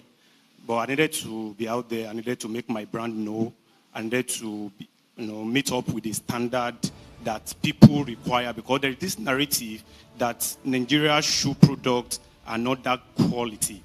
Right, so I just needed to do something better than satisfy our customers. So I have to grab the loan, then I got some materials, then invest in social media and all that. And today, the business is doing well. And the payment option was so seamless and all that. And today I'm part of the sponsor of this year, TELX. And of course, I want to do better in my business. I want to do more. I want to buy more equipment. And because this loan has actually helped me, if another opportunity comes, I'm telling you, I'm ready to take. And this is the funnest thing. It's going to also help other business to scale up. Thank you very much. All right, thank you very much, Evolak. So, I said this to also prepare our minds for those of us in the audience that have businesses that, I know after now, our numbers will be booming.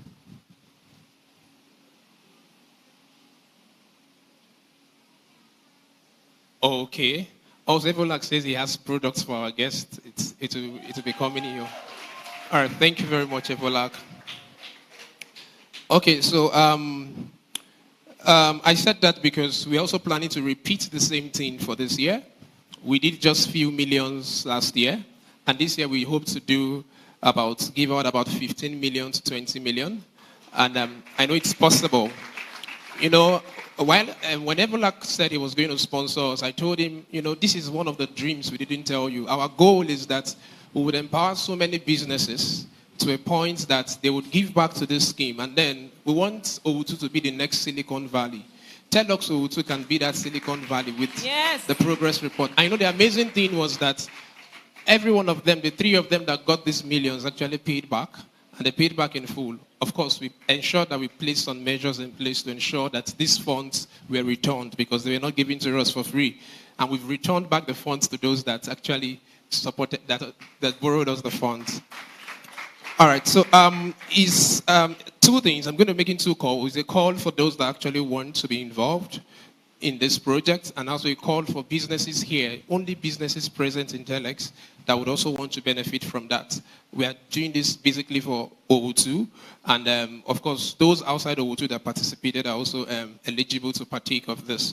And it's a call for both our guests and as well as any successful person out there in the audience that want to be part of this. There is a link that you can go to bit.ly/TELexCommit, and then you pledge the amount you want to give for this next year's circle for us to empower more businesses in Owutu. All right, so before I go, I know 1 or 2 of us might have some questions from the guests or from the audience about this initiative. Oh, I've already seen a hand up already. Can we have the link again, please? Okay, so bit.ly/TELexCommit. It should be projected. Media guys. Let people make the pledges here too, because that bit.ly is just long story. When people leave, they might forget. Give people an opportunity to make pledges here. Okay, thank like you. People that have money like Mr. Goke now, hold him. Okay. I'm serious. All right. Okay, so that's a very good one. All right, so my media team, work is easy. Okay, you still put the link there, and while we're going to just in a few minutes, we're going to also give opportunity. Before you say something, I just want to make reference to the 2 businesses. Funny enough, I'm actually putting on Yossi Clothier and Evolac. Wow! Awesome! Yeah. This is incredible. Yeah. So I made this, she made this for me, I think, when she started, 2016, 17. Okay. Yes, and it's still, I mean, one of my best wares so far, and I got this last year. So I mean, I'm like an ambassador for them. So wow, just getting interested. All right, thank you very much, Buchi. Okay, so just take 2 questions quickly, and then we'll take some pledges, and the rest can continue online. All right, we have a hand there. Good afternoon, everybody. Yeah, good afternoon. So I was going to ask a question in response to the loan. I know those you called now can be credible, but we're having a new phase of people coming up for this loan. I would love to find out, what is there? Would I call it a criteria, or would I call it the mindset of getting those funds back? Are there procedures or processes to be taken so that these people don't elude with the funds that were given to them? Thank you. Okay. Yeah, thank you. You sound as though you want to pledge. All right, so we'll answer that question. So for want of time, I didn't want to go into much details, but in summary, the way we ensured that these funds are returned, 3 things. First of all, we need proper legal documentation, meaning that we dotted our I's and crossed our T's. We didn't take anything for chances. The cost of the legal side was borne by those that were selected after the interview process. Then secondly was also they will supply us guarantors. These are not just names. These are people that are verifiable and are with us here in Ikorodu. We visited them. We knew what they were doing, and we got their consent. And then finally also the selection process was very thorough. We didn't just give out to businesses that were still starting. We gave out to businesses that are operating and are already making profits and already have enough sense to document their activities, so we could see their balance sheet. We knew what their profit was every month and knew their capacity to pay back the loan. So we know these loans were going to increase them. So that was to ensure that the right persons got the money, and peradventure they feel that we also have a backup to get this fund, because like I said, it doesn't belong to us. We have to pay it back to those that are making the sacrifices for them. Thank you. Okay, so we have one more question here. That will be the last, please. All right. Good afternoon, everyone. Yeah, good afternoon. So I own a business. I have my own business, and I would love to be part of this. So I would like you to share what is the application and selection process to be able to get this loan. Thank you. Okay, that might take so much time. Application process will communicate the links to your email. We all have your emails. And for those that are interested, you apply. And there will be also the interviews. Like I said, we are not giving to businesses that are just, we're not giving to ideas. We're not giving to businesses that are started and not making profits. We are giving to businesses that are already making profits because we are not Silicon Valley. We don't have that capacity to fund your growth phase. So we're just helping you scale. Thank you very much. So I think that'll be that. So do we have any questions? Pledges. No, we are not leaving. In case we have any questions from our distinguished guests or pledges, we take both together. So All for right, pledge, okay. I'll let my Oga start first. So before I say anything, I want to say that.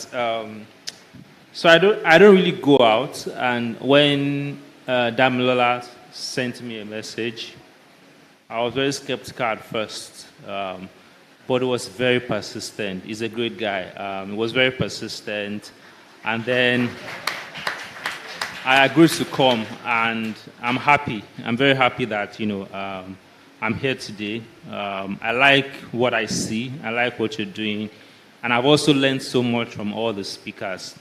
And I want to touch on one point before I talk about the pledge. I've had a lot of talks today about, Ikorodu is from Ikorodu. And I think that by yourself, you should start changing that narrative. Ikorodu is not Ikorodu. I don't know what it was 20, 30 years ago, but Ikorodu is not Ikorodu that, maybe like 2010. Ikorodu has its own place and is very substantial, and you must see it from that point. It's no longer a case of can something good come from Ikorodu. Ikorodu is substantial, and I want us to see it from that perspective. And I'm also saying that because, for example, in another 4 or 5 months, So Fresh will be in Ikorodu. And that's actually a testament to what, we have seen, in Ikorodu. And so see it from that perspective. It's a great place, and great things are coming out of a great place. As being here today, I will pledge to support the great initiative. I'm not going to pledge a particular amount because I am pledging on behalf of So Fresh, and I'm not able to make that decision alone here. But we will make a substantial contribution to this venture. TELexOwutu, can you give it up for So Fresh? It's amazing that what started as just an idea to help businesses, we are now getting So Fresh as a partner for, what do we call it now? Revive Owutu, reality in Ikorodu. Thank you very much. And when we open in Ikorodu, everybody inside this hall must be there. Thank you. Thank you. Yes, we'll guarantee you that. We will push it. Thank you. All right. Okay. Mommy said we should come like this. All right. Okay. I would have loved to. Okay, well, I don't mind. I think I love this initiative. Coming from where my parish, which is a sister parish to this, St. Paul's Anglican Church, Ajagoro, Sparker Youth, we actually had an initiative, something like that, SYI, Sparker Youth Initiative. I mean, I remember then I was at the forefront of it, and it was what made me put out my time and my effort to collaborate and invest in most of all the businesses that we have here. Like I said, I'm putting on an Evolac bata, and I'm also wearing a UC clothes, and something that we come a long way. So I don't want to make a one-off pledge.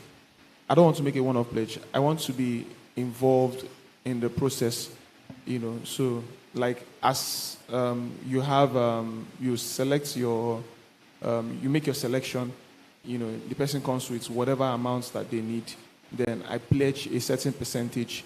So, for now, I want to say that for every successful selection and amount, I would keep it, my humble self, a 2% support for whatever the amount is. Okay, and I'm committing to that. Okay. So I have a question. if you can answer it publicly, if not, then we can talk. I want to know what's the average ticket size for each businesses? Okay, so last year we gave 500,000 and 1 million. So this year for the businesses we gave last year, and we've seen their accounts because we also have like a monthly report. We follow up on these businesses to be sure that they are making profit and they can pay back. So for businesses that follow through with, because they're going to send their proposals and they will send their plans, their projections. So for businesses that follow through with their projections, we are extending it. They can get as much as 2 million, 3 million this year. So but the way we are doing it, we are not just throwing it out for them to make their request. We'll know how much we have. And then based on that, we are going to then tell them how they could make the application and the amount they are eligible for. Because a business might be eligible for 1 million, while another will be eligible for just 200,000. Okay, all right, thanks. How many did you support last year? Yes, we supported 3 businesses last year. 4 businesses last year. How many do you want to support this year? So we are looking at supporting 10 businesses this year. So we want to raise 15 million. Okay. All right. Okay, maybe I can amend my...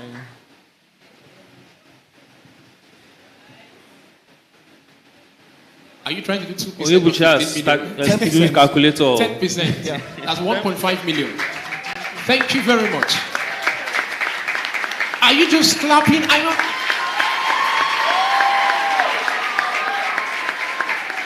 Now that's amazing. Thank you, Mr. Buchi. God bless you. You know, the joy in their hearts, those that right there and there, they are waiting for me to just call the link. Let them start applying. But like I said, this is not free money. This is funds that he is sacrificing. And of course, you know, with the level of the country, 1.5 million naira this year is not 1.5 million naira next year. So I can tell you are not just paying him back his money, you are paying him back a devalued form of his money.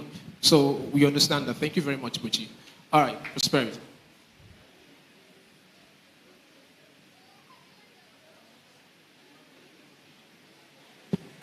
Okay, yeah. So I'm not a big man like... yeah, but I just wanted to share a very quick experience. So when I was on my job around last year, there was this savings I used to have. I used to keep like every month, about 10% or so of my salary. And my idea was, I was going to start an initiative where I'll be looking for young startups and businesses, because I want to be Warren Buffett too now.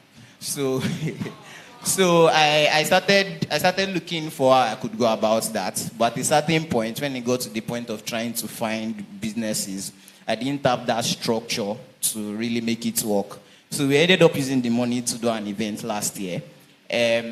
But I guess I'm just going to, I can't push something out as firm as that. But I think what I'll do is, I'll make it a part of like my monthly commitment to be a part of this initiative. All right, thank you very much, Prosperity.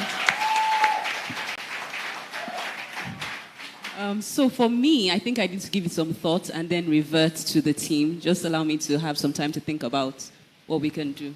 You have all the time. Thank you very you. much. Thank you, Tunde, for bringing up this initiative. Thank God we have you. We've raised 1.5 already. Amazing. We've raised more than that, actually. So the onus is on me to step it up. And the reason why I wanted you to do it is because, you know, I run a non-profit too. And, you know, when you keep things too long, people change their minds, right? I love it here, and I like the spirit. And I'm from this place, and it really means a lot to me that there are a lot of young people here. Even Mommy noticed that a lot of the questions from the audience, you know, was clear indication that there are entrepreneurs here. Yeah. And that is an amazing thing. And the single story about Ikorodu has changed, right? Ikorodu story is not one of, oh, it's in Ogun State, oh, something, dusty, and it's a story of becoming. And the world will know that greatness can be found in small places. And this is no longer a small place, by the way, because Tunde Onokaya is from Ikorodu as well. So the reason why I put my Olga on the spot is because two of us belong to one group like that. And this is the first time I'm meeting him. The group is for just the richest people in Africa. Me, I'm the odd one because me, I'm a little popular, so they just squeeze me there. But everybody there, I was one of the wealthiest tech founders and everything. So, and he's there, so it means he has money. So bill him very well. I'm not a rich man, but personally, I'll give substantially. But I have rich friends, right? And that is what I'm more like concerned about. So I'm going to rally all of them together and see if we can raise $1 million to support. So, thank you very much. We appreciate that. Well, save the, not the best. For the last. The public servant for the last. Now, I wanted it to go in this order because I knew that each one of them would say something that I would like to say. So I can now round up. But before I start, let me start also like our guy from So Fresh. I don't understand why you are saying Ikorodu is somehow. When I was growing up, Ikorodu was like, you are going to, I'm from Ibadan, so you are on your way to Lagos. So Ikorodu is the main place to meet on your way to Lagos. It was not a corner piece, a corner place. It was a main place on the way to Lagos, and we thought once we reached here, we were certain we were in Lagos. So please, don't change that narrative. You are too much for that. And when we're talking about schools, even educationally, we have some of the best public schools in Lagos State from here. Some of the best results. Look, this Owutu, school, Oriu College has won consistently best senior secondary school in Nigeria. They've had best senior secondary school teacher in Nigeria. So in the midst of all this, we who are in the ministry are sure that this is what we call District 2 of the Ministry of Education, and it always has superb results because you have these old model colleges that are doing very, very well. So I think you should be proud of where you come from. That's number one. Now, number two. On what to pledge. I will not give a sum in public. I would like a monthly thing as well. I don't mind a standing order. I actually do something with something called Piggy Vest. I don't know if you know it. So what I do is on an everyday basis, a small amount goes into my piggy vest. So I don't even notice what is there because the amount is small on a daily basis. But not having touched it for so long, I can imagine what I will even check. That what is in it now, so that I will use that account, use my savings from there to do this. I'm quite willing to. Thank you very much, Mom. Yeah. Yeah. Okay. Thank you very much, to our guests. Now, I'm very sure that some of us at the audience also want to do that, but we won't have time for that. We have a link, bit.ly/telex commit. The code is there. Please scan it and then send in your pledges. And then for the monthly thing, for those that pledge to contribute monthly, the implication is that the funds might not actually go to those businesses at once because, these are funds they ought to refund, which we are also expected to return. And, capital for businesses is best when it comes in at once. They use it to acquire the machines or whatever it is. So we frown against giving it to them little by little, else they can't account for it. So what we do is, if it's coming in bits, we'll keep it till when it's lump sum. But when we give it out to a business, we ensure to communicate that to you so you know when their 1 year starts counting, because it's a 1 year duration for them to have this loan and when they will return it. Thank you very much. All right. Thank you very much to all our sponsors. Thank you very much to our speakers, our panelists. We really appreciate your presence here, and we are so grateful that you're able to take out time to teach us and to learn from us. Okay, please let us a group picture, if you don't mind, just before you leave.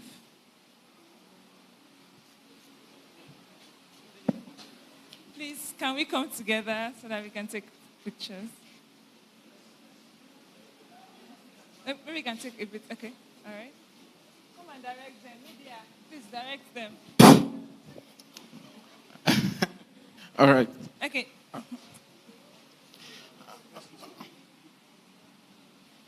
Yeah, Prosperity can still You're do the it. youngest. Fantastic. All right, good.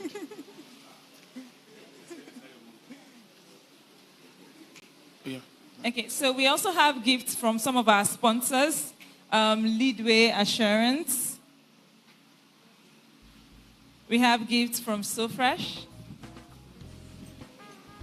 Mo Fruity, Clavia, and also Evolac.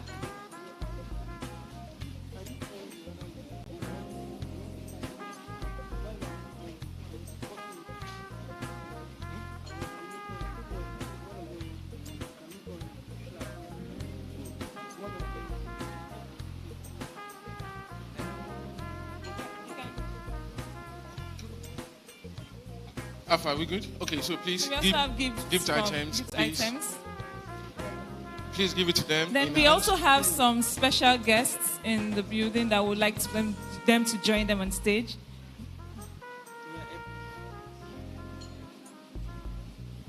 Okay. Mrs. Odwala Anadibe, please. You can join them on stage. Professor Michael Kunuji, please, sir. Thank you so much for your presence.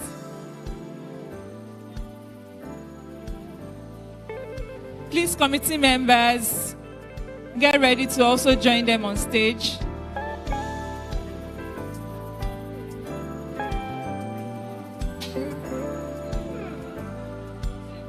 Please, can we, so that we can take pictures with pictures time, please. Buchi. Mr. Buchi, please want to take pictures.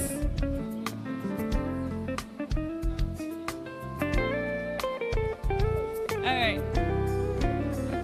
Committee members, please get ready to join them on stage.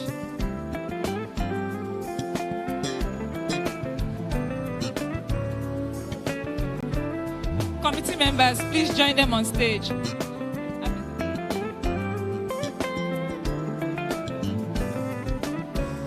Mr. Femi Adetifa, Yewande. All right. Committee members, please join on stage.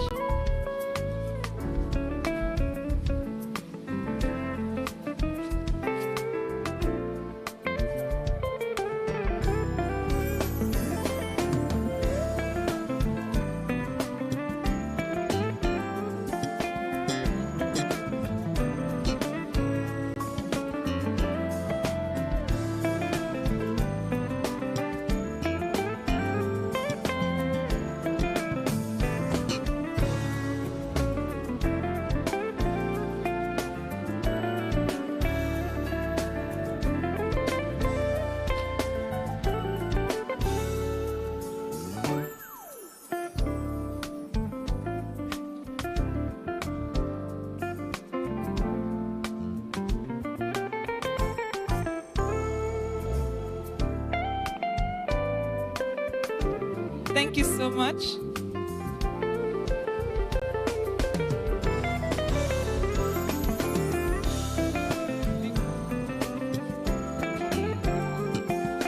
So we'd like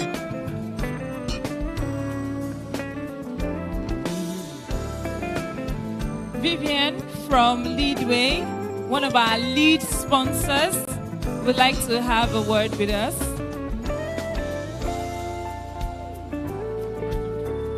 Please, we invite you to the stage for a brief. Please, you have a minute? Yes, thank you.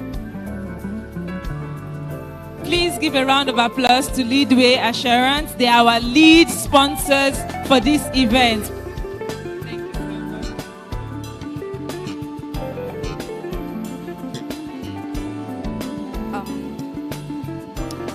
Hello, everyone. It's really a pleasure to be here today. I'm so excited with what is happening here today. So, as earlier mentioned when she was reading our profile, Leadway is your one-stop solution for all your financial needs.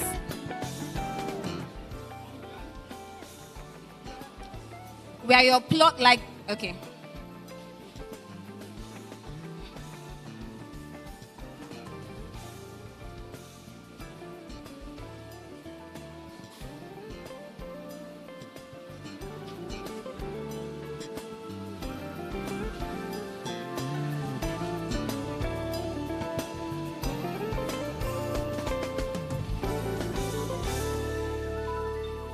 Okay. Thank you once again.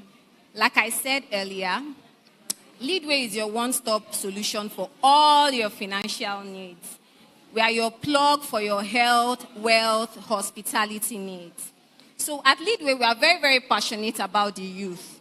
We don't just believe that they are the leaders of tomorrow, but we also believe that they are the access to a better Nigeria, and that is why we are here. I know a lot of people have spoken earlier today and mentioned that a lot of people have negative thoughts or feedback about Ikorodu. I will not lie, I was one of those. But guess what? This year, I've had to visit Ikorodu at least 3 to 4 times for work. And my experience during this time has had to change my thoughts, my idea about Ikorodu. Okay, just imagine what is happening here. Who would have imagined, I'm talking about me now, what I used to think about Ikorodu, but look at what is happening here. This is the kind of thing that we like to associate ourselves with at Leadway. And I'd like to say a very big thank you to the TELexOwutu team for putting this together. This is really a very, very good initiative. And we are very, very happy to be associated with it. Thank you so much.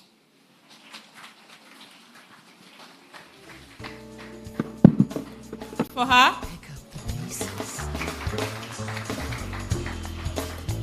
I hope we all enjoyed ourselves today. If you were truly blessed to be in this building, please keep clapping.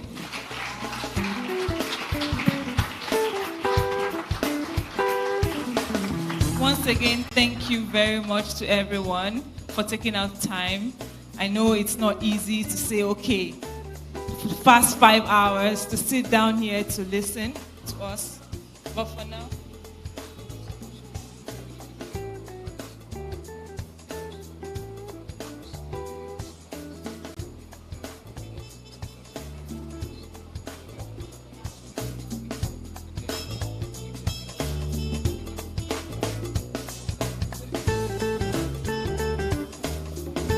Okay, so we are aware that some of us will want to speak to some of the speakers. While the program is going on, if you want to speak to any of the speakers, just talk to any of the protocol members. And when it's your turn, they will tell you, and then we'll give you an audience. Thank you very much.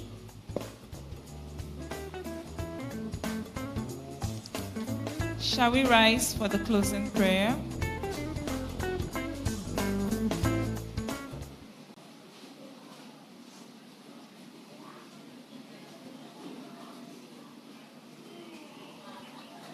I would like to invite.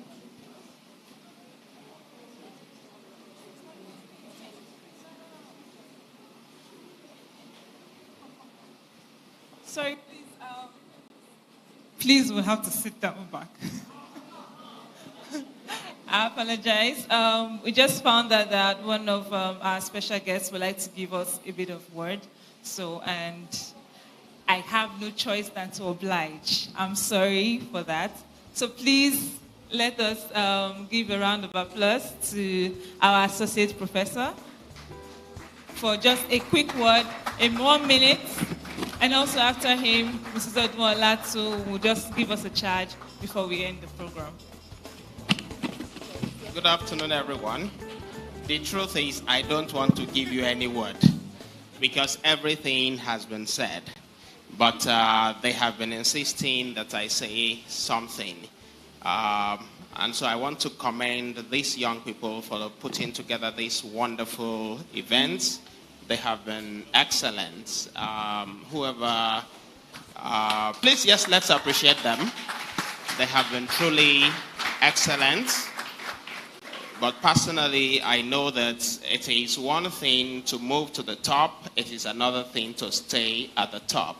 And so they have raised the bar so high, which means that they have challenged themselves. You can't afford to go below the standard that you have set. Okay, so I'll encourage you to keep this up. In the future, do everything possible to keep to time. Time is very, very important. I got here at about 9:40. They told me they would start at 10 o'clock. They did not start until 11. That's one thing you want to work on in the future. And then they promised that we are going to stop at 4 o'clock. It is 4:15 already. So I think I should just drop the mic. Thank you. Thank you so much, sir. We invite Mrs. Oduala Anadikwe, please, just for a 2-minute charge as we round up the TELexOwutu 2023. Thank you so much. Thank you. When you are the last to speak, there's a tendency for no one to listen. But I'm going to make this brief. I won't be like once a lecturer, always a lecturer. You had to lecture them a bit, but it's fine. I think that TELexOwutu has been progressive. I was here last year, and I dare say that I have seen great improvements, and you are doing well. And it's been insightful, great speakers, fantastic storyline, which resonates with almost everyone. And I believe that going forward, you have a whole lot to take home with you. And just as last year's was insightful, this has even been more insightful. And I think that for me, I'm taking away so much. I have a whole lot written, but then again, I'm not going to do closing remark because I'm sure you're not going to listen, but it's fine. You've heard enough. And I would just add for you, right? One thing that you must take away again, in addition to all of the great things you've been told, be accountable.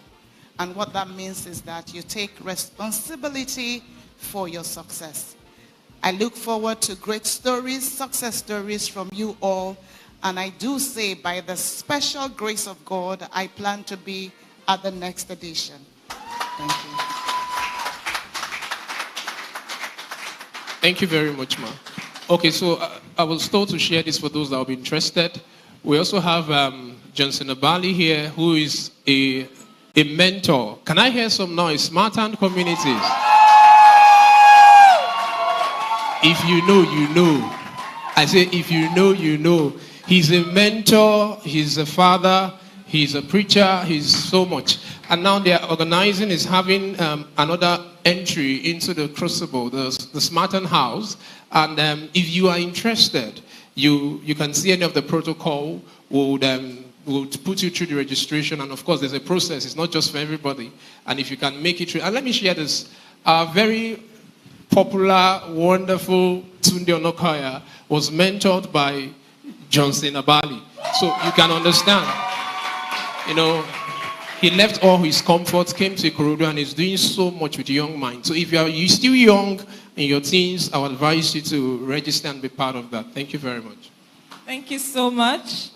Thank you to all our distinguished guests. Lola Okuri, I can see in the audience. Thank you so much for coming. We also have Reverend Adekombi. Thank you so much, sir, for coming, and every other person here that made our time to be with us. I'm guessing, committee, are we good to go? So, we'll have a closing remark from our community lead.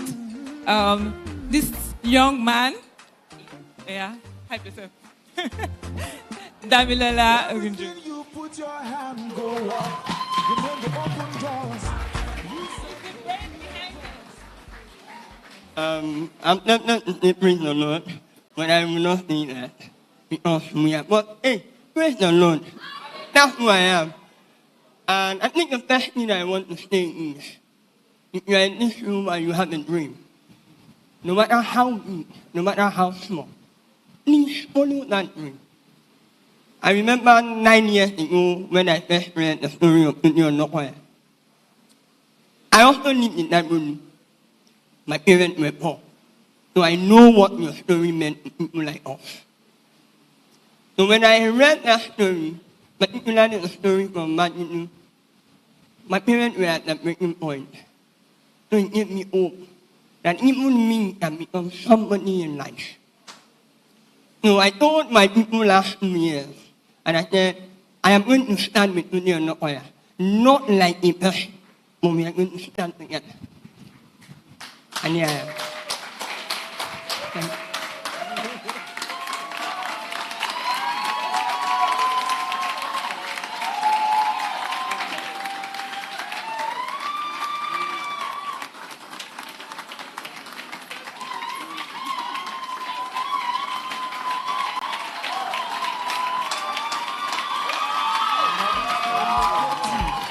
What you see in no day. If you believe it, say amen. No. Amen. Thank you very much. Look what number of your dream will only come true if you can follow them. And it is no dream or no idea. I remember Pastor and Nicholas, you once said that it is not an idea when you are the only one that can share the money. It becomes an idea and a life. When you have the idea and you can let others see through this idea and become themselves within the idea. And that's what we have now. I can see God gave me this idea 7 years ago. It's now 8 years. And we shared the idea last year. And God raised men from this place. Young people, not old people, but young people. And the goal for us is beyond the current. The goal is very big. And I'm very certain that even in this room, the global leaders that will change the narrative of the world will emerge from this place. Thank you so much for being a part of this year. Thank you to all our speakers. Please do not be limited by any restriction whatsoever, because sometimes, like one of them said, your limitations might be the ashes to the places that you will forever reach. I have seen the value of my limitations because first, it helps me get attraction. And when I get the attraction, the next thing I want to do is if you experience me for 1 minute, you will never leave me alone. That's the philosophy I have. Because I know what I carry. And I'm able to treat what I carry. And I am happy that each and every one of us here will go into the world and change the world. Thank you so much, TELEX. Thank you very much. I'm grateful. Thank you so much, Damilola. Thank you, thank you. Please give him a round of applause. This young man is one of the brains behind the TELexOwutu community. And we are very grateful for him. Thank you so much, Dami, for all you do. All right. As we are standing, we'd like to invite our Reverend Akapo, to say the closing prayer.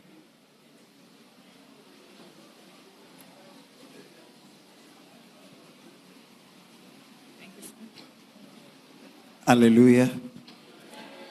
As you go, according to the word of Apostle Paul to Timothy, it says, let no man despise thy youth. So let no man, let no friend despise thy youth. You can be what you want to be. And the Lord will assist us in the name of Jesus. And lastly, before I pray, just like Joseph, Potiphar's wife came. Let's do this. Let's try this. But the Bible said he kept refusing. The Bible said he refused to join himself with that woman. So there are some company you need to refuse yourself from joining. And as you go with this company, with this Eagles company, the Lord will assist you to get to where you need to get to in life in Jesus' name. We are proud of Mommy. Mommy, thank you. We are proud of you. And we are happy seeing you. And my brother Tunde, and others, my beloved sister, the Lord bless you and every one of us in Jesus' name. Let us pray. Father, we give you thanks and praise for this year's 2023 Owutu TELEX. Blessed be your name in the name of Jesus. We have heard the story of the champions. And from here, we are raising another generation of champions. Lord, may it be so in the name of Jesus. We have heard the story of Bra Buchi, Tunde, and others. Your story is the next online in the name of Jesus. The world will sit and stand to hear your story in the name of Jesus. The Bible says we are the light of the world and we are the salt of the earth. Not only in Ikorodu, not only in Lagos State, not only in Nigeria, but all over the world in the name of Jesus. Your story will be heard in the name of Jesus. And as we go, we commit ourselves into your able hands. Father, lead us, guide us, and protect us in the name of Jesus. Blessed be your holy name. And unto God's gracious mercy and protection we commit you. The Lord bless you. The Lord keep you. The Lord watch over you. And make the light of his countenance to shine upon you. And the peace of God, which passes all understanding, keep your heart and mind in the knowledge and love of God and of his dear Son Jesus Christ our Lord. And the blessing of God Almighty, the Father, the Son, and of the Holy Spirit be with every one of us now and forevermore. Thank you and God bless.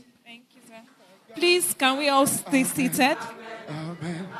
Your life no go end in shame. Please, let's wait in the hall while our guest speakers leave. Believe it, say amen. Please, let's accord them the honor. Please let us remain seated while we accord our guests the honor of leaving the hall.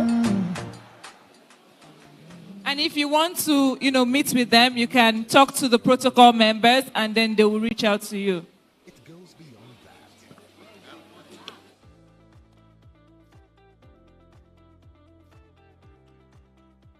It is more about making the bag even bigger. At Leadway, we believe in your potentials, and that is why we have become more for you, expanding our capacity to accommodate every possibility you may think of. Get more with Leadway, your one-stop shop for all your non-banking financial services. Visit one.leadway.com to get started. Thinking inside the box is very limiting. Outside the box, now that's where the real gold is. Truth is, you're doing so well for always making moves, but now you need a partner like Leadway to take the high grounds with you. A partner experienced enough to help you build, knowledgeable enough to expand your assets, and competent enough to ensure your well-being and secure your future. Get more with Leadway, your one-stop shop for all your non-banking financial services. Visit one.leadway.com to get started.